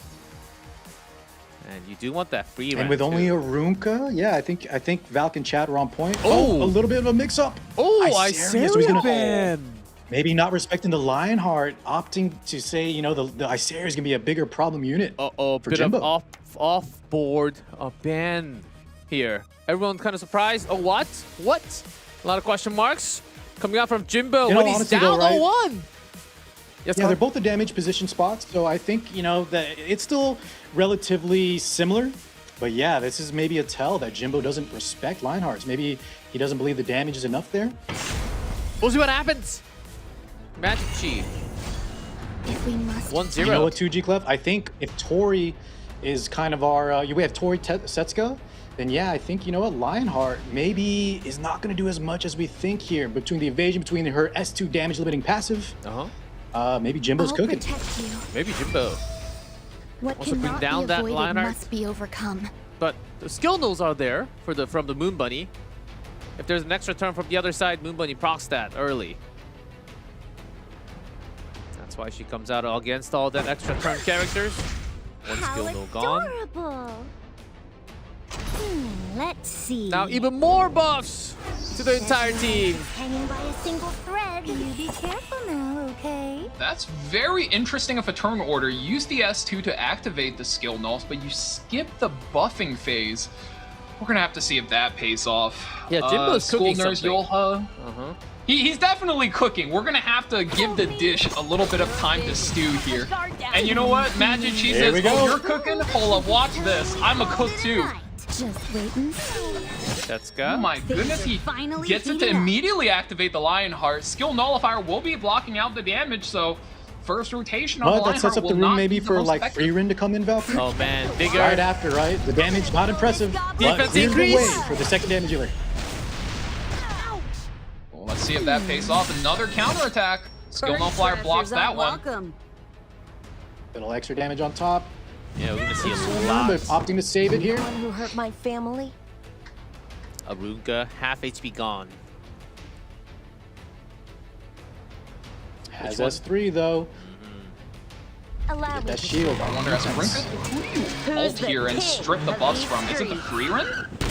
I think he went for Moon Bunny. If he goes for the Moon Bunny, I wonder It's if... an interesting pick. Do you think that's right? Because what if you I strip don't strip the know. free Rin? Your Setsuka kind of blinds I think- everything, right? And you take over the game. We'll have to see, right? Yeah, because the Moon Bunny already got her value, so you would look at the other kind of problem units. Speaking of free Rin coming through, deleting the character already. That I made. Lionheart proc. So nervous. It's going further and Lionheart further does proc. towards MagicQi's way. Buffs to get stripped. Tori can do some damage. We'll see. I think the Tori's first turn, you have to one-shot the Nurse Yolha. Like, that's the best thing you can do with this turn, and you hope the Setsuka can anchor her down for you. That's got to be the game plan. Well, he's got the Cascade. That free Soul Burn is going to do big damage. But is it enough to go through Oh, yeah. everything? I think so. On Yuha? Let's make this a Got night one to down. remember. 24K. Honestly, The Rider takes effect. Here we go. Another Lionheart. Already? Second one of the match. far more thrilling. Does hit on the Oh, Setsuka. it hits the Setsuka. That's going to hurt. This is Ouch. not a good spot for Jimbo. Arunga Yeah, also Jimbo very maybe low. regretting the ban spot, hoping to evade. Maybe Soulburn? That hit did so much damage. You a lesson. That was a pretty hit? decent turn there, I think. Can you hit? I can see your desire. Does hit. Jimbo Wait, not I getting think a the lot of Lionheart evades. effect nullifier blocks her from the blind. If she doesn't get blinded here, I think Jimbo might be dead. I think he gets it through on the free run, but oh man, that's scary. It's a toss-up. No, he skips it. He's just going for the soul burn. Oh. Counter. Here we go. That does attack proc there. the Lionheart. Once again, defensive magic paying Oh, off. way too much to go through! Jimbo! Waiting for me to let my guard down, huh? I'm glad you came. Just let her rip. Lionheart Ceremia is prepping to rip it again. Way too many Oh interactions. boy, 50-50, and it doesn't land! There it is! And MagicQi will be You did to my outfit. the second player to move out to Group A. One global, one Asia. 2-0 win though. That was really cool. So interesting decisions coming out from Jimbo, but you gotta respect it. Gotta respect it. Man, Lionheart Ceremia, who would you ever expect that hero to come out all of a sudden? Yeah. Nice tech pickup there from MagicQi. Him and Alibi are the ones that make it through. That being said, right, Jimbo, Weegu, definitely well played. I just think the experience and maybe the drafts just favored both MagicQi and Alibi a little more there. The counter picks, especially the band selection, I think, really was the determining factor. Yeah, and I think one big thing to notice here is a lot of times these wins and losses are created by the second pick player punishing the first pick player in their ban protect spot. I mean, look at this match as an example. Tori gets absolutely punished by the Moon Bunny Dominial. And in the earlier matches, we saw Bellion getting absolutely cooked by Bologna as well as Iceria. Yes. Updated tournament tree from Group A. Seed 1, Seed 2. Moves up to the knockout stage. Congratulations. We have no interviews because we have a lot of matches to go through today, but I'm pretty sure we might get to hear from them in May. So, Alibi, MagicQi. Oh, finally! Is this his first time going into the main stage of knockout? I think it is. Technically, yeah, I believe so. Yeah. After 5 years of trials. You don't got to do him like that. 5 years from the qualifiers, finally making it. Hey, you know what? Yeah, that is that loser's bracket. That is the I was very surprised. Alibi took him out. The 80%, right? Chat thought MagicQi would be the kind of dominant player in this Group A, but that second life really shows how important it is for a lot of players that just get eliminated early. So MagicQi making it through. I simply execute Madam's You can orders. panic once, but if you pull through, you can still make it out of the groups. So we'll take a look at the highlights. Yes, Valky, take it. Well, I think this set is a great example of what makes MagicQi so deadly. I mean, if you can completely and totally outspeed him, that's fine, but I mean, if he gets to go, I mean, he'll cleave ya, and then his anchor will farm ya. And if you look at game 2, that's just an excellent example of how he can defend against a very, very strong opponent. There's a reason they call I believe he went first, though, actually. MagicQi took first in that match as well. Yeah, also having the notice. Yeah, Politis went first. So point still stands, though. Yeah, because game 1 was when he cleaved, right? And game 2 was the one where he defended. Got to see Notos with that powerful S3. And Lionheart Sormia, I don't think she was on anyone's bingo board. If it was, good for you. Got to see her. I saw what Jimbo was trying to do there, right? Maybe, you know, the Lionheart could just not hit the Setsuka. As we saw, it did not work out for him. So hindsight, maybe we should have got her out of there. Boom! Yeah, Setsuka and I getting think hits. one very underrated interaction is the effect nullifier on these characters, protecting against the not only the strip but the blind. So overall, it was very hard for the Setsuki to get going. There was no angle for her to make her attack. Yeah, I had a lot of questions for Jimbo, but with this 1-2 pick finalized to your draft, sometimes it's really hard to answer all that within a certain amount of time. And maybe next tournament, who knows? Even if you lose here, you can still maybe qualifiers for E7WC groups again at the end of the year. We're not just doing it once a year anymore, it's double time. So maybe Jimbo will get to see him again in the future. And also Guiwu, thanks for coming out and giving your best shot. But it is Chi and Alibi making it out of the group. We'll take a short one once we come back. Group B, new set of players waiting for you guys. So we'll take 5 and see you guys later.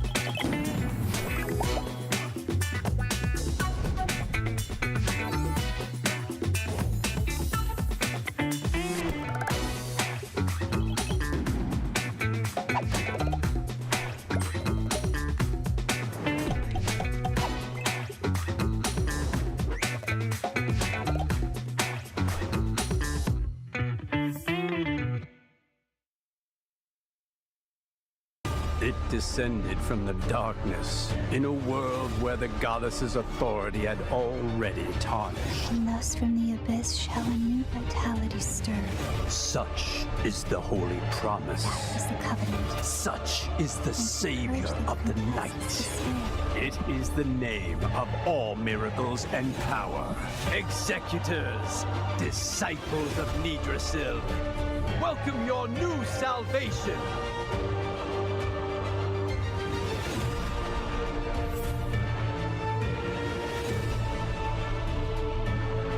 The dark priest that brings the dead back to life? I'm not sure. Haven't heard much about this miracle chapel.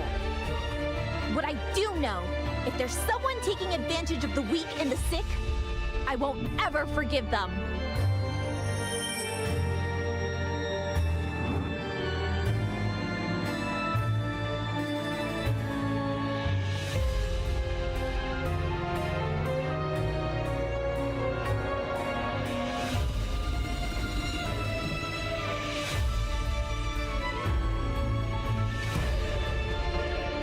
At the end of this road, do not fear. The light shall guide you there. A most persistent ill fate. Will you flee once more? How disappointing. As long as I willingly protect this world, the eternal night can never prevail. O moonlight that shatters despair, shine bright.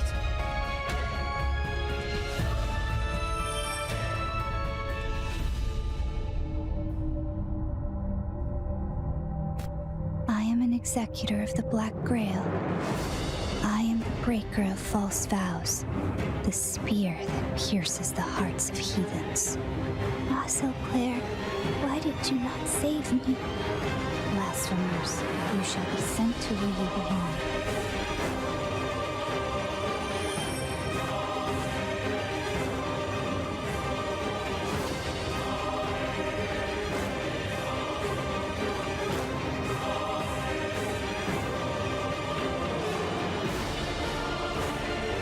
As it should be.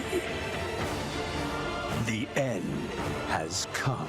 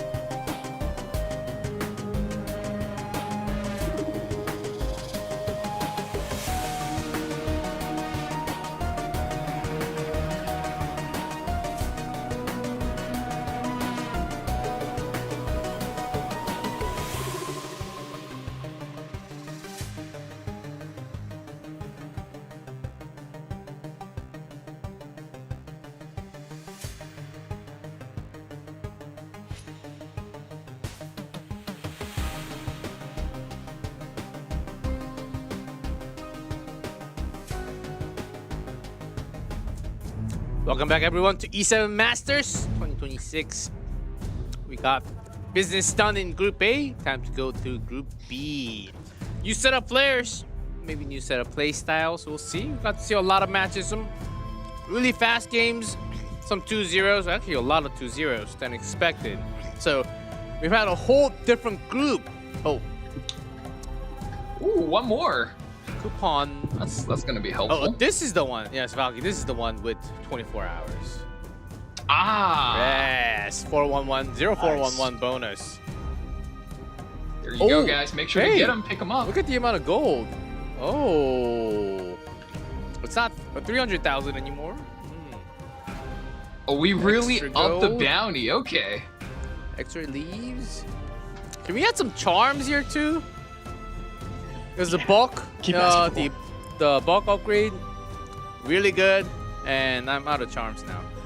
In just a week and a half, I am out of charms. Man, we'll see. Oh, another set of win prediction. Much Fibers. more varied. Almost half out of the entire thing. 1080-50. Actually, very surprised. Yeah, 1080. So they both times the second seed was favored.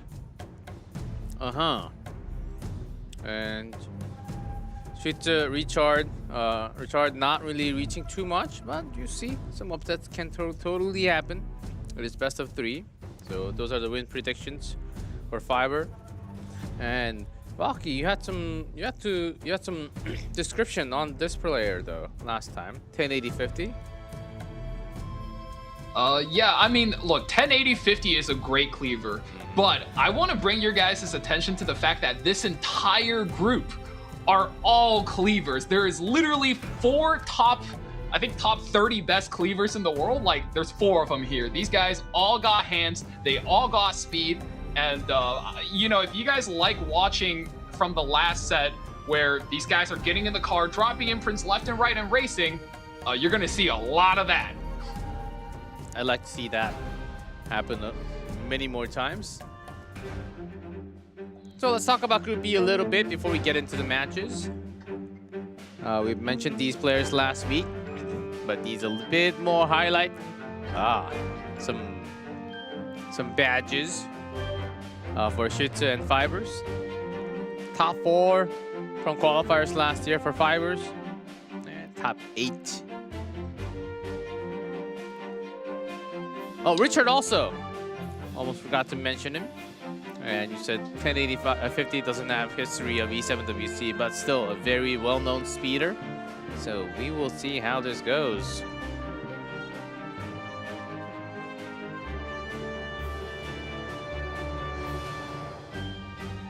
Oh, can we have the first tournament tree first? It is again seed 1 versus 4, and then seed 2 versus seed 3. 1080-50 versus Richard, and Shitsu versus Fibers. Going to be 2 matches up first, and we go to winners, loser 1, loser 2. Same drill. We don't go through Group C and D. If we do, we will be dead on casting desk. Or at least 2 of the 3, I think, will be exhausted and knocked out before the knockout stage. Yes, we might have a 2-day broadcast if that happens. Yeah, so only until Group B. We still have 5 more matches to go through. And our production is on. They told me that we want to see the matches as soon as possible because we have a lot of matches to go through. So sounds good. I think that's the level of speed that we're heading to. But still do need some intro on the players. And that is this player with that speed. Left top. I've got speed. If you can, try to catch me. See Phantom Politis. We've seen her a couple times. I think she has a pretty decent win rate so far. Let me double check. Yeah, once again, see Phantom Politis comes in as the Omni Speed turn 2. She could do everything pick. And honestly, if you're a new player right now and you're going through all of your Moonlight character summons, that should be the character you're looking for. If you're fast, she's good. If you're slow, not so fast, she's still good. And I think the matches tonight definitely makes a case for that. Balta is not really the highest picked, but it does seem like depends on the player base, whether you like her or not. She's not like top. She's I guess among the top tier, but like not worth to be like banned out in the pre-bans. So she will likely to come out. And that's no surprise, right? She is a very strong unit, like both of you are saying. But when you look at the pre-bans, we got the likes of Notos, the likes of Lady the Scales. Those are the real problem units we want to get off the board before we start the match.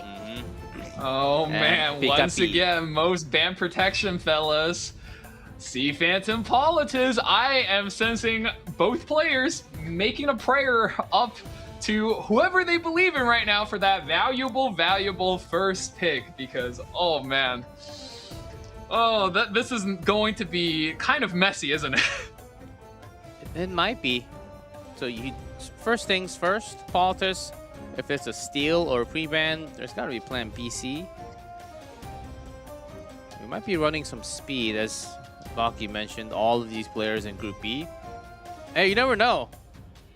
Hey, oh, Valky, you were mentioning about turn 2 tank downs. What happened to those players? Are they just in the other groups? I mean, that's one factor, right? But we also got to see a lot of tank down. But one thing that you want to keep your eye out on is the moment Bruel and the moment Biblis is out of the draft, they're maybe lunaticked out, or if somebody pre-bans them, there's just too many high damage characters that's going to take over a match. They each have their own takeover moment, and they just present to be too strong of a win condition for a lot of the other characters to defend against, so to speak. So we're gonna have to really keep an eye out on when these characters are out of the game and how they're used when they are in the game. And that left profile has no in relation to any other game in this other side of this world. Just a character that Richard made up. It doesn't look like anything close to it. Okay? 1080-50 though, 3-1. Spring season data. Not so many, but yeah, I think a lot of 3-1. players, the lows, what do you call it, like betting rate on 1080-50, most likely just because they don't know this player, but based on just the numbers alone and what I've been hearing, I think this is by far the favorite to, just stay dominant in the winner's position. And this is one match where I think in a group of cleavers where speed is like king here, you can almost line up the players by their top speed and just kind of decide, okay, you're the best, you're second best, you're third best, you're fourth best, and there it is. What are these bans? Banned out. Rod? Oh man, I think. Do you think they're just banning out the openers to say, hey, no openers, I challenge you to a turn 2 battle? What are the chances of that, guys? Going through? Well, one of the weaknesses of Notos, right? If we're talking about cleavers, maybe they're going to try to cleave over picks. Oh, Oh, never mind. Richard's taking it. A bunch of Oh, yeah. Richard's taking it. I mean, okay, look, I think when Notos and Scales are both up, Scales is slightly better because she enables more cleaves. Politis, Biblis. She is being hovered right now. I think 1080-50 is going to grab this, but have time to submit. big question here is, does Richard find a good enough of a pivot? Because Briarwitch Isari is out the game. That is the strongest cleave you can pick into Notos. So the moment that's out, I think Richard actually does have a shot to win this matchup. Lady of Scales. There's a lot open because of these specific bans. Harcetti's open. Oh, yeah. Bellion's open. Harcetti, Dien. I don't know if we'll see a Bellion with, maybe, but Dien, definitely one of the premier picks. Shepherd of the Dark. Expect to maybe see like a tactical Coley, Renock, of course.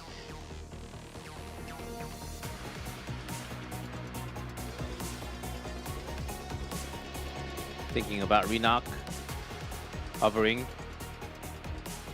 Consider this an honor. With the ban protection slot. Ah. Ooh, okay. We haven't seen one yet. We did see a pre-ban. Escaping a Reaper's But she comes through. Hecate's in here. Hecate will She's be on locked in. field. The Sigurd's Scythe. That's a very strong pick in this spot because not only is she denying the immortality from the DN, but also from Lady of the Scales as well. Zio being hovered right now. Going to be a bit dangerous, but Zio DN is one of the strongest combos in the game. Car highlighted earlier. His passive basically lets him take the first turn guaranteed, so any cleaver is going to want that. You and me. Taeyu! Oh my god. Huh? Taeyu is... That's a nice combo, G-Cliff. Yeah, we were talking about the single Zeo, right? damage. Comet ready to push up. We can activate this guy. And if this guy gets activated, he can definitely kill a god like Notos. Single target damage, Taeyu certainly has that. You might need it. Oh, interesting combo from 1080-50. Yeah, and especially with Lady the Scales, right? So combat readiness definitely on the side of 1080-50. This is really showing that they were okay leaving up the Notos. They have a game plan in the works, and it is coming to fruition right now. Aki being hovered. Burn? Fire? Richard's cycling through his options. He needs to be able to stop these combos from happening. We already know Zio is going first turn, guaranteed. So the follow-up is going to come from Tien as well as Taeyu. So Abyssal Hollow gets locked in alongside a Politis hover that is looking to stop the Taeyu dead in his tracks. Oh boy, tough job though, because you are staring at Lady of the Scales on the other side. That is a character that is very resistant to all of the turn cutting mechanics that a turn 2 player can offer. And no, double green. You want young Senya here. That's interesting. Okay, yeah, he has the Hegde on the lock. He has the Renock. Holiday Fiend. I said the same thing, Valk. Combat readiness. We need to kind of limit the amount that 1080-50 might push out, depending on what we want to ban here. 1080-50 probably needs another damage dealer, as DN may not be enough alone, especially if the Taeyu is really banned out. Interesting. Ludwig under the hover right now does get locked in. I'm trying to think, does Richard have an out here? Young Senya doesn't feel that powerful. Most of 1080-50's characters are single target, and the only AoE character there is the MLDN, which, I mean, if she strips and seals your Senya's in a bad spot. Considering the Euphini probably bans out the Ludwig, I think he had a game plan for the Taeyu. Senya, I think you have a great point on from the side of 1080-50, but he does opt to ban it out, and Taeyu actually is taken off the field as well, so we're going to have a Ludwig game coming through. And young Senya gone. Can that deal with Notos? Oh, without the Taeyu, the single target damage is pretty much removed. Oh, Ludwig does damage, but it's more AoE. And yeah, that's some fixed damage as well from the Scales. The DN damage is okay, but let's see. Here we go. I'll show you what the of course, true Zio vessel starts. is capable. Lot of souls. Look at that! Oh my Yeah, God. souls. Almost breaking the charts. I am the rightful ruler Soulburn? of this land. Kneel before me. Child Dropping Emperor. it on. I mean, if it lands, and it does, Oh, Silence that is does going in. so much damage too. That scythe Yeah. wants to eat me.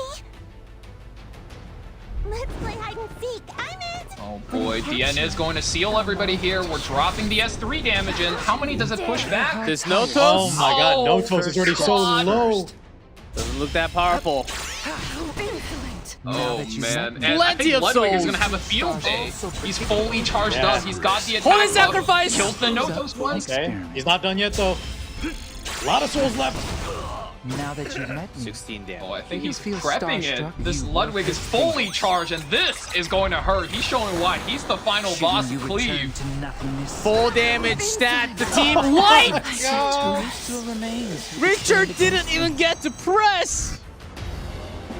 That definitely answered our I question. mean, that's what It was happens more when you than play enough. a Cleave mirror matchup. The player that is faster, or in this case, the player that takes the Zio, is just going to take the initiative, floor the gas, Oh and my take it all the way, God. never let go. I'm expecting every single match of this group to play exactly this way, by the way. I love expect this nothing group different. already. Yeah, this is so quick. But we saw a lot of their players, right, leave up the Notos, but I think that was the most effective from 1080-50. Just cleave him. If you take that first turn advantage, we don't have to worry about it. So that's the first time we've seen in effect just how easy it can be to kill a god. Yeah, and perfect use of amount of souls. With that many books, just enough to go through all the damage. Perfect setup. Even Notos didn't seem that powerful, and he was going so slow. So all damage on the Enough left. to kill him twice. Oh, Eligod made some speedy characters. Banda, top model Luluka, Heartsteady, no shuffle. I love how the pre-bans are just them taking out openers and telling the other, go ahead, let's see how you cleave. Because I got some tricks up my sleeves. I'm really loving the style of drafting. Because there's so many round good 2, characters besides the that Genesis are Ross, is always funny, so man. exciting. Genesis Ross picked up. Maybe finally we're slowing down a little bit. He's just really strong here, right? Especially in round 2. A lot of the other problem units are out of the way. That being said, Tenny, if it does steal the School Nurse Eula, we saw the humanization, superhuman. If you have that on the Roz, a lot of times he just kills all 4 units with one press of a button. Exactly. So you have to break up that combo. At the highest level, when these meta characters, these meta combos are so strong, you're going to know which combos there are and effectively either counter them or break them up. 1080-50 here, going for the breakup route. And also, don't forget, guys, Nurse Eula, despite not having good performance, is a very strong combo with Bellion. So if Richard commits too aggressively, he's still going to have to face off versus that soul-restricting character. Yeah, I think Bellion's a great combo. Last Rider Crow, ML Arya, she has a lot of good targets that she can sort of enable to do some damage as well. And also her S1 is also nothing to scoff at, right? If they kind of go the distance, a lot of times her S1 damage builds up. Oh yeah, Car, where's ML Arya? I mean, she works with, against the soul count. She could got some pressure. love, but I think the meta right now, I expect we'll see her a few times, G-Clef, but maybe not as often as we used to. She just fell off really hard within the last few. Ooh, Tori! A great hyper carry on that band protection, 1080-50. Ready to go. Nice, well-rounded draft, right? Hyper carry, cannot get banned out, has protection from the Aruka, and that Yulha, just so much utility. We were highlighting all the stuff she can do, and now we have the is more. here! Unfortunately, both the boys, a lot of times we'll probably see him banned out depending on how they decide, right? Because his anti-counter mechanics, especially when your opponent has that Sword Ice area, a lot of times he has to get taken out. The time is Wow, that is a very different looking draft than what I was expecting 1080-50 to go for. I thought he was going to have an opener that just lets him take this draft all the way. I think Richard now seizing onto the initiative. He's got the speed character on 3rd pick, and on 4 or 5, he's just dropping in the entire combo. Luna gets picked up last for 1080-50, but once again, whenever Luna is good, most likely she just gets banned out. Yeah, but you have to think about Mort too. Do you let the counter of He a has some counter? other options besides Sword Ice area, G-Clef, so maybe he could leave up the Mort, ban out that that New Moon Luna, because like Valky was saying, not only is she very good, that is the contester for Richard, and he's trying to be the aggressor here. And I forget who it was. I believe it was Richard on his most commonly picked unit. Sword Ice area is in there. So what a lot of aggressive and high-speed player tends to do is just pick up the ice area so you don't have to play against it, bait your opponent to pick the Mort, and then you can cleave it more. Mort is not a difficult character to cleave. So that tends to happen, and of course, which of the mirror takes the first turn? You gotta pray for the best outcomes for both sides. Nurse Eula is a very difficult character to play this combo into. Which Tenet? Starting up. Stun. On the right targets. Not a bad opener for the side of Richard. Now we have the Frieren coming up. Always max damage, increase attack from Frieren.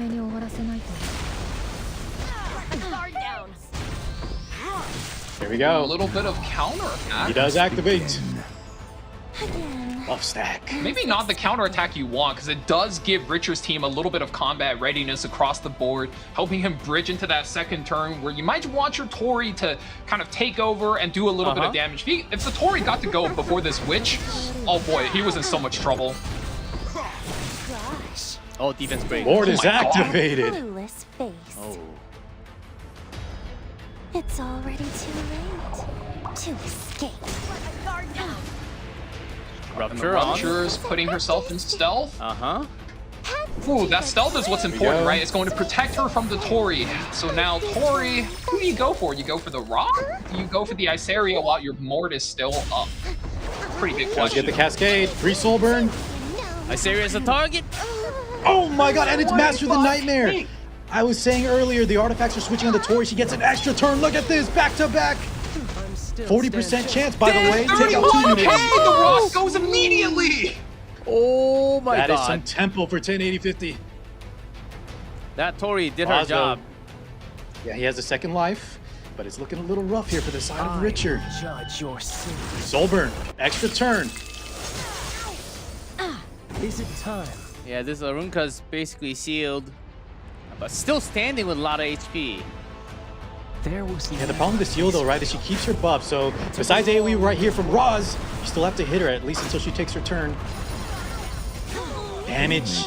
Enough to kill her. Goes down. Well, this is where it We have gets a stomp scary though, available. because you really wanted to save this more ultimate for when he's super humanized, but oh wow, he's gonna greed it. That's crazy. Nurse gets that the duel did soul so attack much and she damage. steals the turn from the free run. Oh my god. Yeah, this RNG for 1080-50 is insane right now. She's a thief. She steals things. I mean, that's certainly a way to put it. Okay. Looking good. Oh my god. Okay, well, let's see who we're debriefing. I mean, Even your heart. surely it's gonna she be our steals ward. everything.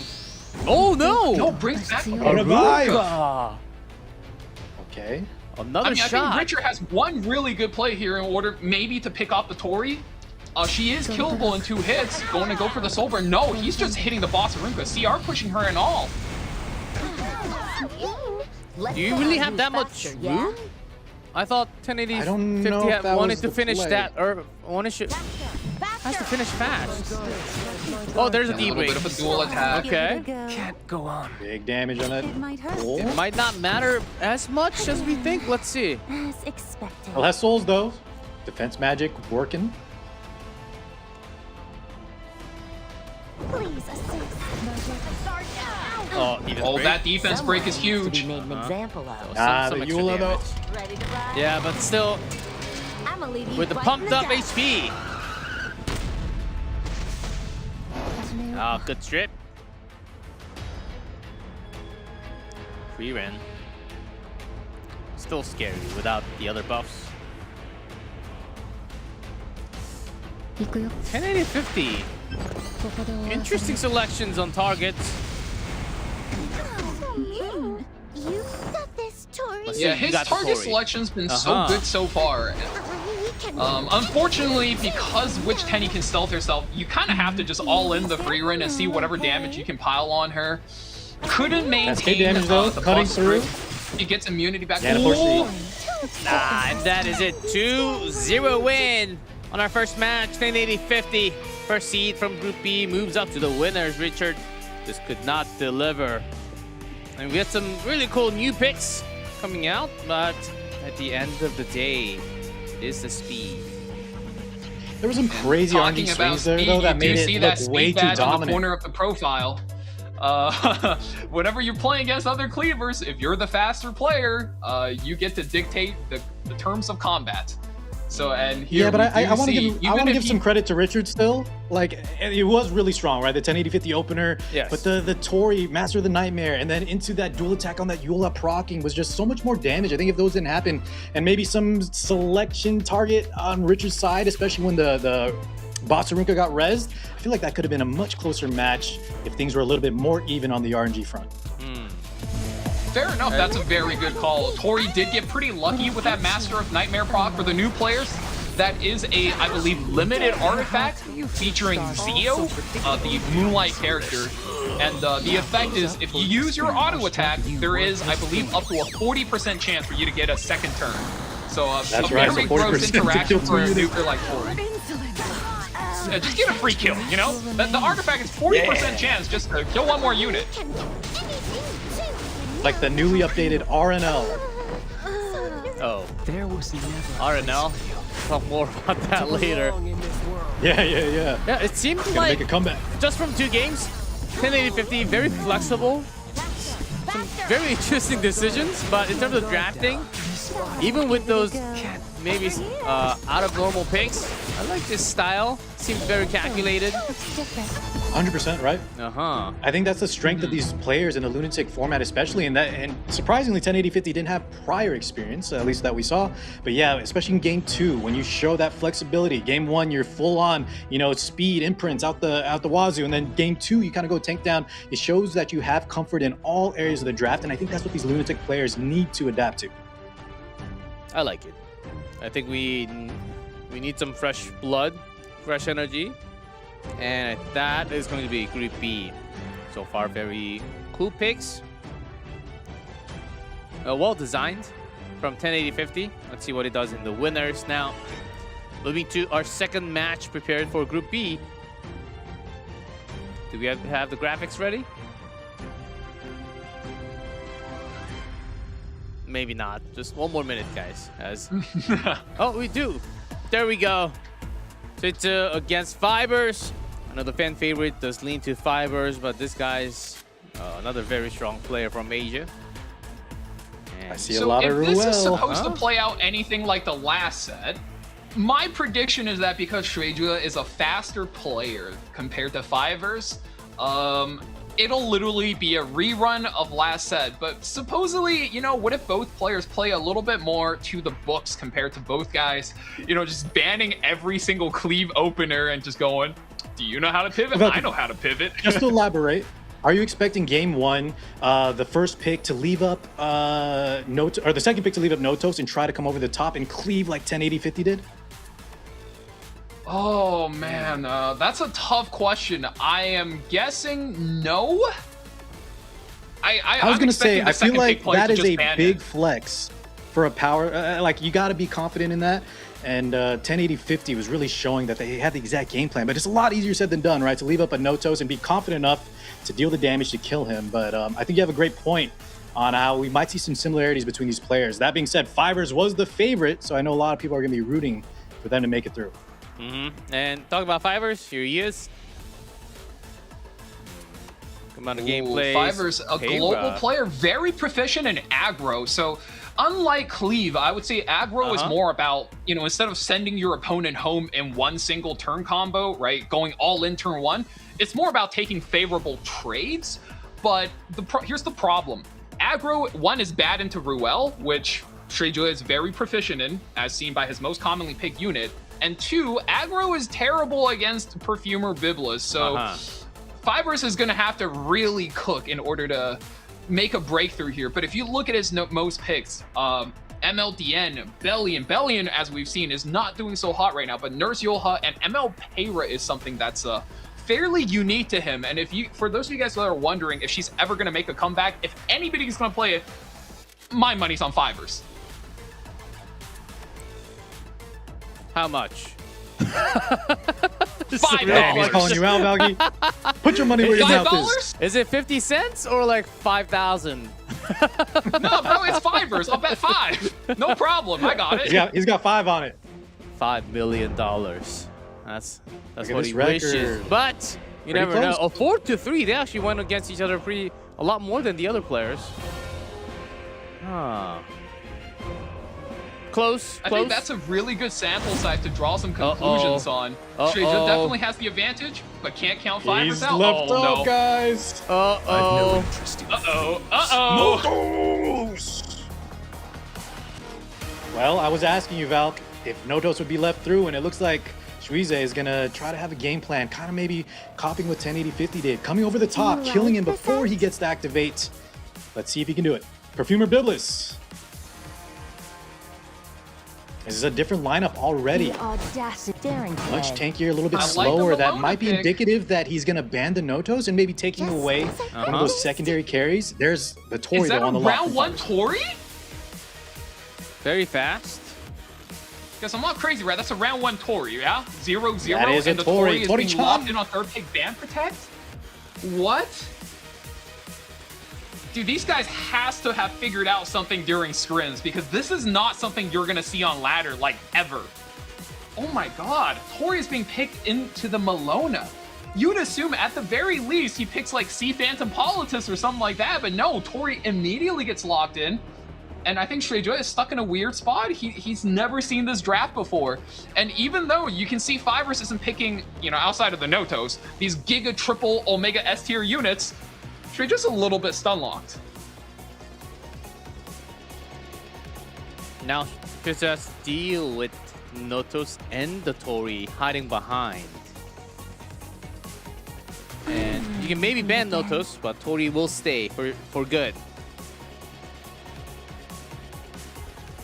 Ooh, Witch of the Mirror getting locked in. Bellion. Is this a good enough spot for a Bellion? I'm not sure. I mean, it's okay in a Tori, I guess. Between the Witch and Bellion, though? Fivers hovering over another Fenris. In one day? I don't think so just yet, but maybe? I mean, Fenris is good versus what? Counter, duel, and extra attacks? Not so good if he's being stunned all day by the Witch of the Mirror, though. That is an insanely difficult character to play against if you do not opt for speed. And it's almost seeming like both players are just comfortable letting the other guy play, going, no, sir, you go first, I insist. And the other guy going, no, you go first, I insist. Oh. Okay, Lionheart Sermia gets locked in, and you guys already know. I don't know if I like Lionheart Sermia against Biblis, guys. I'm feeling a little iffy on this one. Maybe the Well, group, I mean, group he A does match. have a flexible ban, so that could be the ban for Fivers, G-Clef. Maybe Group A matches, including Lionheart, triggered something from Fivers. Last He's pick, hovering last this rider. LRK. Yeah, we saw how effective he is in the AoE. No, pivoting last second, a bystander. Guiwuyoinlan, another unit that could do some damage, especially in units like Bellion. Gonna make it very scary, right? Landmines for Shreeze to kind of navigate. Otherwise, she might kick one of his squishies right in the face. Yes. A couple of light units on the Currently, other side. Yes, Val?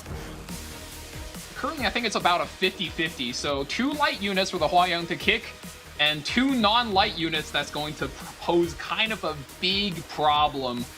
School Nurse Yulha being hovered last pick, Strays being hovered. I think these are all acceptable picks. I cut gods. Strays on 5. Yeah. He's demanding I respect. think he gets banned either way. Yeah, Fivers committed a little bit too slow to have any countermeasures against the Strays. If he comes out on last pick, just play it safe, ban him out.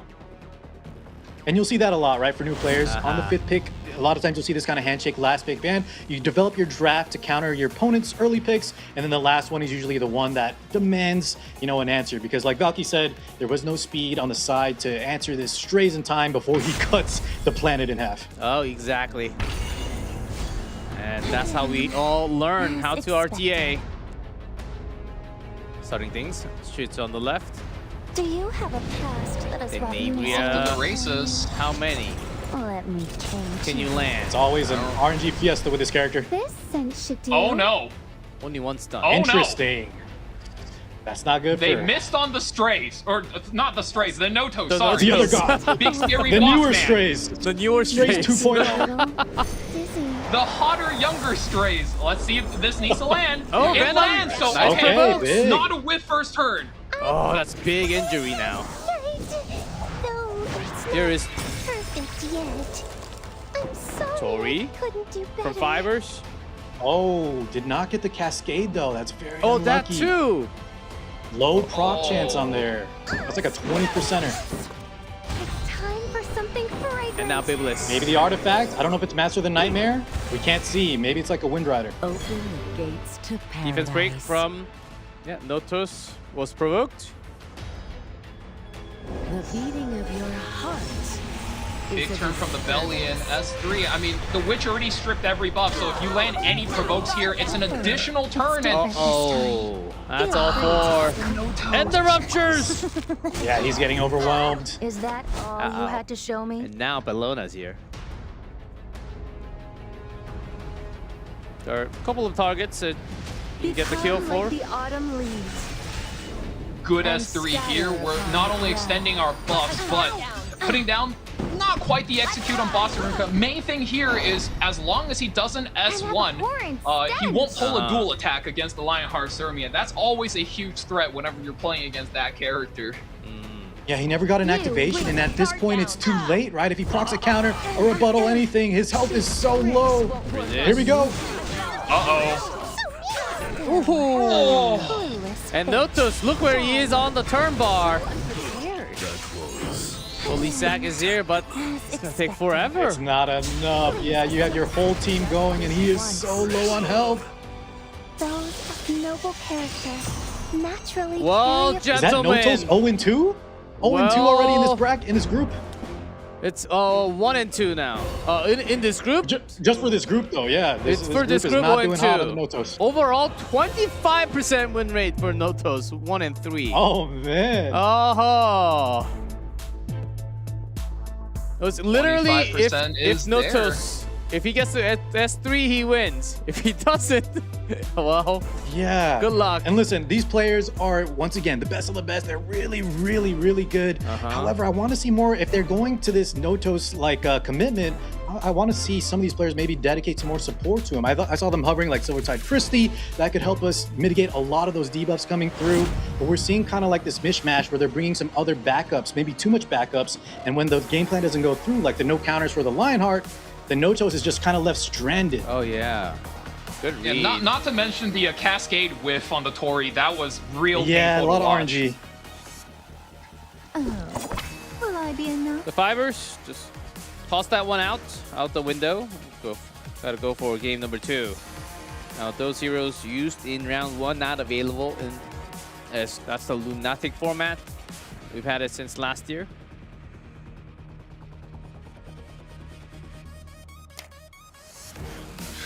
He's ahead by 1 point in this series, but he's really not like in a hurry. He's taking his sweet time, really thinking about it. Nurse Yolha being picked up, so a lot of high HP synergies here. And once again, we're gonna see the breakup of that combo. And Flag Bearer Sigrid being picked up against the Yolha. That's something I don't personally like. Flag Sigrid does create a lot of tempo. She does a lot in one turn. With her ultimate, she pushes back the enemy team. Speeds up her own team and then drops the AoE Fear. But against Nurse Yolha, that is very rarely an effective tool unless he really goes for the first turn all-in. With Yulha, G-Ross is taken away. What other are you looking for? There's no Abelian. There's no Tori. Arya. ML Arya? I would actually love to see an Arya here. I think Arya here would be very strong, and if anything, it's almost aligned for Fivers to play his main draft. Nurse, Arya, and third pick ML Payra, I think, is so strong for him here. You put her on that, what is it, the Crow artifact where she gets those soul burns. The Yula pushing her with a superhuman. It's happening! I'm so glad I wanted to see this. We were talking, right? Because you asked me where she was earlier. Fivers, I'm glad, has it. Lone Wolf Pair, we saw interesting pick there, but that was one of his nailed it. And that is, I would say it's the Fiverr special, but you gotta shout out the all-time great. Shout out to Go Myung Mi, Korean Jesus. He's the one that came up with this draft, pulled it out last week, and he was clapping most of Legend Ladder with this exact combo. Down so many effective counter units, and especially that Lone Crescent Bologna, which you really want to keep to chip down all of these high HP units. Shredder really needs to find a way to be able to put a stop on all of this high tempo. It's all the Academy heroes too. What's next? Taeyu? Hwa? Oh, Hwa's gone already. That's a good point, actually. You seem quite Heart City with the skin. Heart City. I think Fivers actually might be okay with that, with how his draft is going. He is obviously going to lose that first turn, but with how he's drafting, he doesn't necessarily need it here. Immediate Setsuka. No, not even a single hesitation on that pick. I think he's very familiar polar with opposites. how I think this draft Vaki goes. highlighted, and this is a good read on players, how they pick, especially how long they take, how calculated they are. I love when you guys pick up on those little traits that these players have. Asking, I don't actually know how to beat Yulha plus Arya, aside from cleaving. Well, that's one way to find out some answers from watching the tournament, as there are some answers against specific comps.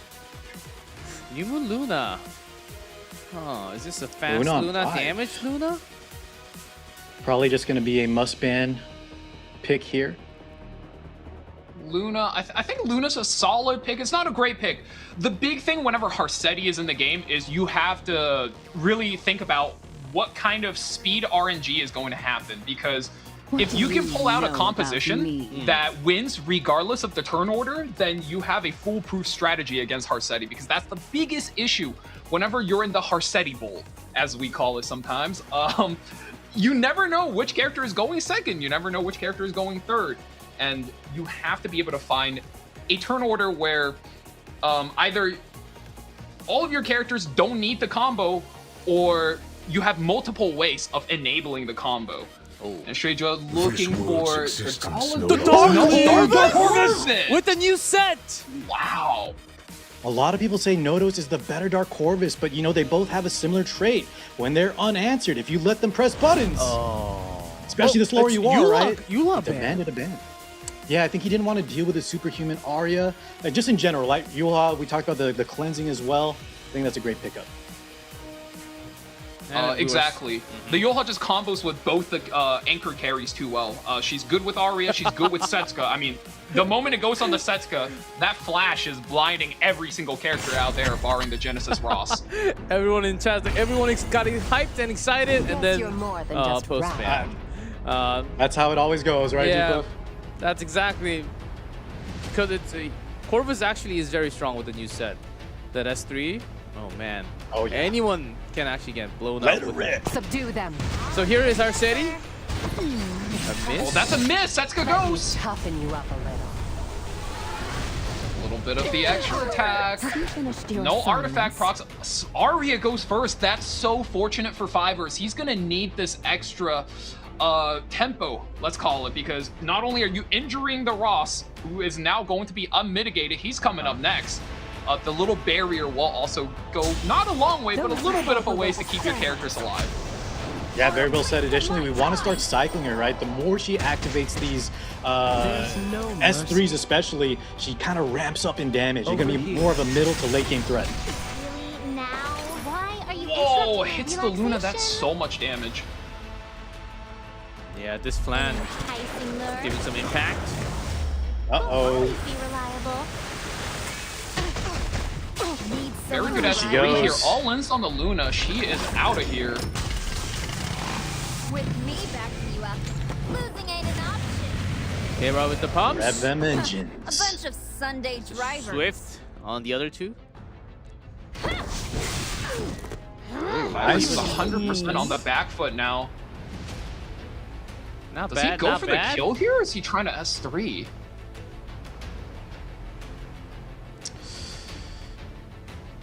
Maybe the safer play. So, land some debuffs. I think you have to go for the Pretty kill. mad. The safer play doesn't win it for He's you. going for it. Why are you short grown? Two misses. 779. He lost two 50-50 here. Yeah, and I like it though, right? Even on the miss, maybe he's calculating the soul burn might be enough. She barely lives, 700 health. Here we go, bring in the gang. So target. Target lands, so that means these attacks can't even miss. Oh my god, and she's out of there. That's secret. And the reason why Setsuka's This is my a mission. little weaker against her here. And yours. Yeah, and we're really seeing the Yulha ban come into effect, right? A lot of tempo lost for Fivers now. Since I had to And step wow, in. Genesis Ross takes out the You Arya. can take this one. Fivers. Oh, and it hits for Pera. Job to all of you. Gone. Firing up. GG. Not Shreja gone. takes Down to the game lures. 2. 2-0 again. But the story will continue. Losing, the losers going down to the lower side of the bracket. But Shreja moves up to fight against 1080-50. Aha. We got the first seed, Yeah, as second much as I seed hate on to winners. say it, Clef, we're really showing the strength of the first and second seeds, especially in Group A. Now Group B, they are showing that even though, you know, all the players here deserve to be in this tournament, when you go for those, you know, high win rates, the players that actually did a lot of games are showing that they are actually stronger in this kind of format. Yeah, Setsuka. And you really gotta hand it over to Shreja. Even though he took a very RNG out, a lot of people consider luck to be a core skill when playing EpicSeven, because yes, getting lucky is one part of the game, but a skilled player will set themselves up to be lucky. So when those turns do align, the stars line up for you, you look like some kind of Omega Brain genius, some kind of evil Take a look mastermind. at this. Oh man. Shout out Cooker Bet. Gotta feel bad for Fivers though. I feel like this guy gets so unlucky every time we are casting his matches because unless I'm remembering wrong, he is also on the receiving end of the Cooker Bat counters. I think last you're right, year during E7WC, right? That sounds correct, yep. But like you Every said, time Val, we're casting right? Fivers, There is he gets RNG, really so unlucky. There's RNG. it is what it is. The nice thing is we have that losers bracket, G-Clef. So like you mentioned, he has another shot. Not out, right? Otherwise, this would have been a 2-0. Go home. And we didn't get to see the Dark Corvus game yet. So maybe in near future, you never know. There's still certainly a meta where a lot of heroes are viable with the new set, with the new traits, with new skills, new heroes. Yeah, it's actually been some time we've seen this much flan action. Let's see. Spicy.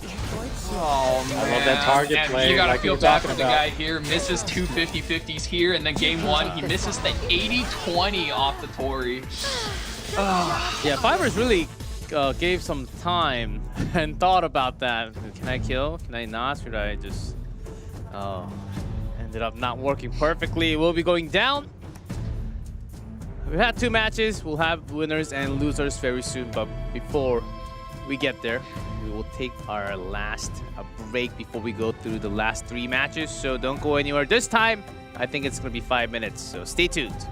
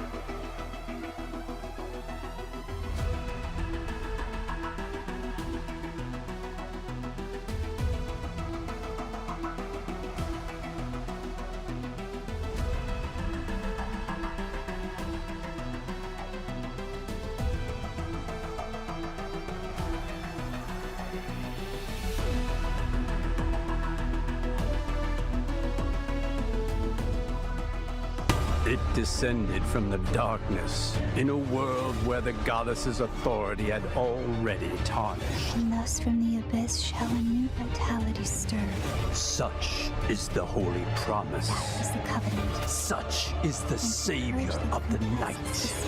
It is the name of all miracles and power. Executors, disciples of Nidrasil, welcome your new salvation.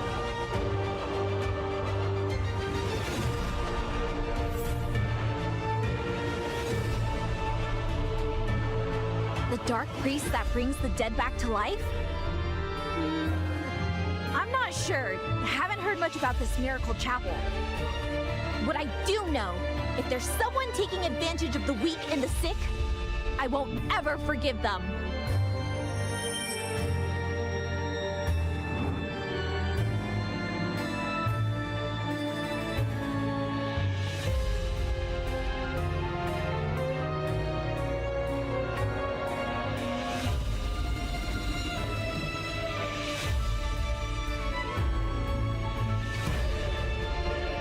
At the end of this road, do not fear.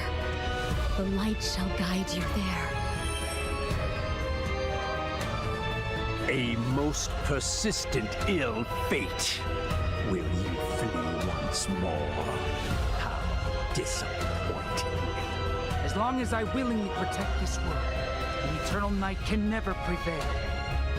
O moonlight that shatters despair, shine bright.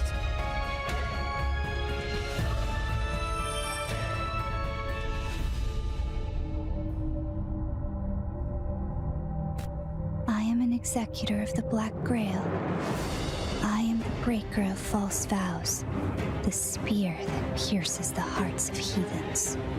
Ah, Claire, why did you not save me? Blasphemers, you shall be sent to where you belong.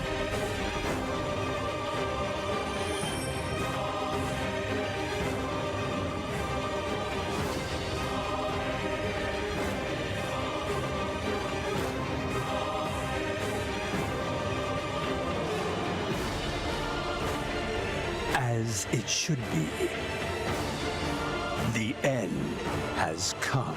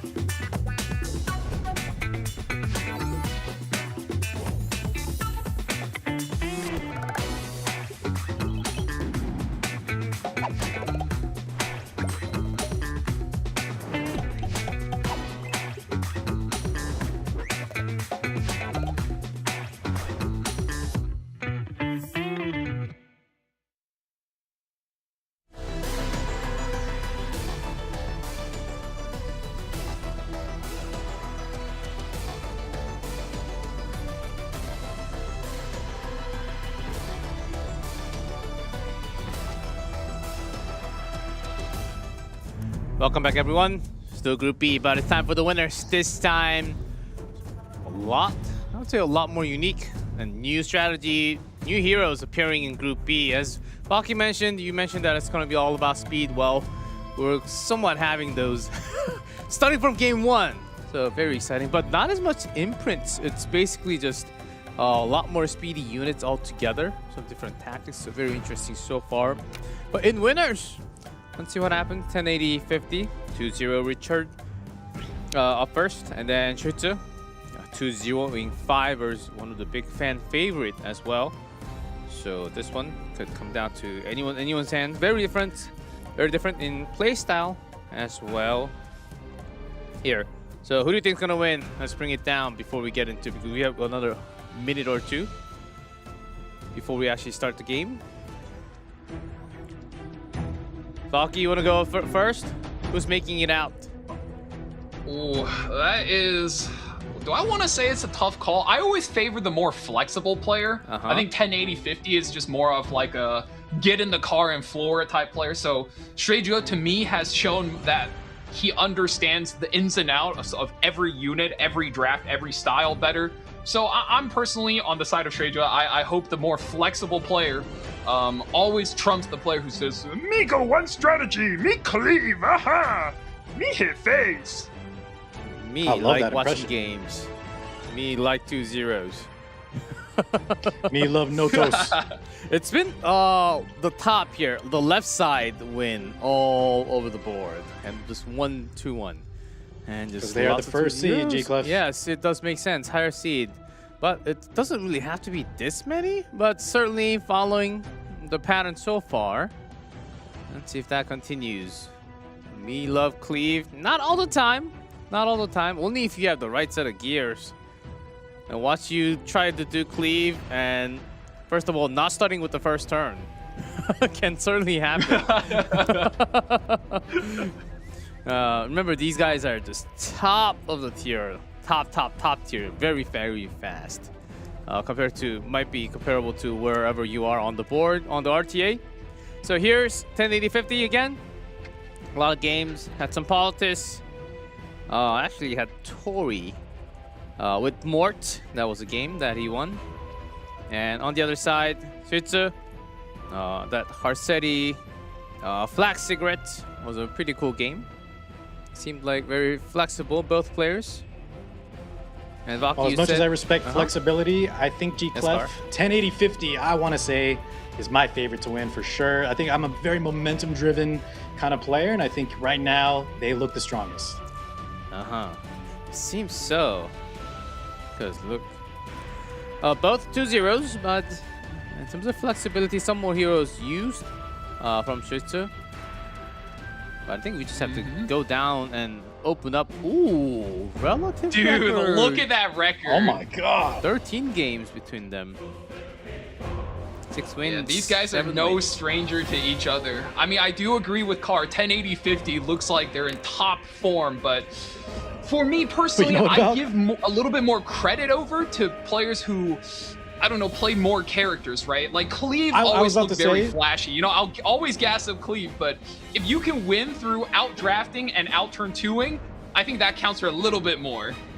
Well, before I saw this relative record, now I'm shifting my opinion just a little bit, because as these players, right, if they have experience playing each other, they do know a little bit more of the ins and outs, and the more one-dimensional you are, like you mentioned, that could give the advantage to the more flexible player. I'm still going to stick to my guns, but you know, this relative record kind of got me shook a bit. They did play a lot more games compared to some of the other players. So let's go. Notos Man, Harsetti out. Zio, Diane, Lady of Skills. Allowed. Shuja does get that first pick though, so Lady of the Scale is on the table for him. Oh wow, no Notos allowed this time around, huh? Changing it up.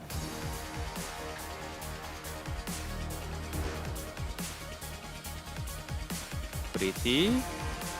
Do you put the fries in the bag? No, Shreja is opting for Biblis instead. Okay. Putting her that high up. Your attitude. So we'll see a Lady of Scales taken. Obviously, we cannot let both players, or either player, have both of those characters.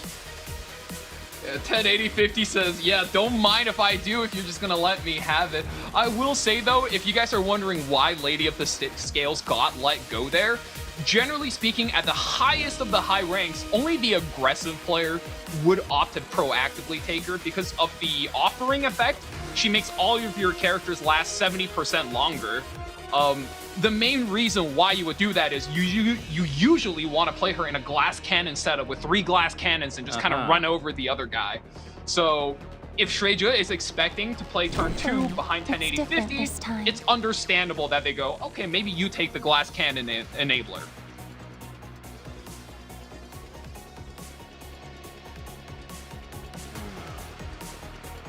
Which Tenebria? Building up on the left. Now switch after Biblis. What do we know? Yeah, I think like Valky was saying, we'll have to see if Shreja kind of backs down here, maybe goes for a more like defensive kind of lineup, which Biblis can definitely enable, because 1080-50 is definitely having the initiative here, both between the Lady of the Scales and the Witch of the Mare. He's got to be careful. Shreja is definitely in a little bit of a bind here. We've seen before, the moment Witch of the Mirror is here, it is so high risk to play turn 2 into her because there's just so many ways she can lock down your team. Re-knock, fast pick, we're getting the tempo in as well as Hecate, so we are looking to completely bypass the immortality. 1080-50 needs to watch out or just hit the gas and hit the go button and just send it down completely. Yeah, we actually saw that one in the previous sets. There was a Hecate on the Ban Protect, but she kind of didn't even get to take a turn, I believe. Just went over the top, and her opponent cleaved her before she got to go.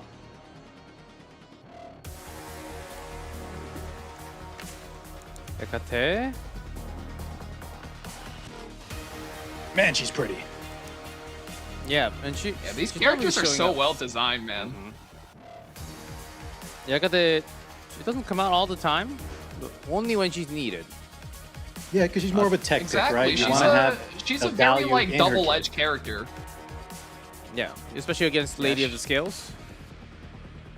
And now you're discouraging 1080-50 to slow down any further. And there it is, top model Lulika gets locked in. That's one of the buff characters now.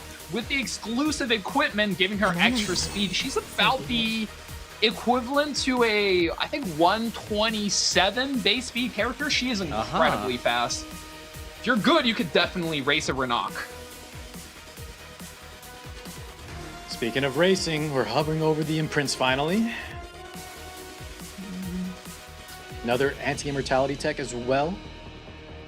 I don't know if you're stacking both that and Hecate just for the scale, so probably just a temporary hover would be my guess. I think so too. I think from it's this the position... pressure. He wants to build up the pressure. I do like that Iseria pickup though from 1080. Nice little anchor kind of lineup. Even though he's showing a lot of aggression, she's just so good. Adding some RNG to the mix. Able to close out the match. A double Setsuka? Double Setsuka! What the heck? 2 Setsukas? Double the trouble! Whoa. Oh my god. That would be an allow insane it. draft here, because if they ban one, top model Luca has to fight through another. Yes. That's exactly going to be the drill. Well, let's see what's actually picked. A lot of times, too, you don't want to see Setsuka and Iceria on the same side. That's a double trouble we don't want to deal with. Bossarunka now being hovered very strong, as we've seen. Just so Guys, good. that was, of course, the UI bug. UI had minor issues. We will fix that as we go along. This is a brand new UI API use. So, of course, doubles of the same hero. Even if you own a duplicate, it's not allowed. As we all know. Bossarunka does get locked in here. You gotta hand it to him. Bossarunka, I mean, she's kind of held down the meta game for almost the entire year she's been in the game. But the moment top model Lulica got buffed, I'm gonna say, Bossarunka, her days are looking numbered. And Yumun Luna. Bans are coming out. Oh, What do we got? What do we got? do you ban Lady or Luna? Oh, I think you have Maybe. to ban the It really Luna depends on the if- speed. But yeah, that's always a X factor. It does get banned out, and the re-knock in exchange for 1080-50. Banning the speed and the opener. And I really like this pinch from Shredra as well. You have Re-knock being fast, which is always a huge threat, and then you have Bossarunka, which kind of forces your opponent into funneling their attacks into hers. So it's a hard choice, and you're stuck between a rock and a hard place, trying to do either one of two things. Post-ban psychology is so much fun as we get into our first round of the winners. Yeah, with that ban top model very fast, as We've been talking about her damage. Victory is mine. Increased speed. This needs to be a proof of valor, Bossarunka, otherwise she's not even going to survive. Show it to me! Let's go Sorunka. It doesn't miss. Your defiance amounts to nothing. Almost half. Born of Gotta thy be a wretched high health. sacrifice. Is that proof? I don't think I saw a proof of valor boss. I So don't it's think I just saw a proof very either, high no. HP build. I knew we'd meet again. Paired Lotus Ring on the Witch of the well. Mirror, providing some extra souls. Since you came this This Didn't is do where as things much. could get really, really messy. The other side of this Witch world. 10A. Good stun, sleep. Yeah, good Counter debuffs. attack does. Wait, this is kind of big, isn't it? The counter attack. Let's see it. Miss. Ooh. Put my guard down. It doesn't proc Fear the coming out. Biblis passive. Yeah, just barely above the threshold. Yeah, Oh, she's this is stunned. such a dangerous turn. Goes for the hit. Good point, G-Clef. During the I stun, think it will you- not... I don't think it procced either way, though, right? But that would have put it on cooldown like it burned Valkyrie the was saying, cooldown. so very favorable, yeah. It is, yeah, 3-turn cooldown. Yeah, you guys can all check out the cooldown on the Lonely bottom. creature. So much work. Fear. Oh, Let's bet on who's Fear faster, Gaming. yeah? Wow, what a heads up play. He predicted that the Veritas was going to cleanse the stun, so he feared instead, and it double layered the debuff so the Biblis could not wake up. I was careless. Hopefully, it's different this time. yeah, the Veritas interactions on how it shuffles and then when it cleanses is so interesting. We're talking about like the RNG on the end of the draft phase. This is another one that top players can definitely utilize to their advantage. Look at the debuffs adding up. Are you ready? Ooh, this is gonna hit real hard. These characters on the Top right. model Luca burn over Sleeping. cooldown. Now she gets the whole loop again. Again? Already? We have so many souls That's too. the soul burn effect. She burns it again, so next turn she gets, she's gonna be ready to do this all over again. This time it's with the Characters attack extra buff. burns are OP like that. It's lights out. Extinction. How irreverent. First, Such petty Another fear. spotless. On two. As expected. Man, that lady provides so much for the team.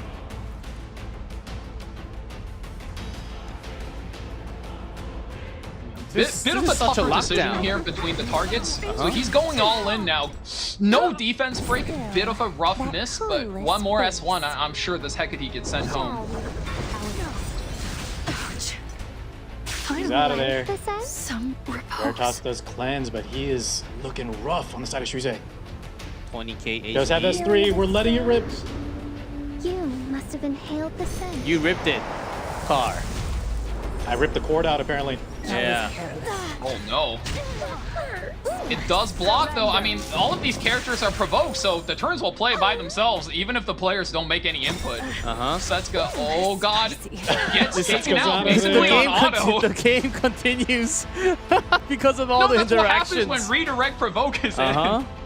Yeah, a couple turns just goes through because it's already provoked.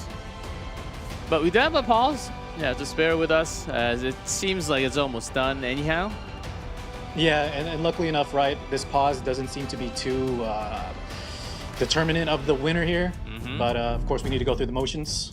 It does seem. It did seem like, to me, in my eyes, the game is almost over.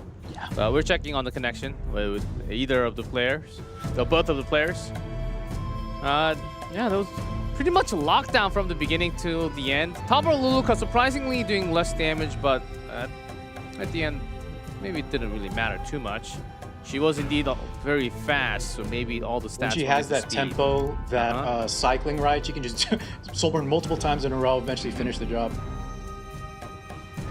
Play the animation indeed, yes. He threw his phone after Setsuka got hit. Understandable. That's usually not how players. Guys, we do have camera on the side. There's a angle recommendation for the players, so the referees can check what's going on for the players. We don't have their face camera, but we do have the referee camera for all the players. So we do have an update, checking on both players. The connection is back. It's just a slight ping issue. And we will get back as soon as possible in less than 10 seconds. Okay, that's the update. The referee watching the phone free falling? No.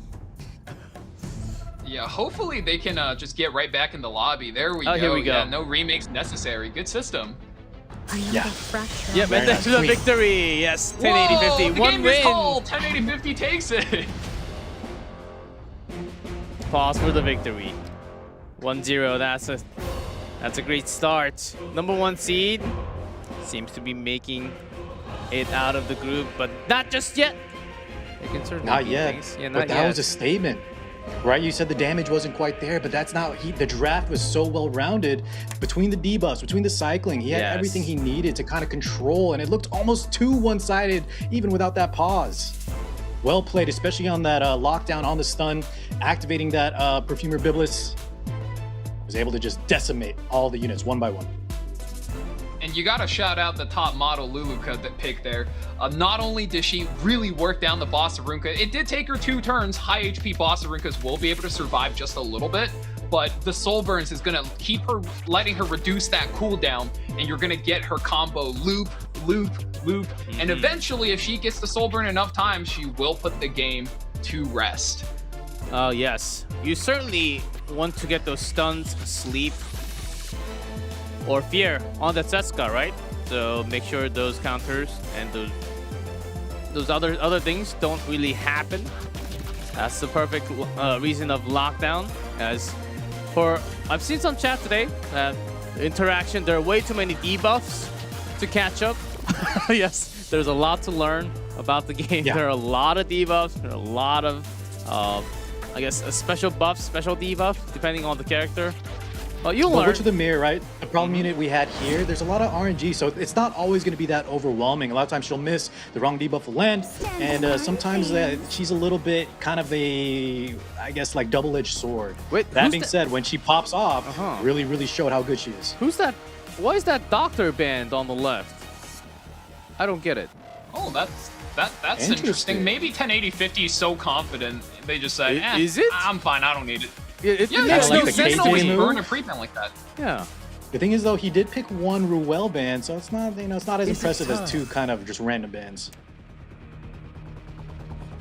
Yeah, you split up the combo there again, and a little bit of context for chat. And if you are a new player, the reason why debuffs are so prevalent in the game right now is if you look at characters like the Perfumer Biblis, like the Ruel of Light, even Notos, right? These characters are so resistant against damage. They either don't take damage, heal themselves back completely. Damage is just not in a good spot right now. So if you want to take a good tempo lead against a slower opponent, then debuffs is just a really good value way to get that speed to generate a lead for you.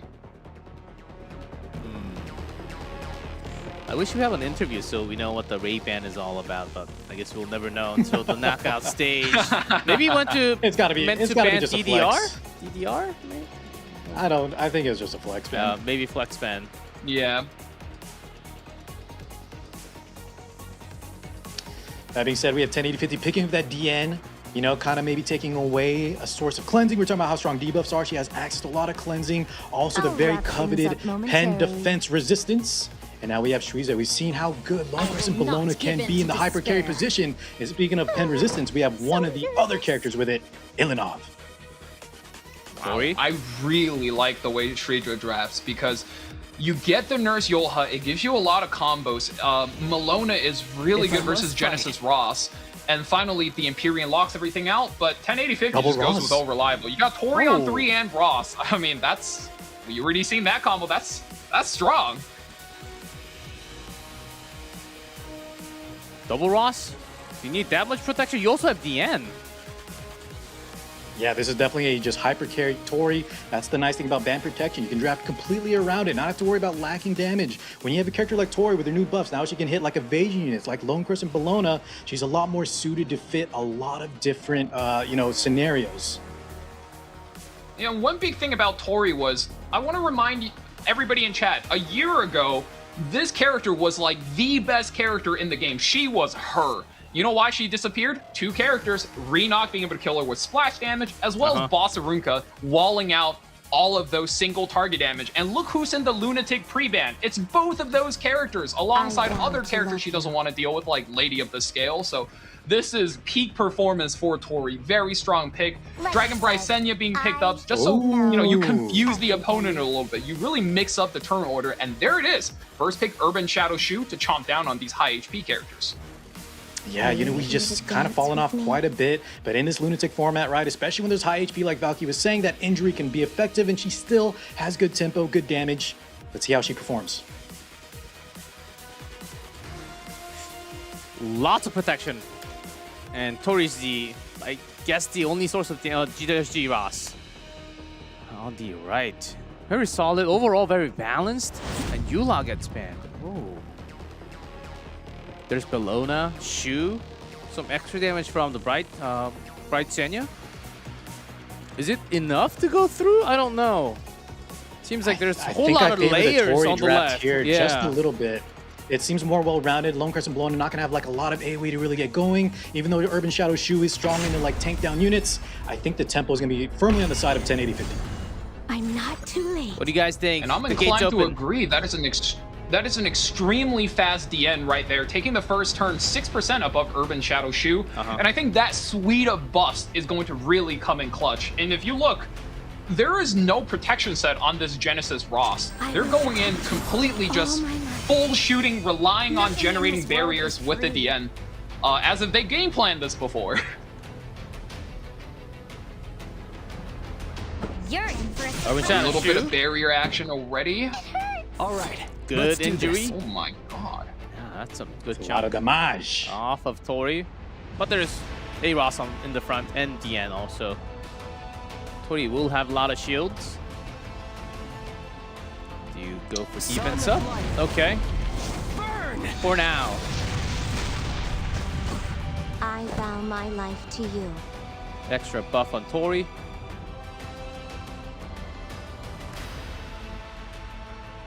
This could get a bit hairy. What is your turn order if you're Shredra?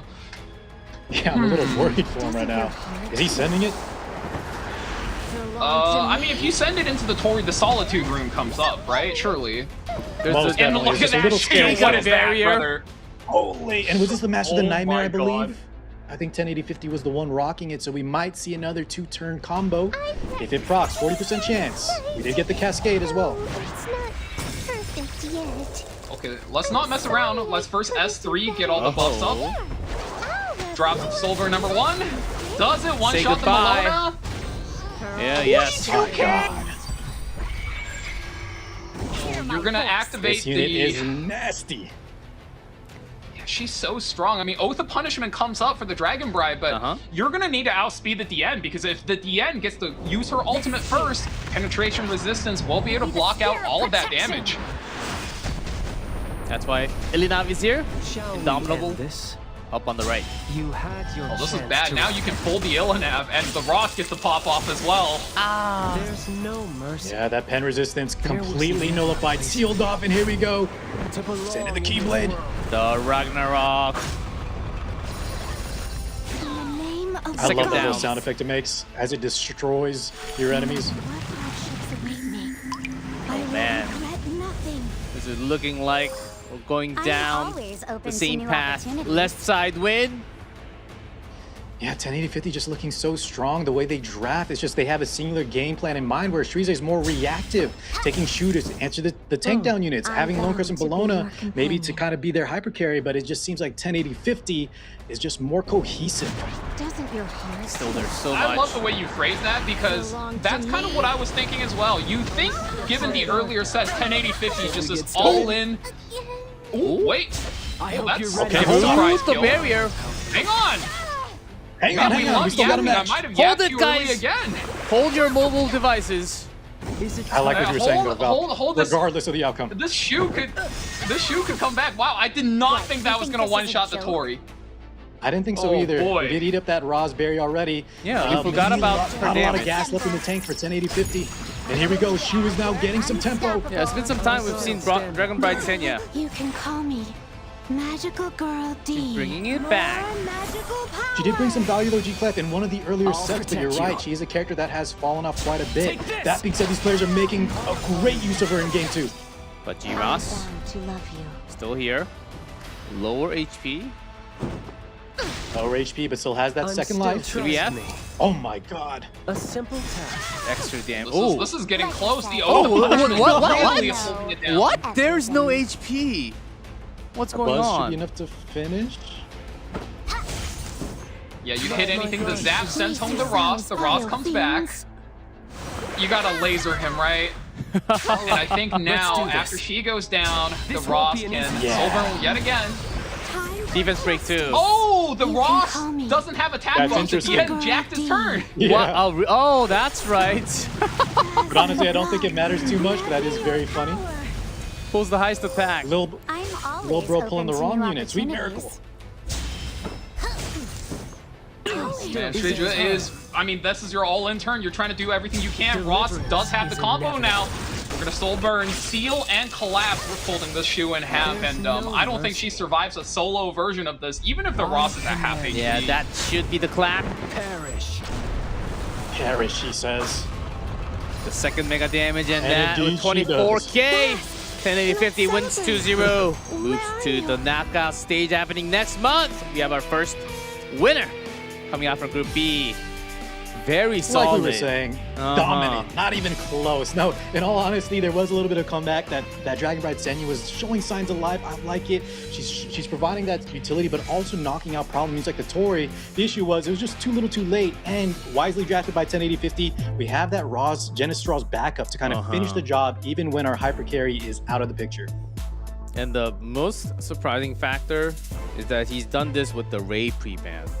I will put that in my E7 history book at home. It reminds me of KJ. Yeah, when where we KJ eventually sometimes just do get bans that whatever he Oh, interview, though, wants. G-Clef, please. The people needs to know, what was with the Ray? I don't know. We don't have an interview today. Maybe in the future. I will keep that I'll keep that question in my phone. Yeah, very nothing makes sense, right? Nothing comes to your mind, guys? No, right? Pre-ban? I'm Ray? telling you, Clef. No? Occam's razor, he's just messing around. He's that confident. All right. So left side win continues. First seed. Moving out first. Makes sense. Such a solid draft. We didn't really have that many questions for 1080-50 today. I think he really deserves to get out. early. We haven't really seen too effective use of Hecate either, like Belly and Hecate in these matches. Just not quite doing the job that I think the players that are drafting them expect them to do. Oftentimes just coming over the top and either crowd controlling or damaging them before they can even do their job. Hecate's a tough character to play correctly, and when you are playing against quite literally one of the best players to ever touch the game, every move seems like the wrong move, huh? Well, I think players are now going to recognize 1080-50, right? Not even the most bet on player, but after this, you can expect their stocks to skyrocket. That was those 4 games were convincing me enough that this player should be in E7WC in the future. That's the feeling that I got. G-Clef, I want to say, Shweze looks so good too, right? But when you have this lineup and you make 1080-50 look like Shweze is free, that just shows how strong they are. This is the thing. We have years, it's been years and years after the worldwide tournament. And still we have new players kicking and destroying all the other players and moving out as the first. This could be very interesting. Now, let's talk about the bottom though. Richard, Fivers, Schütze, those 3 players fighting for 1 slot, 1 place to escape. And first, let's start with Richard from Asia, 4th seed in Group B. Remember the games against 1080-50? Those are quick ones. Even with Notos, full lockdown. But it was against 1080-50. Maybe Richard's got a shot this time. I don't know. If I'm a betting man, I think, how do y'all pronounce it? Schütze? Oh, excuse me. So we have the Fivers match first. We have Fivers first, yes. Schütze's waiting on the next match. Yes, okay. If Fivers also got slightly unlucky, I remember that, those games. Maybe he'll come out with a different result this time. Well, guys, you know, RTA players tend to have a saying, you know, RNGesus giveth, and RNGesus taketh away. And all RNGesus has ever done for this man Fivers is take away. I, for one, am here to say, it is time for RNGesus to give, and we are about to see the most generational RNG high roll run from Fivers to go all the way to the finals. Not just for the regionals, but for the main stages as well. I'm calling it right here, right now. All right. Valk, I love the passion, but I'm afraid you just commentator cursed this man, and it's gonna be bad. Yes, you just made Chloe cursed him. Yeah, that's something you keep quiet and you say afterwards, but you just cursed him. You just made Chloe S1'd him. He's stunned. You bombed him. No. I'm sorry, Fivers. Please don't come find me after. Please don't sue me. It was a joke. It was a meme. But that S1 still to stun him. There's some chance. The other chance of not stunning him. So we'll see. But see, look at that. 0-4. Aha.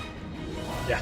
I think Jokes that's aside, somewhat of a number. Somewhat of a number compared jokes to the aside, others. right? I think Fivers was looking a lot better. Like you said though, G-Clef, Richard, was he against the 1080-50? Was that the lineup, I believe? Yes, Richard was against 1080-50, 2-0. So in all fairness, right, that we can't count him out just yet, but just from what I've saw, I think Fivers does have an advantage here. And he's got Notos available.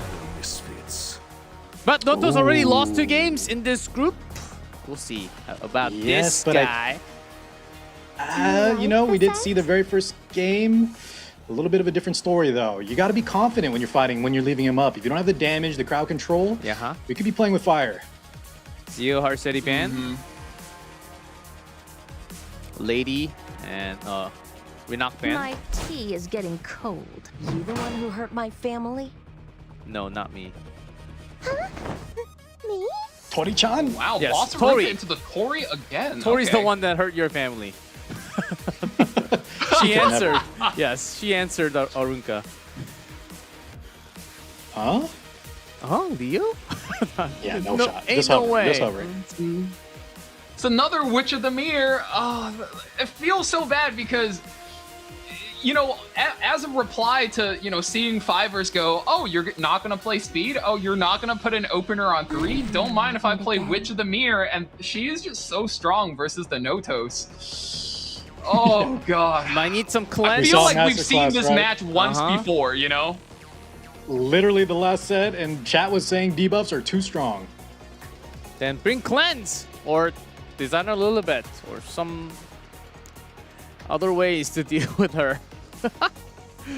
And also artifacts. There's a lot of I cleansing think artifacts one of the out problems, G-Clef, you see units like Hangai, Dilibet. We did see Dilibet draft earlier, Uh-huh. but those units are just losing a lot of value. The stronger the Yes, newer they're not characters up to get, par. they're just, even though they can cleanse, they don't provide enough value to the team where they can become a liability despite being able to cleanse. Oh, Even the Horizon FCC. Acades I also, cannot we don't let see a you lot. pass. Oh, Christie. Ooh, We've seen that's what I hovers. was saying. I want to see the Silverside Christie with a Notos. I think being able to protect him with that big effect resistance. You need a second unit though. We have a Tori. Maybe not the best in line with that, but still good. I've been waiting for a player to pick that with the Notos Christie's draft. basically a free character. So, Car, can you tell what she is all about again? Oh, most definitely. The special change unit is going to give you real effect resist, and it persists even if Christie dies. So you put the backline unit, they get a ton of effect resist. So we put Yes. Notos back there if he gets through, and it's going to be very hard to debuff him. Exactly. Thanks Wait, for that. Car, are you aware she got buffed? Yes, of course. Yeah, the 100% now. Yeah. Yeah, she gives 100% of her effect resistance, but Right, obviously I think that's why did Richard I is not going to say ban that? her. I I'm don't very think aware. I caught it, but yeah, she gives probably 300 effect resistance to the back unit, and a lot Here of we people go. are calling Yes. for it. But oh man, Hopefully, it's gone. different this Goodbye. time. Which of the mirror? Let's see the lockdown. I How shall many offer can you a land? message. Your freedom is only but an illusion. It's a Christie band, so Oh, the Notos is mirrors. here. Sleep. Uh-oh. But Good buff stack on the Like flag a cigarette. secret though. We're dropping debuffs back against Richard, so going to buy the Tori a little bit of time. Fierce 3. I mean, that's good enough. Exactly what you need to see. No, it's not. we're just slinging at the wall, seeing what sticks. Tori does get the Cascade. Do better. 5 buffs. I can do anything. Goodbye, Malona. No. Oh yeah, we've seen that, right? No. That hit buff just completely like a hot knife through butter. Wait, one more turn, but the Biblis cleanses. One more hit's gonna go through. We're going in on the Witch of the Mirror. This wasn't Man, was that the Master of the Nightmare again? When that thing procs, it is obscene. That is just too much tempo advantage. Isn't the scent lovely? Man, the story. Breathe it in all you want. One at a time, but she's scary. A lot of venoms. Lands almost every debuff. I think Doesn't I miss saw the the provoke same. on the Tori, which is, I think, all Fivers cares about. Giblish. You've got this, Tori. No Cascade again. Man! Oh, Well, Master we of get the the Master of Nightmares. the Nightmare proc. A real model. He gets the S3 this time at least. Should be Oh, and most certainly, unless he's just super unlucky, there's the Cascade. He's got it, and I'll wrap you up. how many soul burn is that? 4th, maybe. And one more! Oh my god, is that another one? That is I'm not saying ridiculous. anything, Car. I learned my Fivers. lesson. I'm not commenting on Fivers' luck anymore. RNG Oh my god, the RNG. Tori back to him. 1v4 this game! Notos RNG. who? Notos was just sitting pretty there. We didn't even need him. Back and forth. And that's a game sometimes, ladies and gents. That's a game. the amount That's of certainly a 40% game. procs. I mean, if you were I to would be say- honest, the Notos was simply here as a distraction for all of these counterattacking, Notos was debuffing cheerleader. characters to come Yes. in, and Uh-huh. Tori is just here to one-shot them one by one. In all fairness, though, right? Assuming we don't get god levels of RNG, 40% back to back to back, Notos would have been there to clean up. So he had his job. He didn't actually do anything. But my god, that RNG was ridiculous. I learned my lesson. We're not talking about RNG game. We're not talking That about RNG was RNG game. We're just gonna let ridiculous, Fivers Valky. do his thing. Should we count that as a Notos win or not? I'm about to mark it down. It technically counts, Giga. You gotta add it there. Absolutely, You gotta count add it. that. Does that He count pulled as a the win? Witch of the It Mirror counts, trap. Okay. I'll count that as a win. So 40% win rate now from 25. Yeah, you gotta count that. You gotta count that. Oh man. So funny sometimes. Oh, G-Ross again, instant. And Yulha for Fibers.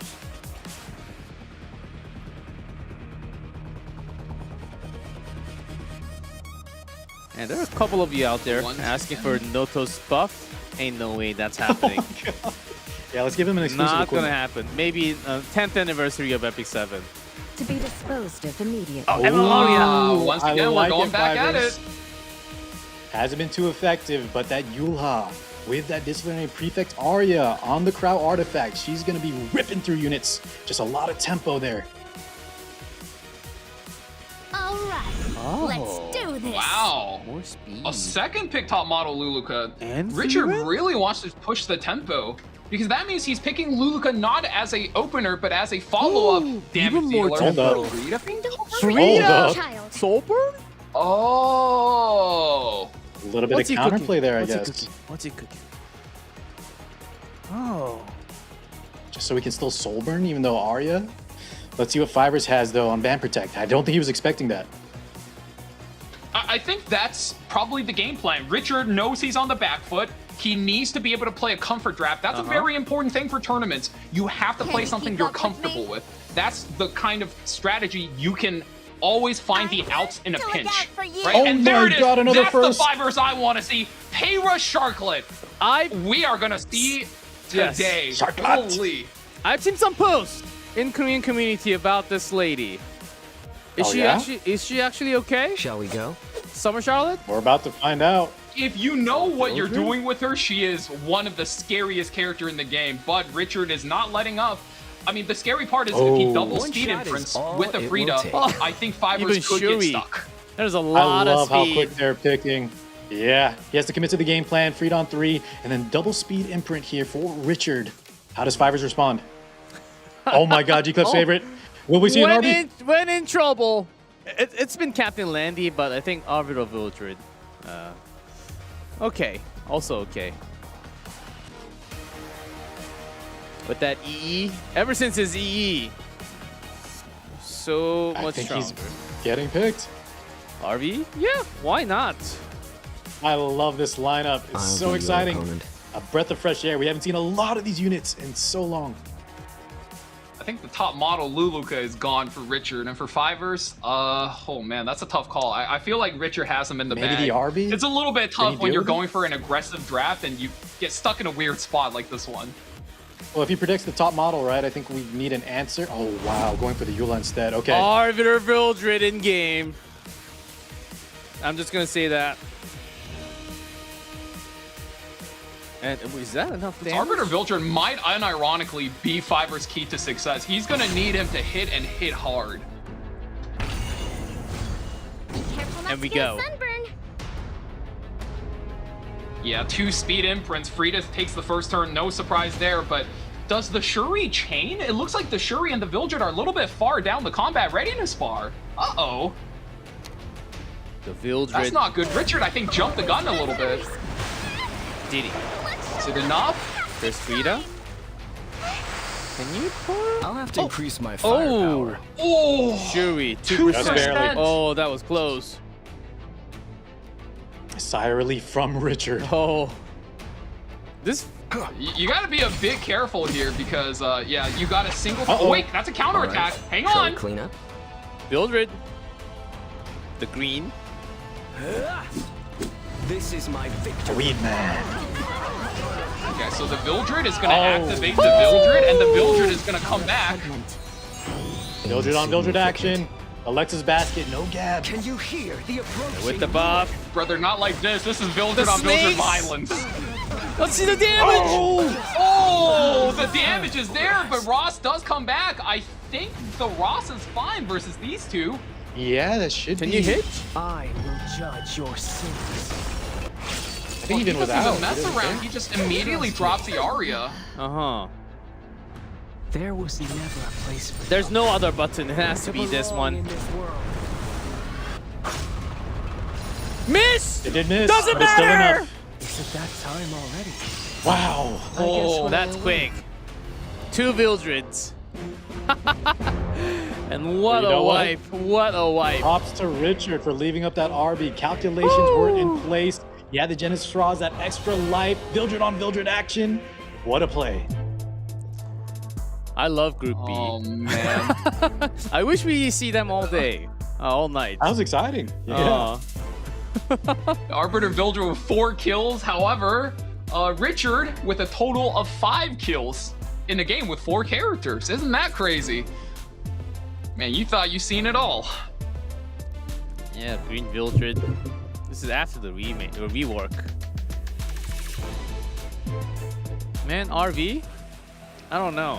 I'm not that excited anymore for RV. Noto's finally banned. Yeah, along with Biblis from Richard. Now at the end, Tenebria also banned out. So a lot of heroes gone from the pool.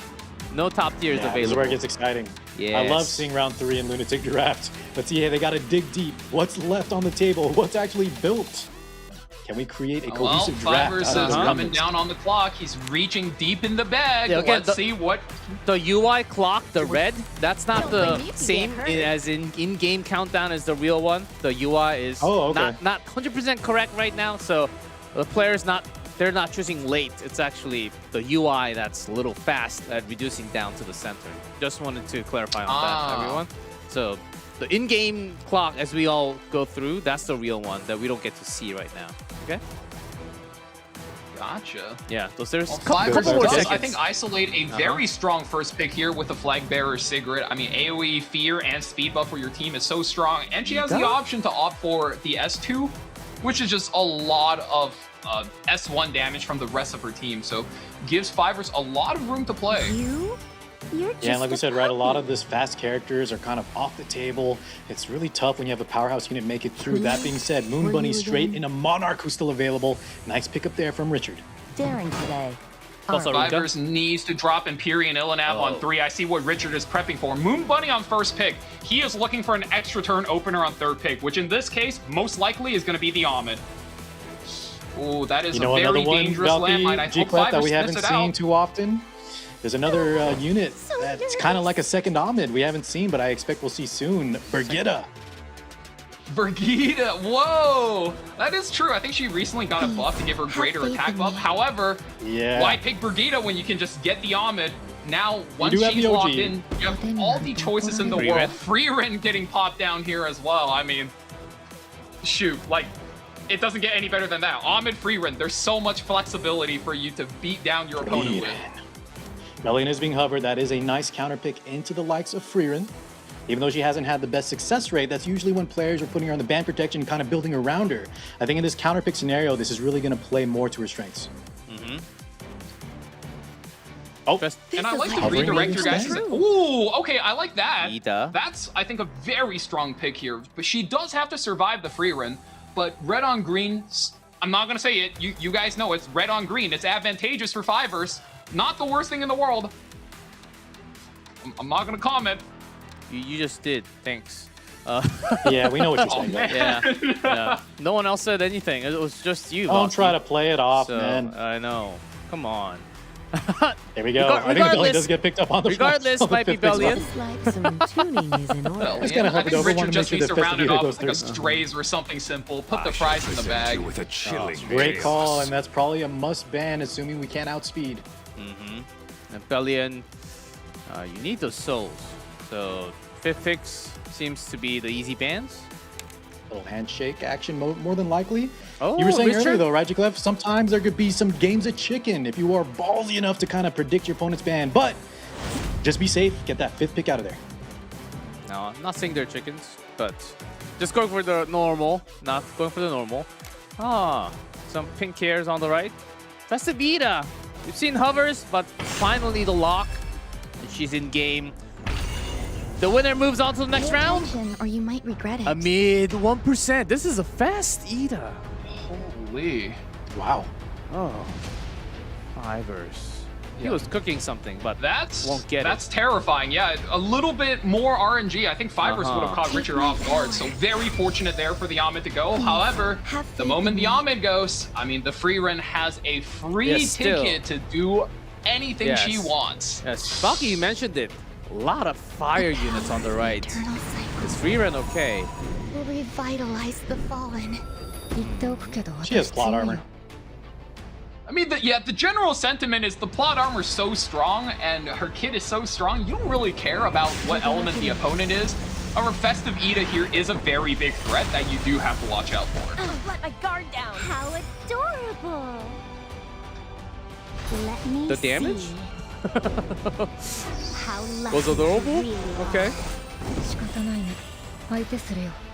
Now, Freerun does come back. That's a 3-turn greater attack buff, by the way. It's a lot. On mid. And now the real damage. The burn, the flame. Ooh. Oh, it hits the Festive Ida, but the Iceria and he's just gonna let it rip. That could be it. I bestow upon you the Even without stacks, right? The damage is gonna hurt. Is that enough? Yes. Oh my god. Three of Festive Ida are gone. Oh, man, GG Fivers. Knocked out from the tournament. Richard is gonna move on to the next round. Going against... You doubted the free Renji, Clef. And Valky cursed poor Fivers. I'm sorry, Fivers. It's all my fault. I'm sorry. Oh, I really was rooting for him, though. Valky said it. We didn't say anything. That's right. That's my fault. That's my fault. What a round. Of course. Fivers did have an amazing Tori game, though, in game 1. That was some RNG, if I've ever seen one. At the end, this free round. I think for this draft, picking Tori on 3 was just jumping the gun a little bit. I feel like when Richard goes Bunny Dom, you knew the Amit was coming. Your third pick has to be some kind of tank, and I think Empyrean Ilanov there would have just done way too much to stop, unless she was pre-banned and I just somehow missed it. Like Freerun and Strays would have lost so much damage. Like a Last Rider crowd ride on the Crown of Glory we saw earlier could be an effective tool as well. But like you said, I think the draft for Fivers there in game 3, not really much in the way of RNG, just sort of an abstract scenario. You got to give props to Richard. Yeah, was really well done. Second game, G-Ross. Oh, before that, this was the first game. Oh, this is the one you're talking about. Game 1 Master of Nightmares was, that went crazy. Cascade, barrier, the reflect. Really cool tactic. The Vildred fight. He's coming back. How repugnant. Insignificant. The Arch Demon buff. Can you hear the approaching? Yeah, and I think the highlight for both Game 2 and Game 3 is how fast Richard have these tanky, thick units built. Right here is the Genesis Ross being able to steal the turn, and in Game 3 it was that Iceria, which is usually played at base speed, super slow. But Richard tuned it so that when he gets the team together, she was able to finish off the Festive Ida before she could flip the match. GG Fivers. Hope to see you in the future. Yeah. The first one, not much, but it's all about with the buff coming from a mid.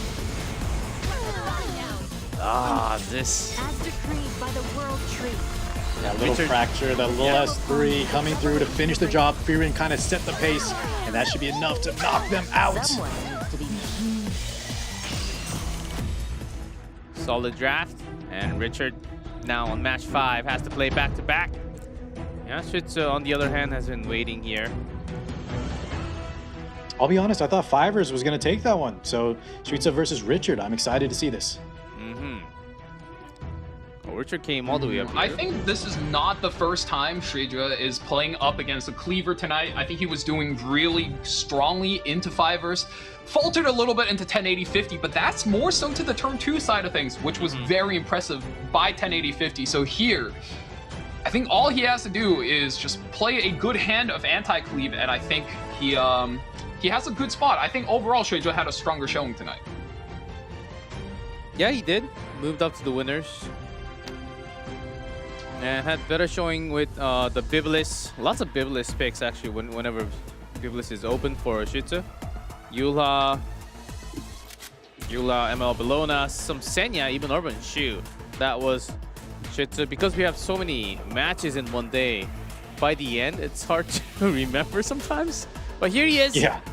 1600 games. Let's see. And Richard, who's feeling okay after that 2-1 victory. He should feel okay. He played very well there, taking out Fivers. This is going to be a tougher opponent, though, like we were highlighting, right? I think Shritza is the strongest right after 1080-50. I'm not going to count Richard out, but he's got to pull out some crazy tech, I think, to stand a chance. And I really like the Iceria into the cleave because, as you can see, sometimes it either completely closes out the draft for you or it baits your opponent to pick more. And both outcomes we've seen tonight, he's been using that pick to a very high level. And that's something that's always fun to see. Ooh, He has a 3-1 advantage on the Oh ladder. wow, this is a record. Oh, higher seed having. I might have. I think I'm just disrespecting Richard too much. I got to recalibrate here. Yeah, This guy is the real deal. it's a cute character holding the scythe. But gotta be careful, Car. No. Top model Luluka, though, on the other hand, is also very dangerous, even though she looks very charming. He said, I remember he said about Tori earlier. Oh, again, we've got the pre-bans, and someone, I guess Richard, second pick, did not respect Notos enough. Who's having... You know, there might be solutions. What Lady of the Scales is up? It's not that crazy. Okay. Notos does get picked up first pick here, so I think it might be an even trade on both sides. Oh, They traded Notice for a Biblis into Lady. Oh no, wait, might be going for Renok. Rinaku? Come on, impress me. Okay, now conventional So we're gonna knowledge give dictates Notos if you Lady? give somebody both Notos and Scales exactly, Car, you are giving Thanos 2 pieces of the Infinity Stone. So, it's looking dangerous. I mean, I guess Richard knows what he's doing, so I mean, scary. You have to just say Richard knows what he's doing and he's giving it over for free. And Stranger is questioning himself here, going, it's like, why is this the right play? Oh yes. Why am I in trouble? Yeah, you know, is he that's giving? so Why funny, am I boys, like given- the alarm is going off. No. Why am I flag, given red this many chances? Notos and Lady? See what you got. Ooh. Okay, Lady on three? Setsuka. Your Not defiance bad. amounts Oh to my nothing. god, I think this The is the triple. first Lady of the Scales third pick I've seen ever? Hello? That's crazy. Yes. Oh, those 3 look pretty scary on the left. What's going on in Richard's head right now? You presume to define Does me. lock into Hecate though. That's a combo we've seen him pull out multiple times now. So, Expected. ooh, okay. But I don't Witch think of the we've seen Mirror. it So, even. I don't think we've seen her take a turn just yet. All the Hecates have not really performed how they should be. That being said, I have seen her. She does have enough damage to even kill the likes of Notos. Hecate and you- Witch Tene? yeah, you really have to be afraid of the Witch Tene and the Renat combo because there's not that many characters in the game that are good versus both of them. That's the main thing, right? A character, if they're good versus both type of damage Renat can output, they're usually very weak to debuffs, and vice versa. So this is a very important spot for Shrejo to navigate. No way, Minimu. No. You'll be dealt with by the Christy? law. Ah, the silver type Christy. Christy once again. This makes a lot of I sense like now. it. I like it. ER against all the debuffs? Mm-hmm. Perfect. Last time we did see it get banned out though, and we might see similar, in which case the hyper carry in the back could be at the mercy of Witch of the Mirror. Top model Festivita, who has 1 loss so far. Well then, let's begin. Okay, I don't hate the Festive Ida pick. There's so much buff strip on the side of Richard that you can expect the Festive Ida to get consistent value. And on Okay. top of that, you have 2 damage dealers in both Setsuka as well as Notos to be able to finish the game off for you. So overall, very well-rounded draft from Shreja, especially with the Ladies of the Scales on 3. That's it's kind of scary. It's kind of not fair. With that many... A Moon Bunny? Sea Phantom? Our first. Oh, a bit of a twist at the end. Last. Ooh. Okay, just kind of solidifying that they have, the initiative.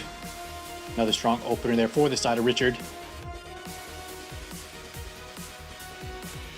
Quick ban from Richard. Christy does get taken out again. He does have the Lady of the Scales, though, still available. So, we're not completely at the mercy of all debuffs. But this, I think, Richard might be onto something. Really depends. We haven't seen Hecate perform just yet. This could be it. That seemed way too much given. 2 hits on the left, Notos and Lady of Scale. We'll see.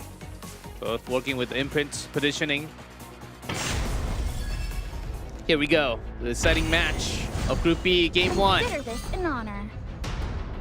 Renok goes first. Ladies of the Scale is in front. I think she's the one that's probably going to get sacrificed here, being put up on offering, so to speak, especially when Hecate is in the game. You almost never just make it through like that. Counter. Oh, a bit of a misactive counterattack. A double hit. Ballsy, aren't we? That hurts. Biblis has our back though. Cowardly trick? Trip mine. Because I'm... I was careless. Well done from Renak. Do you have a past that has wrought misery? Richard, my boy. Here we go. Show me the debuffs. A moment of truth. Care, for Sleep. example? 1. 2 out of 6. Ooh, that's... You don't want to see that. Yep. Feeling a bit strange? You Yeah, I mean, must the have been Biblis has here got to do before. what she can. Going to drop Venom on... I think this is 3 HP scaling characters here. No, just 2. The problem is, though, Oh, the Shiny immunity is still will be present, waking right? up. And she does not strip on S3, so the Witch of the Mirror kind of dropping the ball. Nodos now most likely gonna get an activation. Dare. Oh. Yeah, that's every silence. You hit everything. The Soul Burn does its job. Push back damage. Let's see it. Pop. Big, and here we go. Notos. Big Nodos up to bat. Here's the The second god of the S3 of the tournament. That clueless face. Now the gods here. Yeah. Everyone When I scatter. mentioned Hecate could kill Nodos, I think Scatter. that's pre-activation. I am quite. That's GG call. He doesn't even I want to think try. we'll see that a lot more after S3. It's just, everyone, okay, good luck. I still like the game plan though from Richard, right? He banned out the Silvertide Christie. The Witch of the Mirror just did not strip onto that that Nodos. He would have had an extra chance to apply the Biblis S3, maybe get a Hecate activation. But yeah, that's what happens sometimes. You leave up Nodos, he gets to press a button, and it's over. Another win for Notos. One technically that he didn't do anything. Now it's 50-50 though, from 0%. He's been climbing up on the win count. So 3 for 3 for day number 1 so far. We continue with the Lunatic free run amid Yulha and Ruel. Bend down, starting with G-Ross from Richard on the right. Richard taking first turn, okay. Yeah, very good pickup. We've seen how strong this guy is, especially in game 2, man. You leave him up, he is just cleaning house. Yes, G-Ross, what a character, man. Empyrean Ilanav is still up. That's still one of the biggest counters to Genesis Ross. You have multiple ways, but regardless of what you do, you really want to get penetration resistance up. So Yeah, maybe a just blue really DN could be a pick as well. You go full cleave here, or look for something like the Flag Bearer Sigrid. We've seen time and time again, really good at setups, and now you get your tank locked in as well. Wait for Richard to commit some characters and then figure out if you're playing standard or if you need to adjust into a cleave defense. Sigrid, Alinav. Tanking up first. Richard, what else do you bring? Is it Tori time? Game 2? We've seen a whole lot of Tories today. Could put it on third pick, ban protection. Let's see. No Heart City, no To the Zia. Ilinov, though, I'm not quite sure. Let's see, Richard. He has another room for utility slot as well. He's got to have an answer for this Flag Bearer Sigrid, too, because if she gets her game plan going, you have no cleanse, you are sitting in fears forever. It's taking a little bit of time to think about it. We've seen a lot of Boss Arunka into the Tori, but he's going to opt for Monarch of the Sword Iceria. I feel like Richard is just too fast of a player to not pick a speed character on 3. How should we do this? Oh my god, he locks it in. The Blade. That's exactly what Richard's going to do. Speed players will always draft a cleave opener on 3, regardless. Rand here will be, stripping all the buffs, fishing for the defense breaks, and if it does land, could spell disaster for Shreja. I love it. You gotta really think, do I want to commit like a, blue Elena for the anti-AoE? What if he pivots? Does he have a pivot? Those are all questions you have to ask yourself. Yes, Valky. And one thing I haven't seen is, actually, never mind, Ruel is pre-banned, sorry. Okay. Sorry, I was like, where's the Ruel? Yeah. Pre-ban with Yulha. Richard, tournament life on the line. There's Ron. Ooh, ward on the lock. He's hovering. Oh, kind of answer to that. against the counterattacks. Yeah, that's right. So he will be making it through. He's going to be completely nullified there in that regard. Designer Lilibet. Wait a second, is that Lord Kane? No way. Richard, if you pick this, fairly sure that's.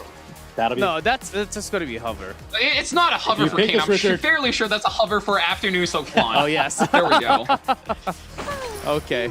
Yeah, I really don't like this Mordon 3, by the way. No because one the felt moment with he that, comes right? out, Richard's pick is done, right? Like, Isaria's already done her job. She's baited out the Moor, and you can just cleave these guys now.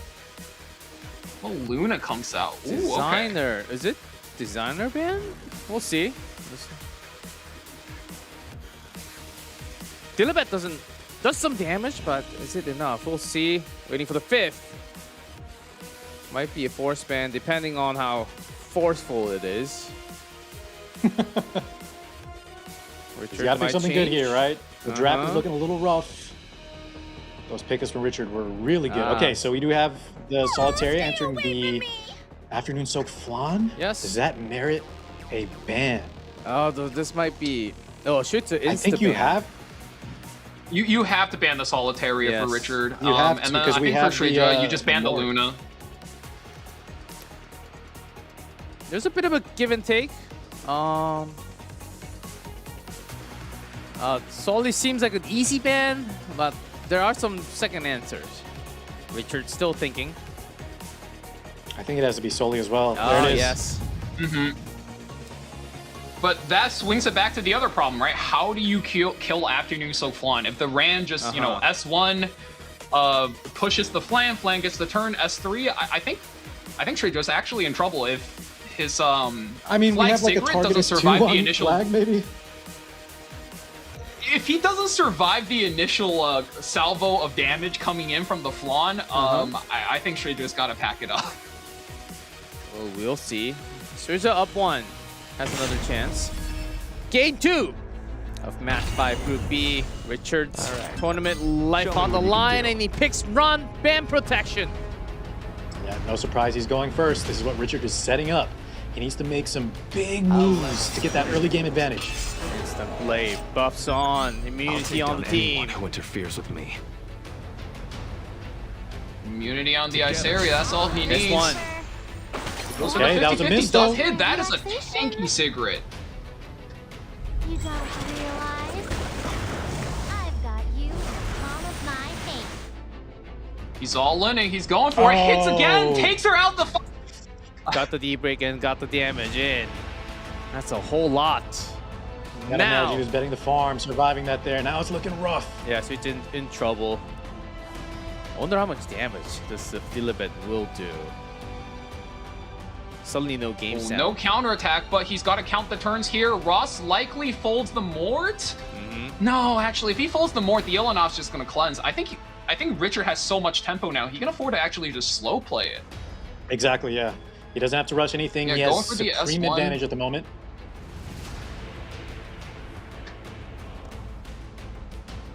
The dual attacks with Afternoon So Flan is just a little bit too much. And even if you don't get your counterattacks with the Isaria, just the natural S3 and the injury on these high HP units is going to hurt Shreja a lot.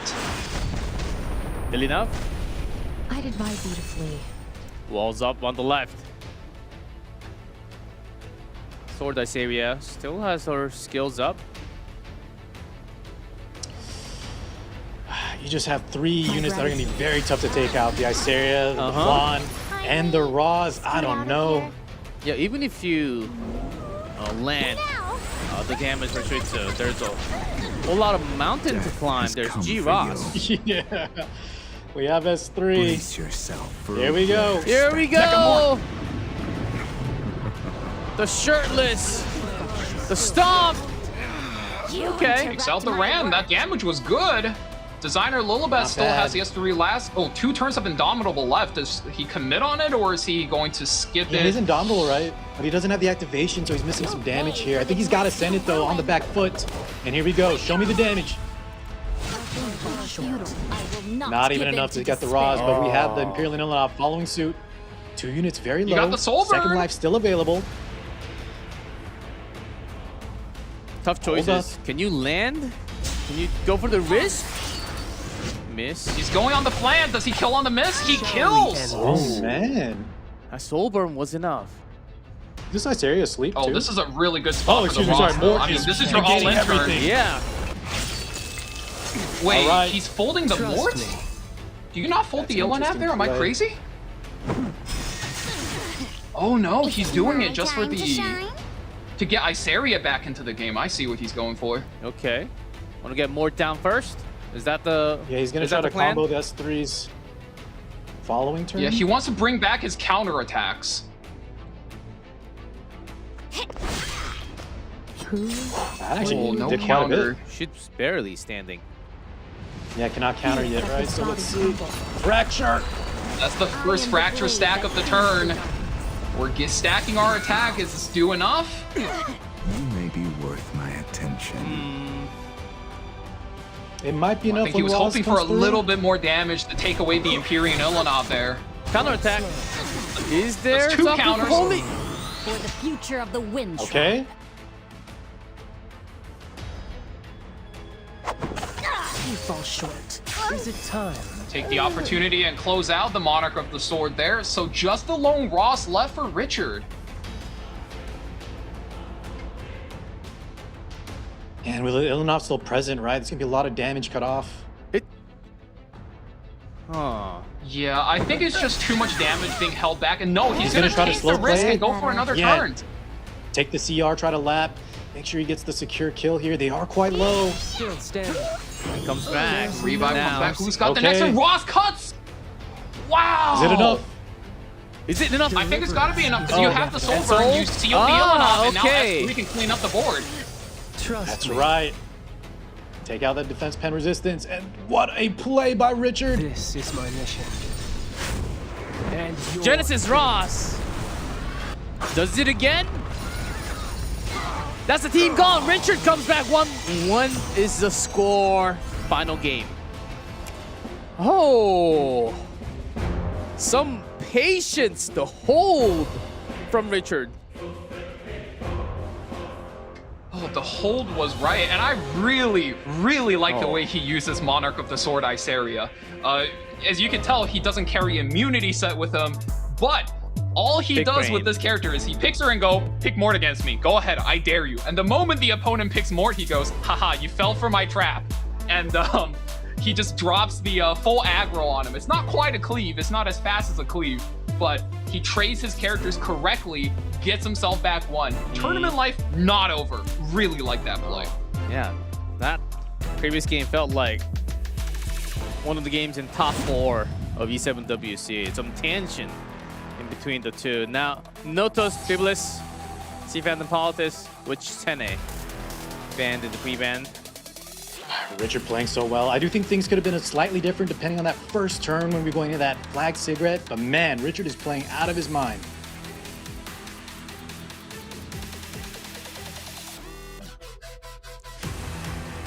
A lot of heroes gone. Rinak first pick. Got the speed. Oh, Lady's still You here. still have time to Oh submit. wow, Interesting. that's not good. Oh, is that the Bunny Dom again? Oh man, the Bunny Dom comes out, I already know what's coming. There's only one reason anybody this day and age picks a proactive Bunny Dom. Oh man. Yeah, and usually, I feel like preemptive picks aren't the strongest. Did he make this work last time? I can't remember. He did. That's how he got to this spot. But that's the exact thing, right? Is when you are stuck in a spot like this, you play something that you're familiar with. You play something that you know.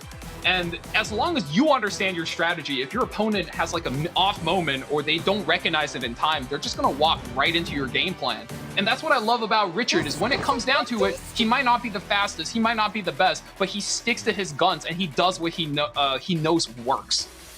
It did last game. Can he make it work again instantly? It's a lunatic. So you have to switch gears every game. Tori in second pick, not in Ban Protect, so we'll see how the rest of the board goes for Richard on the right. And I think you're right, G-Clef. He did switch gears, looks over, Ahmed is pre-banned out by Shreja in match 2, so that's a really strong pivot here. Yeah, Richard might be shuffling his head right now. Daring Rolling. play, Arunka. aren't we? Ooh, okay. You're trembling. Ah, Interesting. Hecate on third. He has 0% win rate so far, right, G-Clef? Yeah, I can confirm. This might be the one, though. Much different draft. A lot of times we saw her against like the likes of Notos. Richard pick up the tactical Coley. All of a sudden? Full aggression coming out from Richard. I think that's a good also answer into Hecate, right? You don't want her to get her game plan going, even though she has some counterpick potential into units like Lady the Scales. We've seen the weakness. You just kill her before she gets to activate. Exactly. You do have to be the faster of the two players whenever you commit into this Hecate. I think he was very comfortable when it was just the re-knock on the board. He looks over to the draft, he's like, I'm the fastest character in the game. I don't care. And then Luluka as well as Tactical Lee drops, and now you go, this looks troublesome. So now instead he's going to offer the 30% team evasion from Setsuka. So that's going to throw a bit of a wrench into Richard's game plan. Yeah, one miss. What is this last pick? Oh, I'm holding my breath. Me too. It's really coming down to it, guys.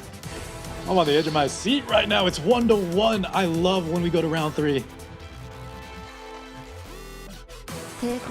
And the pick. Oh! Whoa! Whoa! Burn?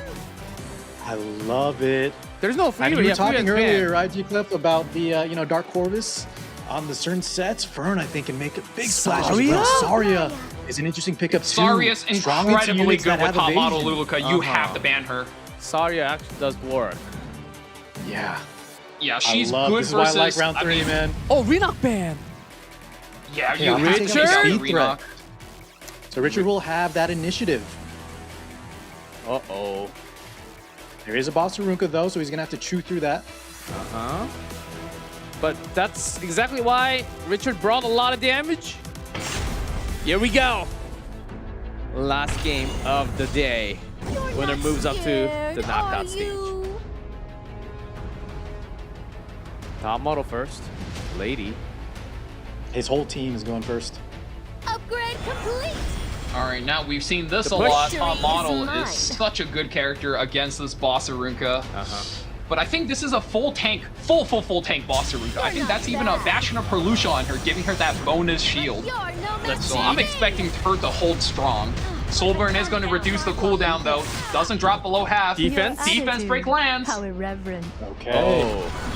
So We far, talked so about this good as for well, Richard. right? Lady the Scales also adds a lot of damage when she activates. Lots of fixed damage for the entire team. Alexa's basket. Raiders are oh my god. Is it gonna hurt? Oh. This Coley is going to Your attack pattern. destroy. So painfully transparent. Everything rests on the shoulder of this Setsuka and Fern. This evasion core from Shreja needs to carry him to the promised land. Counterattack 1. Yeah, only one bomb. Oh, no counterattack from Fern. And this is not Master of the Nightmare, so don't expect any crazy back-to-back turns. It's Wind Rider. You've got this, Tori. No Cascade! No Cascade is You not think so good. unlucky You do for not want to Richard. see that. Still, the damage can be enough, right? Maybe. Yeah. Spicy. Wow, She going for just Setsuka? runs it into the Setsuka.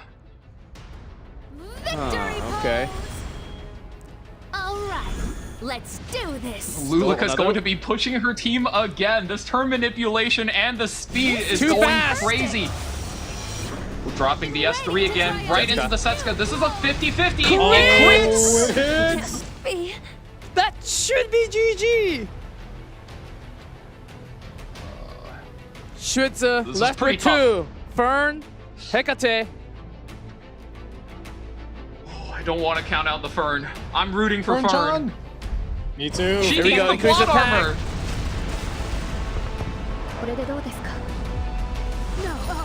Drops the damage in. Defiance amounts to nothing. Wait, was that a Warfare set, Fern? That's not Riposte set? I just realized. Yeah, she ripped S3. I'll make it painless. If this Okay, is Hecate finally Warfare gets to set, it play might the be first time cooked. this tournament. Foolish. Opting to just S1. Return to the eternal Okay, cycle finally of some animation from this.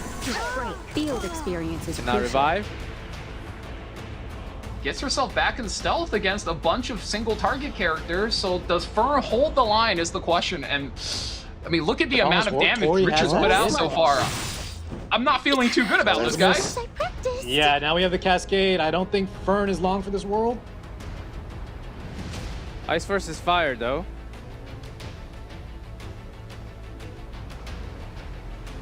Richard. Gift wrap. I feel like Tori might even get the kill through an evasion. That's a With the miss. Cascade, right? Yeah. Plenty He missed the Cascade of that first damaging. turn, but gets it now. And Tori cuts. Oh! 3% off. Cuts. Richard! Souls as well. Soul. And Richard's going to finish. What a comeback! 2-1 score. 1080-50 and Richard are the two players moving into the knockout stage in May. Congratulations. Wow.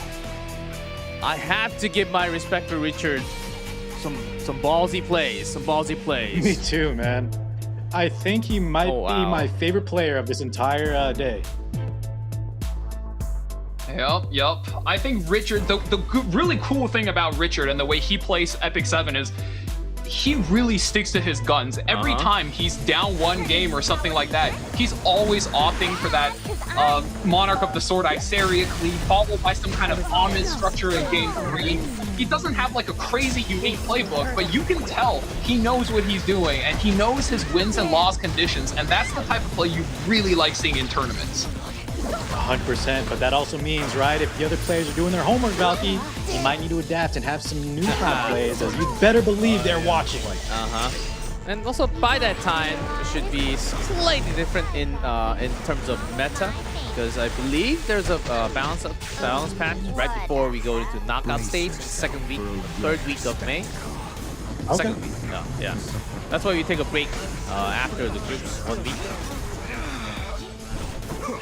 Oh, a lot of cool This match plays. was a little crazy. Look how low their health is. This is my mission. But Richard just you gotta give it a straight though. Like his target selection is on point with all of these single target skills. Just a shame his tournament run did end here. But it was very well played by Richard. Richard had confidence and bold picks with reasons though. It wasn't without reasoning, it was just on top of the play. It was actually very well calculated. We've seen that in game. Yeah, 100%. It almost felt like he always had a game plan, even when it didn't work out, right? He never got shook, and also his picks weren't always reactive. It's like like Valky was saying, just the confidence in his game plan. And it worked out beautifully, man. I gotta put some respect onto Richard. Yes. Group B. Lots of colors from all 4 players. Updated tournament tree. 1080-50 though, he looked incredible. Like almost a tier above the other players. Seems like a very, very strong tournament favorite now. After being just 4 games, sold me completely. And Richard climbing up from the bottom will also make it so we already have 4 players. And he was the 4th seed, correct? I think Fivers was 3rd seed. Yeah, Richard was 4th seed. Yeah, Fivers 3rd seed. That's why he's the standout player for me. I think that's the biggest upset. Because you see Alibi, MagicQi, 1080-50, right? These were the favorites. Shweeza, though, was the 2nd favorite. And Richard shows that anyone can win, even the newcomers. Even though Richard, he is a name that is known. I liked what he did today. So those are all the games. For some of the older players out there, this guy used to go by Jose. So if you know that guy from Asia server, you know he's been cleaving since before some of these guys have even picked up EpicSeven. Oh, interesting times. It is certainly a new era. Even Notos, guys, so far for the record, only holding 50% win rate. So just keep that in mind. Back in my days, when Captain Landy was picked, Captain Landy was barely ever picked. But Captain Landy was holding like a 74% win rate or something. Yeah, I think we'll still see her around on a protection set, and especially in like game 2, game 3. But you're right, she hasn't really been around as much. I know. Where's KJ? We have a page of group. It's not just A through D. We have until group H. So we have a lot of players out there. So is it just this tournament tree? Do we have another page? Next page, please, if we have one. Oh, maybe not right now. Maybe they're gathering the data right now. Oh yeah, it's back to us. Woo! Man, what a day. Night, fellas. Group A, very exciting. Certainly happy that we got to see some good amount of Notos in game. Our very first game. Yeah, and actually thought Notos would be like a definite ban, a lot more than what we had. He was open. Yeah. Actually, yeah, 50% winner. I think that tells a lot. He's not like invincible. There are methods. We there saw are some ways players, to deal with right, it. G-Cliff? Intentionally leaving him up, and they had the answer. There was other players that kind of played with fire. They left him up, and their game plan completely fell apart. So like I said, 50-50 right now. He's not an I win button, but man, we saw he can clean up matches on his own. We'll keep that in track. And Valky, any last words before we close today? It's been a long day. No, man, I'm just happy to be here, join with you guys as well as both chats, seeing some awesome EpicSeven, and I can't ask for more. Yep. Next week, we do have the matches for Group C and D. It's exact same format. We'll go through 2 groups at a time for 4 weeks. We've got week 1 down, 3 more weeks to go for the group stage. That's gonna be fun. I'm liking a lot of these new picks. Some pocket strategy. Dark Corvus was banned. One day. One day in the future, so many heroes are viable. That's the thing. We're seeing some like first picked in E7 Masters. I think we still have plenty of heroes left to be picked. I'm with you, G-Clef. Oh yes. One of these days, we're gonna see the world's juiciest Dark Corvus ult with Nurse Yolha. With Nurse Yolha? Oh, that's right. With Nurse Yolha. Corvus. That's gonna be a Giga Chat Dark Corvus. Oh. It's gonna do like 80,000 damage. Looking forward to it. Certainly looking forward to it. But that's gonna be all for today. Thank you, Valky. Thank you, Karsik, so much for sticking around for such long hours. I know your time zones are deadly right now. I think the sun should be coming up in a few hours from your side. And that's gonna do it for Group A and B. Thank you everyone for watching. Pleasure to have you in the new era. Again, newcomers, returners, oldie like me, always enjoying EpicSeven. Keep on playing, keep on surviving, and get to the highest level of RTA if you can. And learn a thing. I think we all can learn a thing all the time in the E7 tournament. E7 Masters, Road to E7 WC will continue next week. Thank you everyone for watching, and have an epic weekend. Your time is up. You may rest now. Just come on with me. This is just perfect! I've been waiting to try out these new clothes! Prepare for battle, everyone!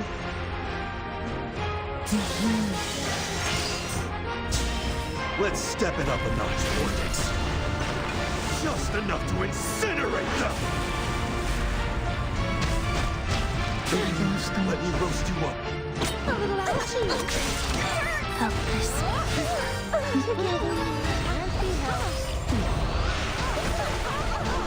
I'm well aware of what your plan is.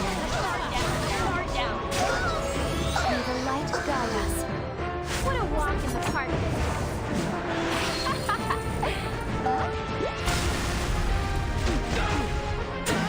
My actions will prove it.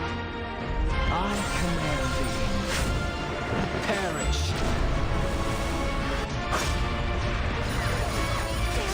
You learn nothing. I won. Can you handle this? Finding a worthy foe is more work than I want. Bring it on! Why is this me? You feel stars all so predictable and tiresome. Now who's up for an experiment? Starstruck, you worthless things. Shouldn't you return to nothingness? Insolent! I get to rest. Still remains. We can do anything too! No! You really far down!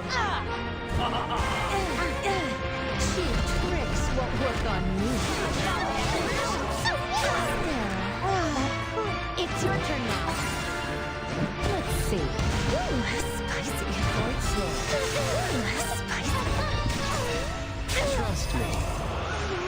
Here. Oh, you look nice and pretty. For all the shattered nails. Here, my... There was never a place for you to belong in this world.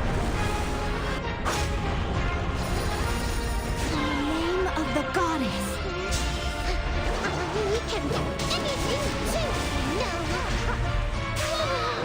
So stop teasing me. That's what I should do. This is my victory. Dancing blade. How repugnant. Insignificant. Can you hear the approaching ruin? Still standing. Brace yourself for a rare spectacle.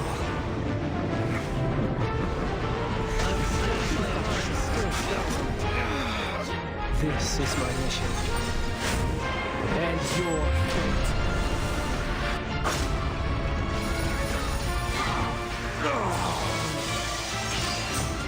This is just perfect. I've been waiting to try out these new clothes. Yes,